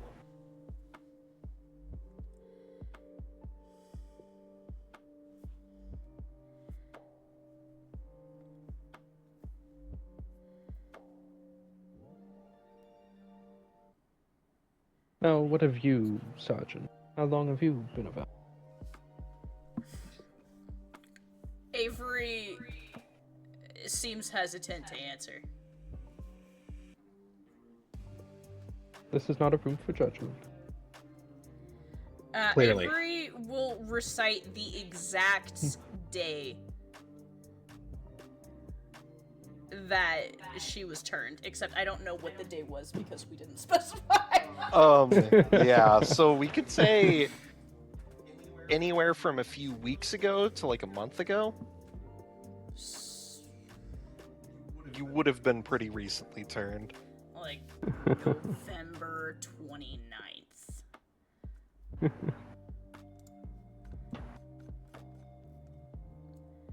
Well, despite your condition as a new blood, you guys have adjusted quite well. Your skills are exceptional.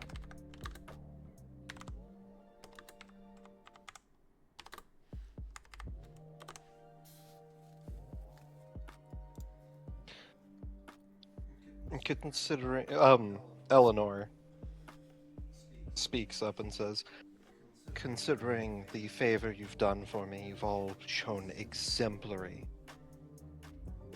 capabilities, both in the ability to act and also the ability to act discreetly. I'm sure that the prince will be pleased with your performance. And I do so hope so.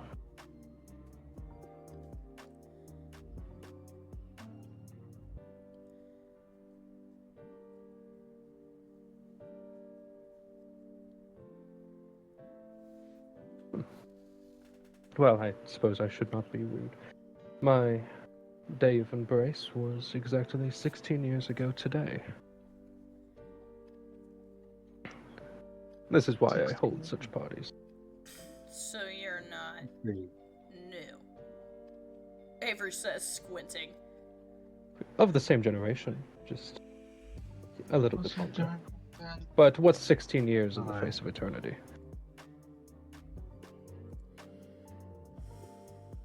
And this is the first time that he's going to be meeting the prince.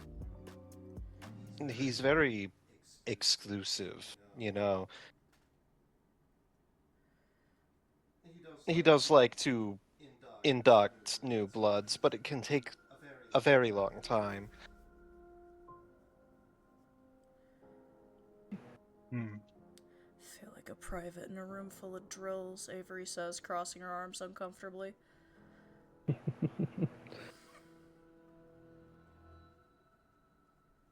Well, You feel intimidated. I feel like the resident all over again. is the Resident Evil? No, as in a resident doctor at a hospital. Who asked if she felt intimidated? RNA. Avery, not wanting to show weakness to Larnier, will straighten a bit. No.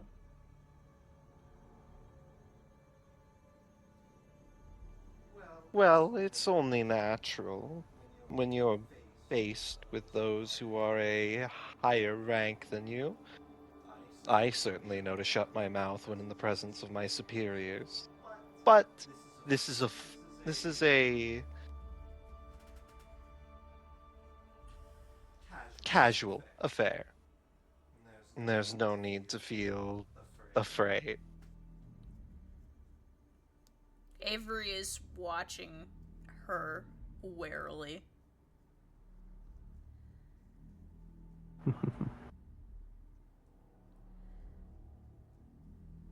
Of all the people in this room, RNA definitely exudes the most predatory aura in terms of the sires.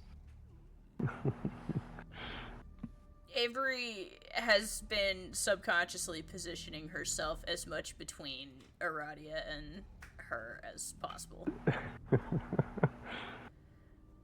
Mel, Like sire, like childer. Mel, every time there comes up about those superiors thing, like every time that mentions, there's something of adjustment in Mel's posture, almost as if pride taking over. How dare you speak to me of such things?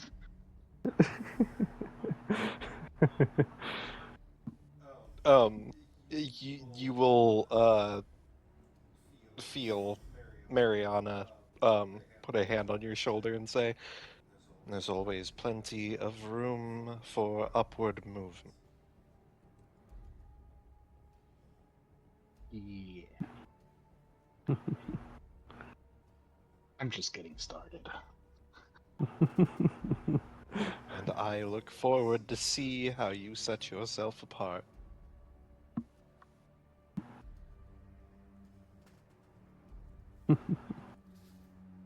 And that actually makes me wonder, how did your mission go?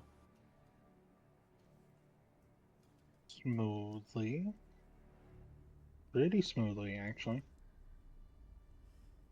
Oh, I would love to hear details. Yes, Mel, say- how did your part of the mission go? Avery says, giving her a steely look from across the table. Worse than I thought, better than I expected. Mariana sort of like blinks and nods, like, yeah, fair enough. Bless. What's I was able to safely knock out the guards without being noticed. and without them noticing?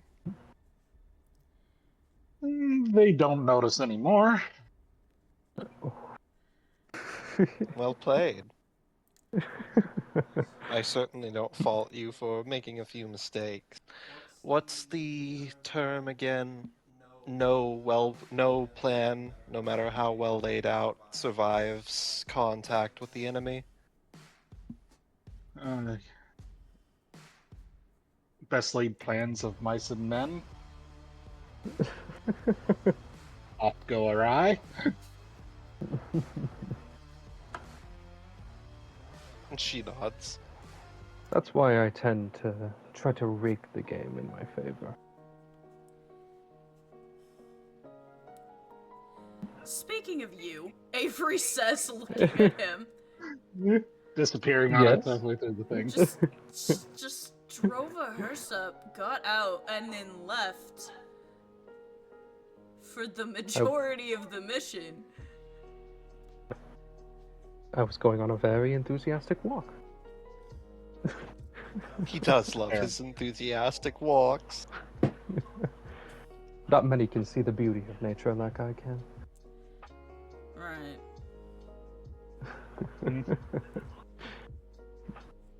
And my part of the mission was getting you guys in there.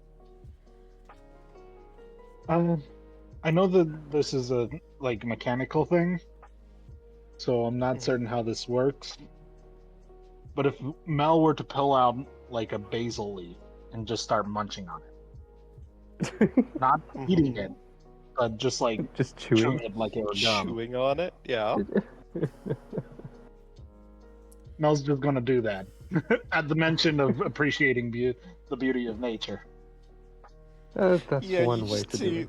you just see Mel slowly place a basil leaf into their mouth and start chewing. I see a bright future in that.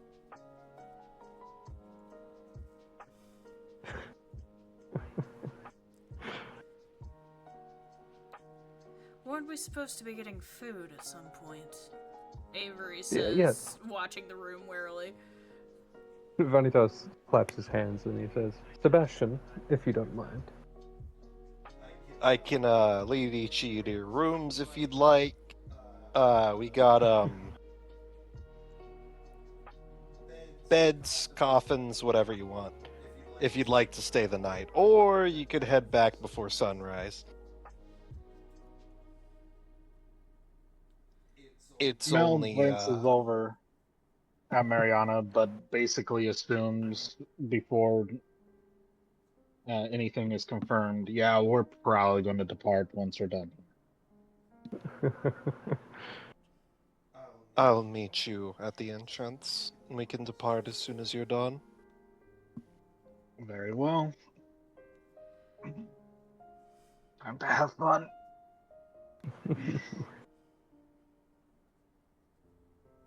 It's only 2 in the morning, so you guys got plenty of time. And if you do need, we got some valets who can give you rides.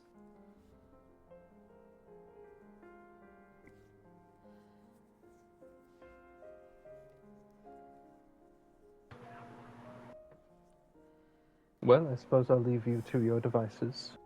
I shall go enjoy. Right.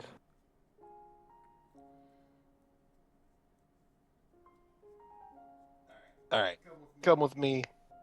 I'll take you guys to your rooms.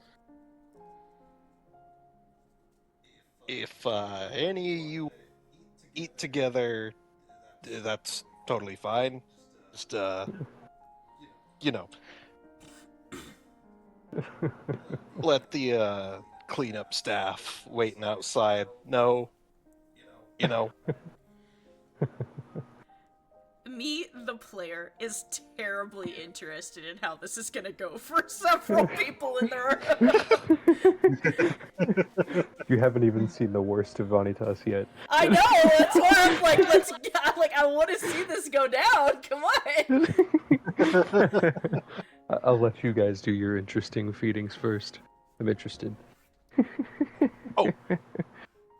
And, boss, I don't want to, impose, but, you know, it's been a couple days. I'll give you some. Yes. Do not worry. You see him pump his fist. This is the best job I've ever had.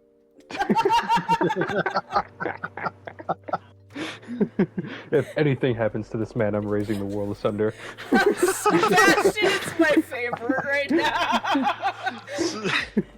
This guy's Sebastian great. is He really very is. enthusiastic about the ghoul lifestyle. Fucking love him.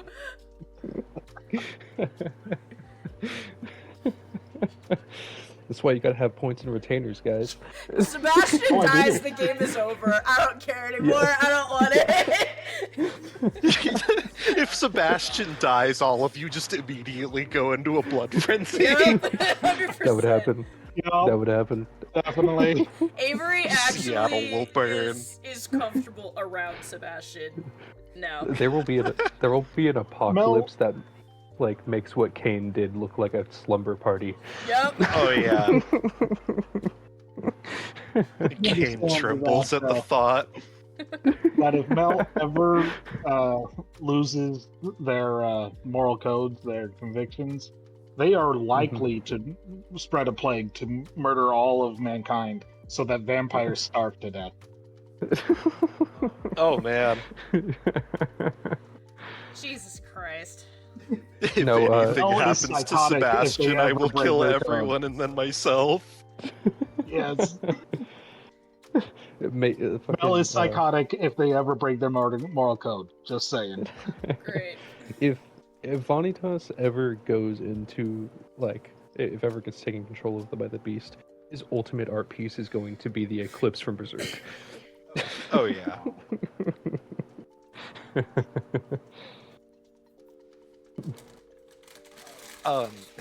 So Sebastian takes you all to your rooms. He leads the sires to theirs. Avery, Aradia goes to her room and she looks to you and she says, "You sure you want to be here for this?" Avery looks at Aradia and says, "Are you kidding?" I am simply looking out for you. Watching you in action is probably the most interesting form of foreplay I have ever experienced in my life.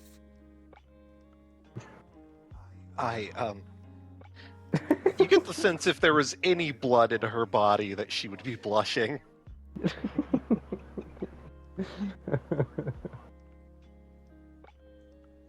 Well, then, she opens the door and holds it open for you. Avery's gonna walk in.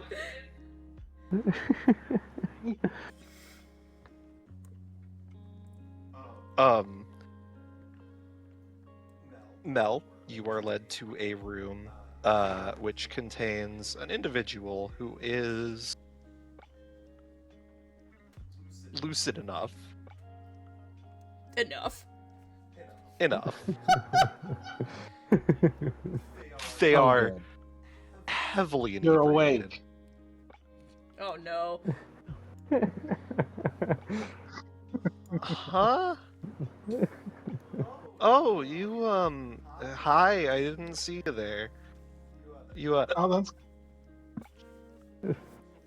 do I know you? oh no, you don't. You don't need to know me. You probably won't even know this happens here in a couple of minutes. But I just need you to relax and take this. Mel pulls out a pill. Huh? Oh, okay. Yeah, you want They take it. Is this like LFD? it? Stronger. Sick. I'm gonna get smashed. Oh yeah, you are. And then they pop the pill and immediately swig down some moonshine, which is in a glass. Oh, you're wonderful. You feel that tingling in your toes? Yeah. Going to start working their way up the body. It's seizing up your nervous system, each and every bit of it. You won't feel anything. That's the good thing. but you probably feel it now. You can't move, can you? You talk funny. Whoa.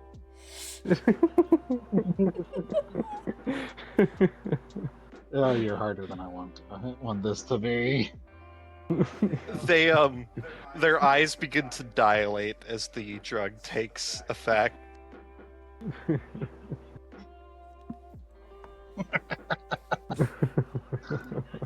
Um, sort of intentionally letting the beast come through, not like entirely, but you see then the sort of remnants of that cloak sort of envelop the person as I go, well, since you can't move, you can't really do anything about me. So good luck. This is going to be terrible. This is going to be bloody. You see their eyes beginning to flick back and forth, the shadows dripping from you, and you envelop. I'm assuming that you are going to tap them instead of draining them.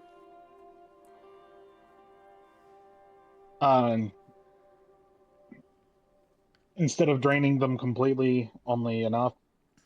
Yeah. Yeah. All right. So as we fade to black on that scene, you recover up to 2 hunger.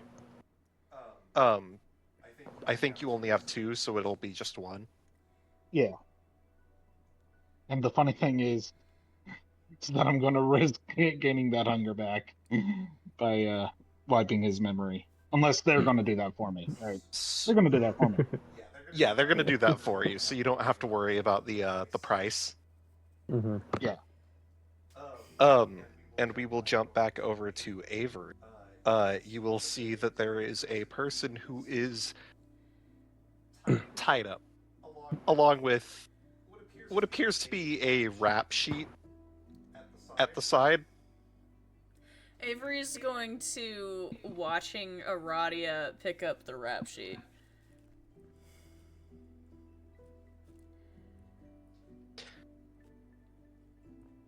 Animal cruelty, murder, arson,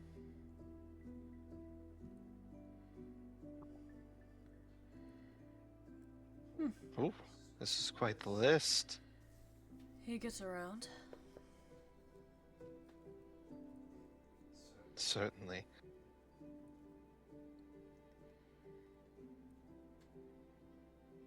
Well, I won't feel bad about this. She turns around, setting the sheet to the side, and you can see that animalistic hunger in her eyes. A almost barely contained anger. You can see her body begin to shift and warp. Her limbs growing long, goat-like, fur sprouting up, her horns becoming more pronounced. And she looks over to you and she says, "You could watch, or you could partake." Avery lifts a brow. I'm sorry, I didn't realize you like to share. With you? Always. This poor guy is having to just sit here and deal with this flirting. Yeah, It's there not is even the fact the he's man. gonna die, it's the fact he has to deal with them flirting with each other in front of him. The man is like tied up. He's got tape over his mouth. He's like looking back and forth between you two, like scared and confused. I imagine even as this is happening, he does a roll at a few of those like, Oh, you are roboting really bad. Yeah. oh, sorry. No, you're good.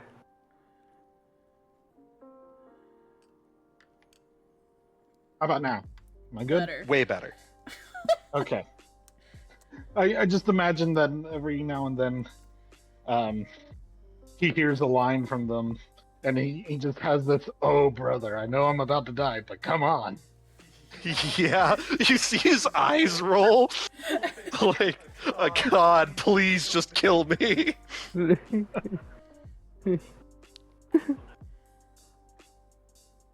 you look at this, darling? He seems unamused with our banter.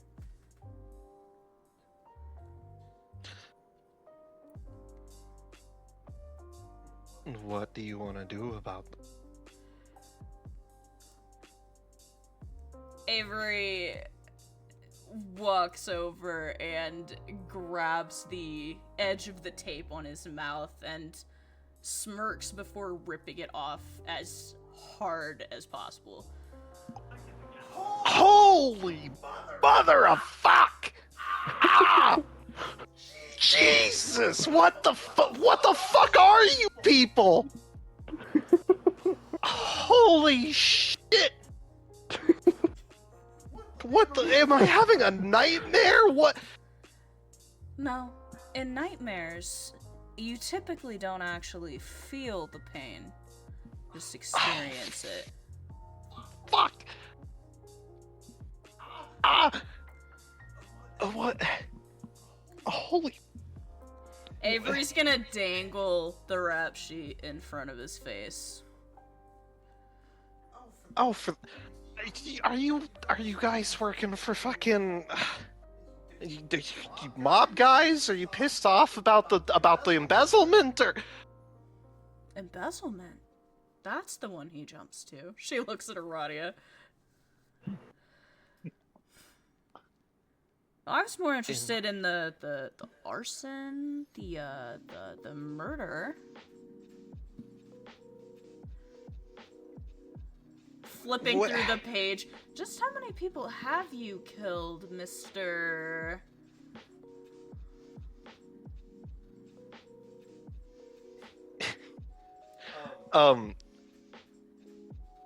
He blurts out the name, my cock, which is not his real name.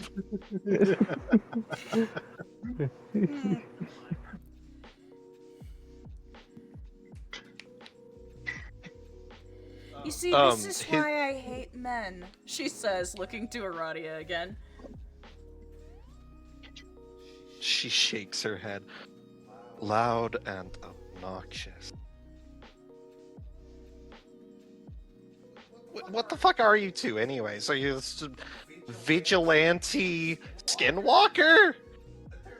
I've got to be on something. This isn't happening. Well, if you were on something, what would you be on? What? Now I'm being psychoanalyzed? Oh, I just want to make sure that I don't get a taste of it. What Prefer the? my blood to be fresh and unhindered. Blood? Whoa, hang. You guys aren't like vampires or some shit, are you? I imagine that the two of you look at each other. Making eye contact with each other. Aradia is becoming more and more horrific as time goes on, also.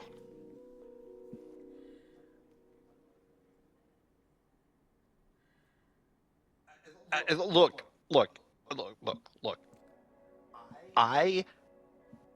I don't know what this is about. I haven't done anything to you two. I got money. I've got connections. I can help you guys out. This doesn't have to be bad for us. For us. Listen to him, dear. Now he's trying to make a threesome out of this.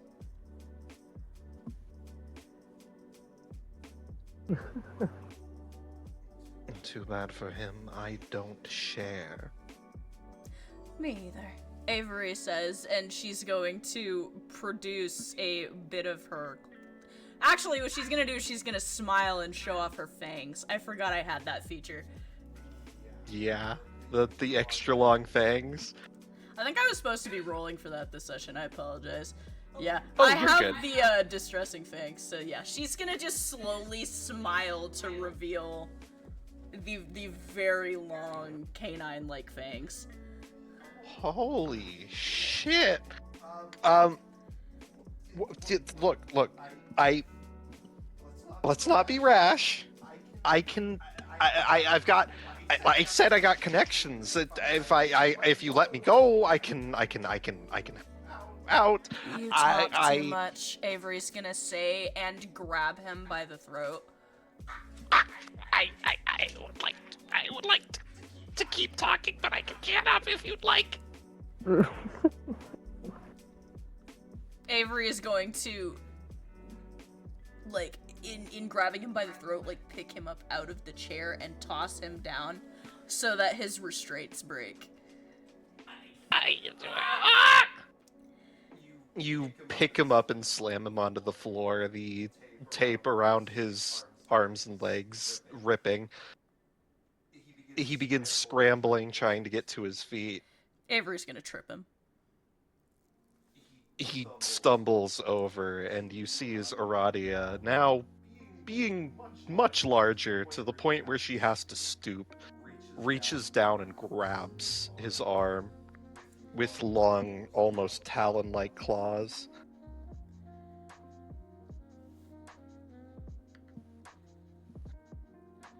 Now, let's not be hasty.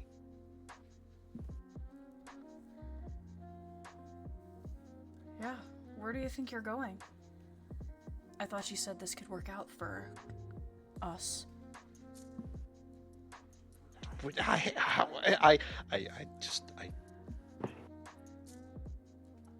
Let me go, please. They'll come looking for me. My friends will come looking for me. Really? What are their names? I want to know who to look for next.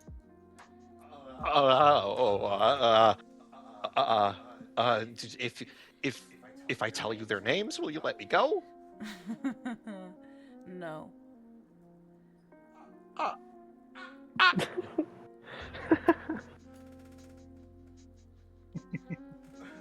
Aradia will look to you and she'll say, I've had my fun. By all means. Avery gestures to him. Her face has lengthened into this almost skeletal goat-like maw. And she leans forward, a low rumbling growl emanating from her. Oh shit. And she immediately snaps down on him. Before the scene ends, I would like to ask you, do you partake? Yeah, sure, if she doesn't mind sharing. Alright. Go ahead and reduce your hunger to 0. Also add a stain to your humanity.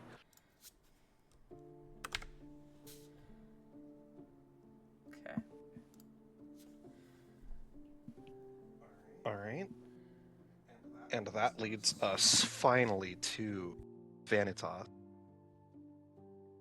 All right. 1 second. You Just have finished- ordered... Oh, take your time. Sorry. No, you're good. I just finished writing a philosophical rant he's going to go on. Okay. Hell yeah. You've ordered your usual. Describe to me what the usual looks like. Someone inebriated. Definitely drugged, but not too much. Sure Enough thing. to be conscious for conversation. Somebody who's buzzed enough to not be entirely lucid, but lucid Yeah. enough to have a conversation. Yep. And, of course, he would have them in his art gallery.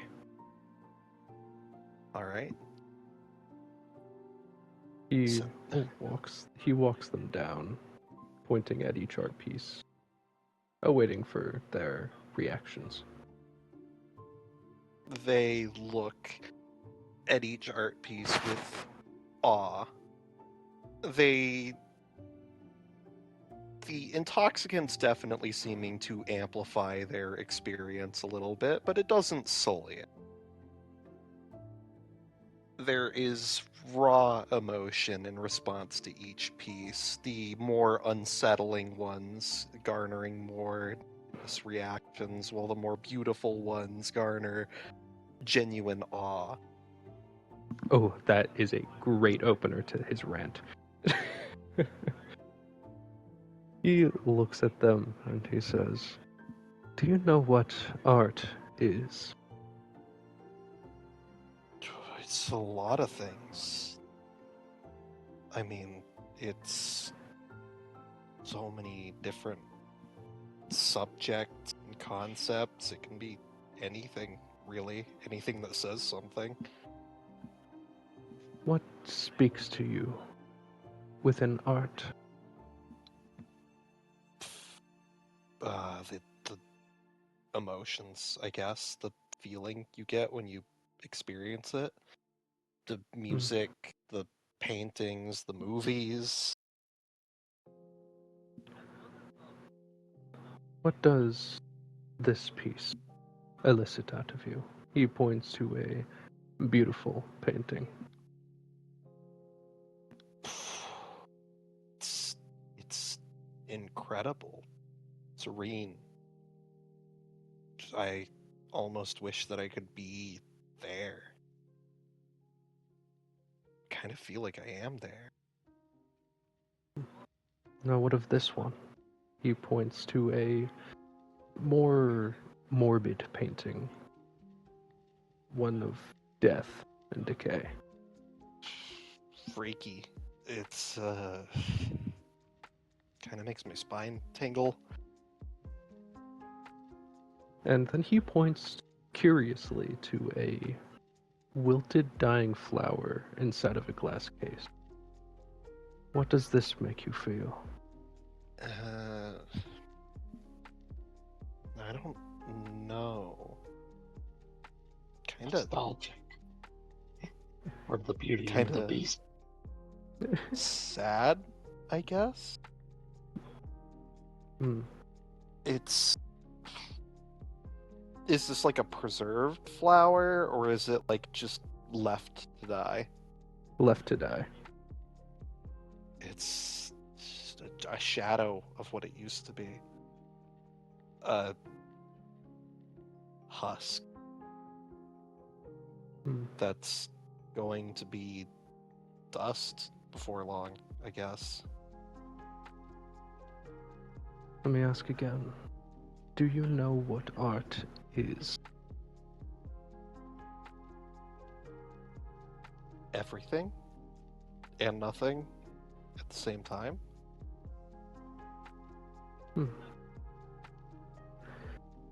I mean, what it really is.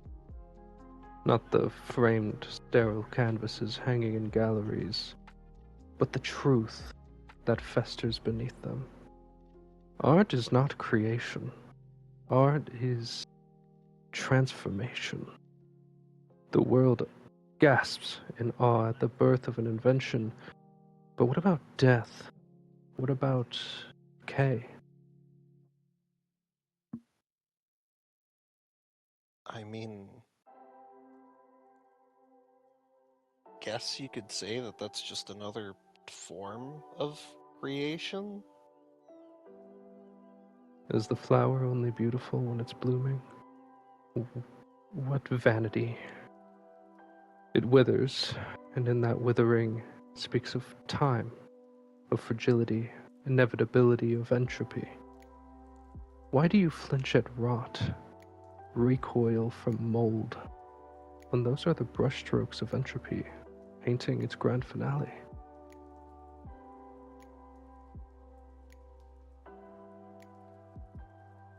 I don't think I understand. Have you ever looked at a body? I mean, really, looked. What, a week past its time? The way the skin blues like watercolor, the bloating, the peeling, the delicate tearing like an old canvas giving away. You call that grotesque. I call it honest.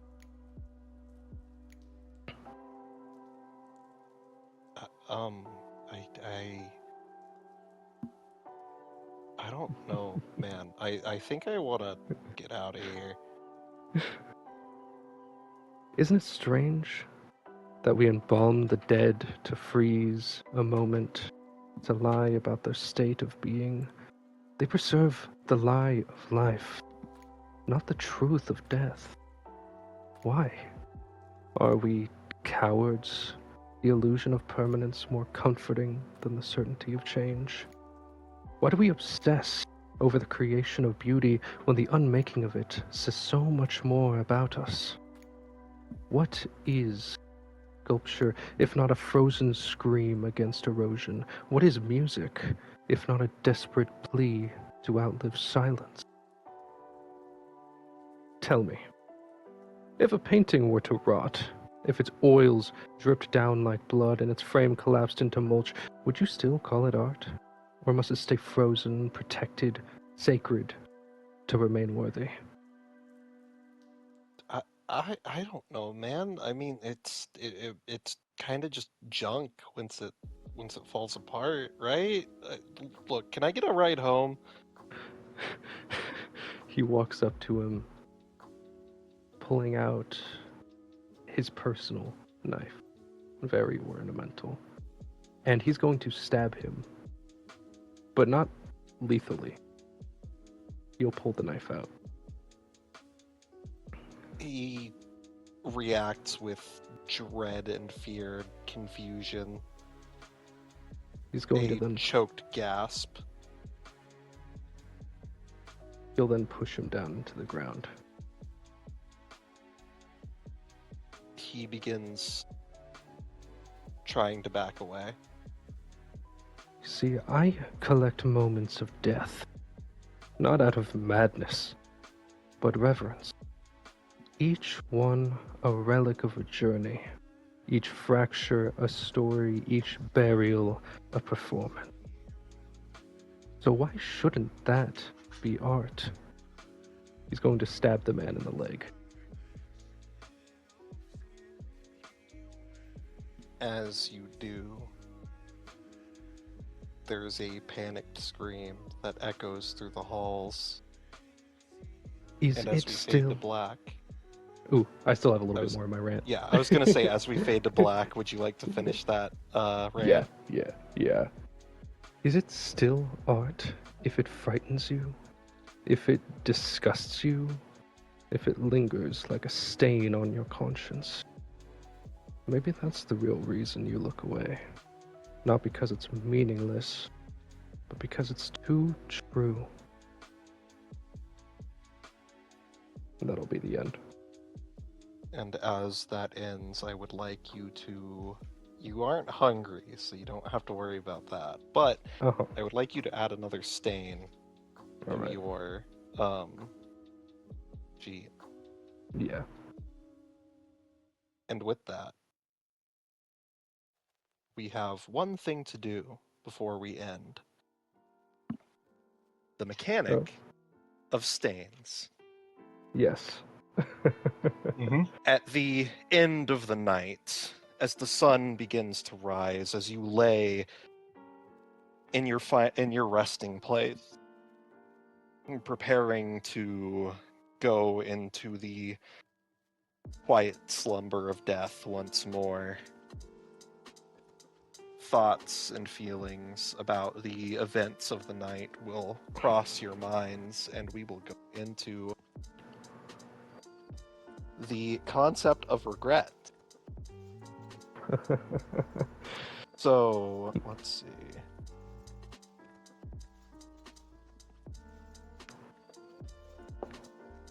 Also, thoughts Sorry. on the speech. Very good. It was good. Thank you. It was. Thank you. Though I will say that my favorite part of any musical performance is when they decide to make it silent for a few seconds. Oh yeah. Best part of any musical performance. Yes. Oh yeah. Let's see. So, stains. Humanity only shifts in response to actions with major story significance. Embracing a new child, damage to a touchstone, and so forth. The more usual corruptions and deformations of a character's humanity can cause stains. If too many stains build up without repentance or redress, a character's humanity might drop. You track stains by checking off spaces from right to left. For example, the tracker so let me skip that part. If a character acts in violation of a chronicle tenet, the storyteller can add severity. Here we go. Remorse. A character with any stains marked on their humanity track at the end of a session makes a remorse test. You Ooh. roll a number of dice equal to the unmarked, unfilled dot. So, Oh. empty spaces. Spaces that are not stains or humanity. All right. So we roll for all the empty spaces. Yes.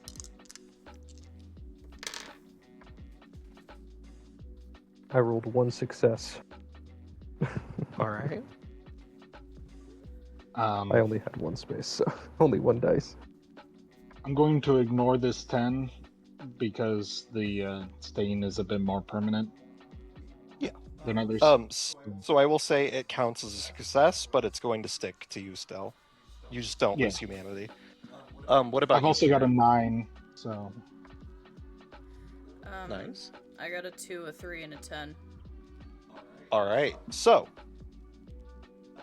if the remorse roll results in at least 1 success, they remove all stains. If the result is in no successes, the beast has won and the character loses a point of humanity. So this is where something interesting happens. I want to start with Vanitas. Uh-huh. Vanitas. As you stroll casually, comfortably to your resting place, rolling your shoulders, stretching, getting all the tension out from that very exciting display, you slip into your favorite nightwear and you lay down in your bed and you close your eyes and then you open them again and you find yourself having trouble going into the slumber. There's this gnawing at the back of your mind. Am I a bad person?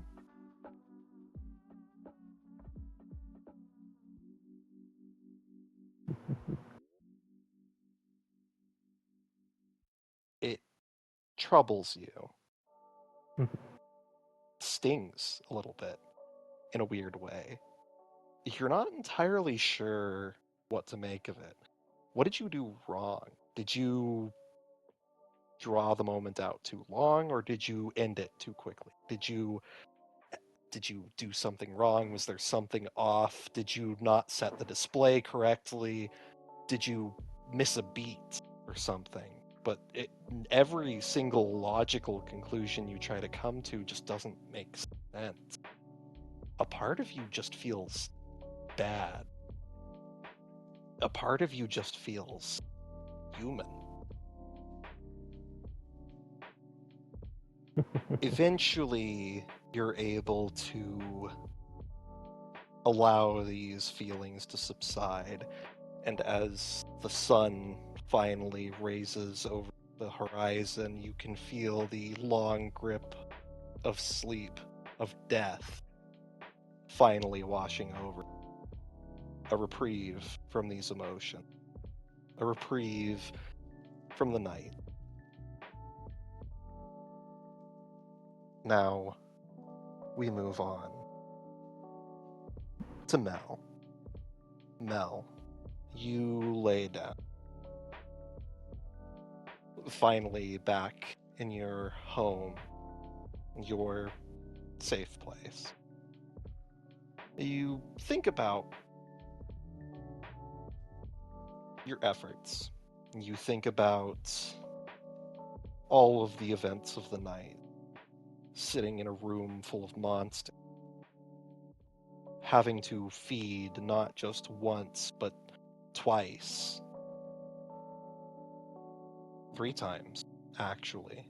Once from blood bags, but 2 separate times from people. You think about how at least you didn't kill anybody. But there is still that part in the back of your mind that reminds you you still have Dan. Blood-soaked hands. There are things that you have not set right. And it haunts you. You hold on to your humanity, but you are still stained. Avery. As you prepare for the long sleep,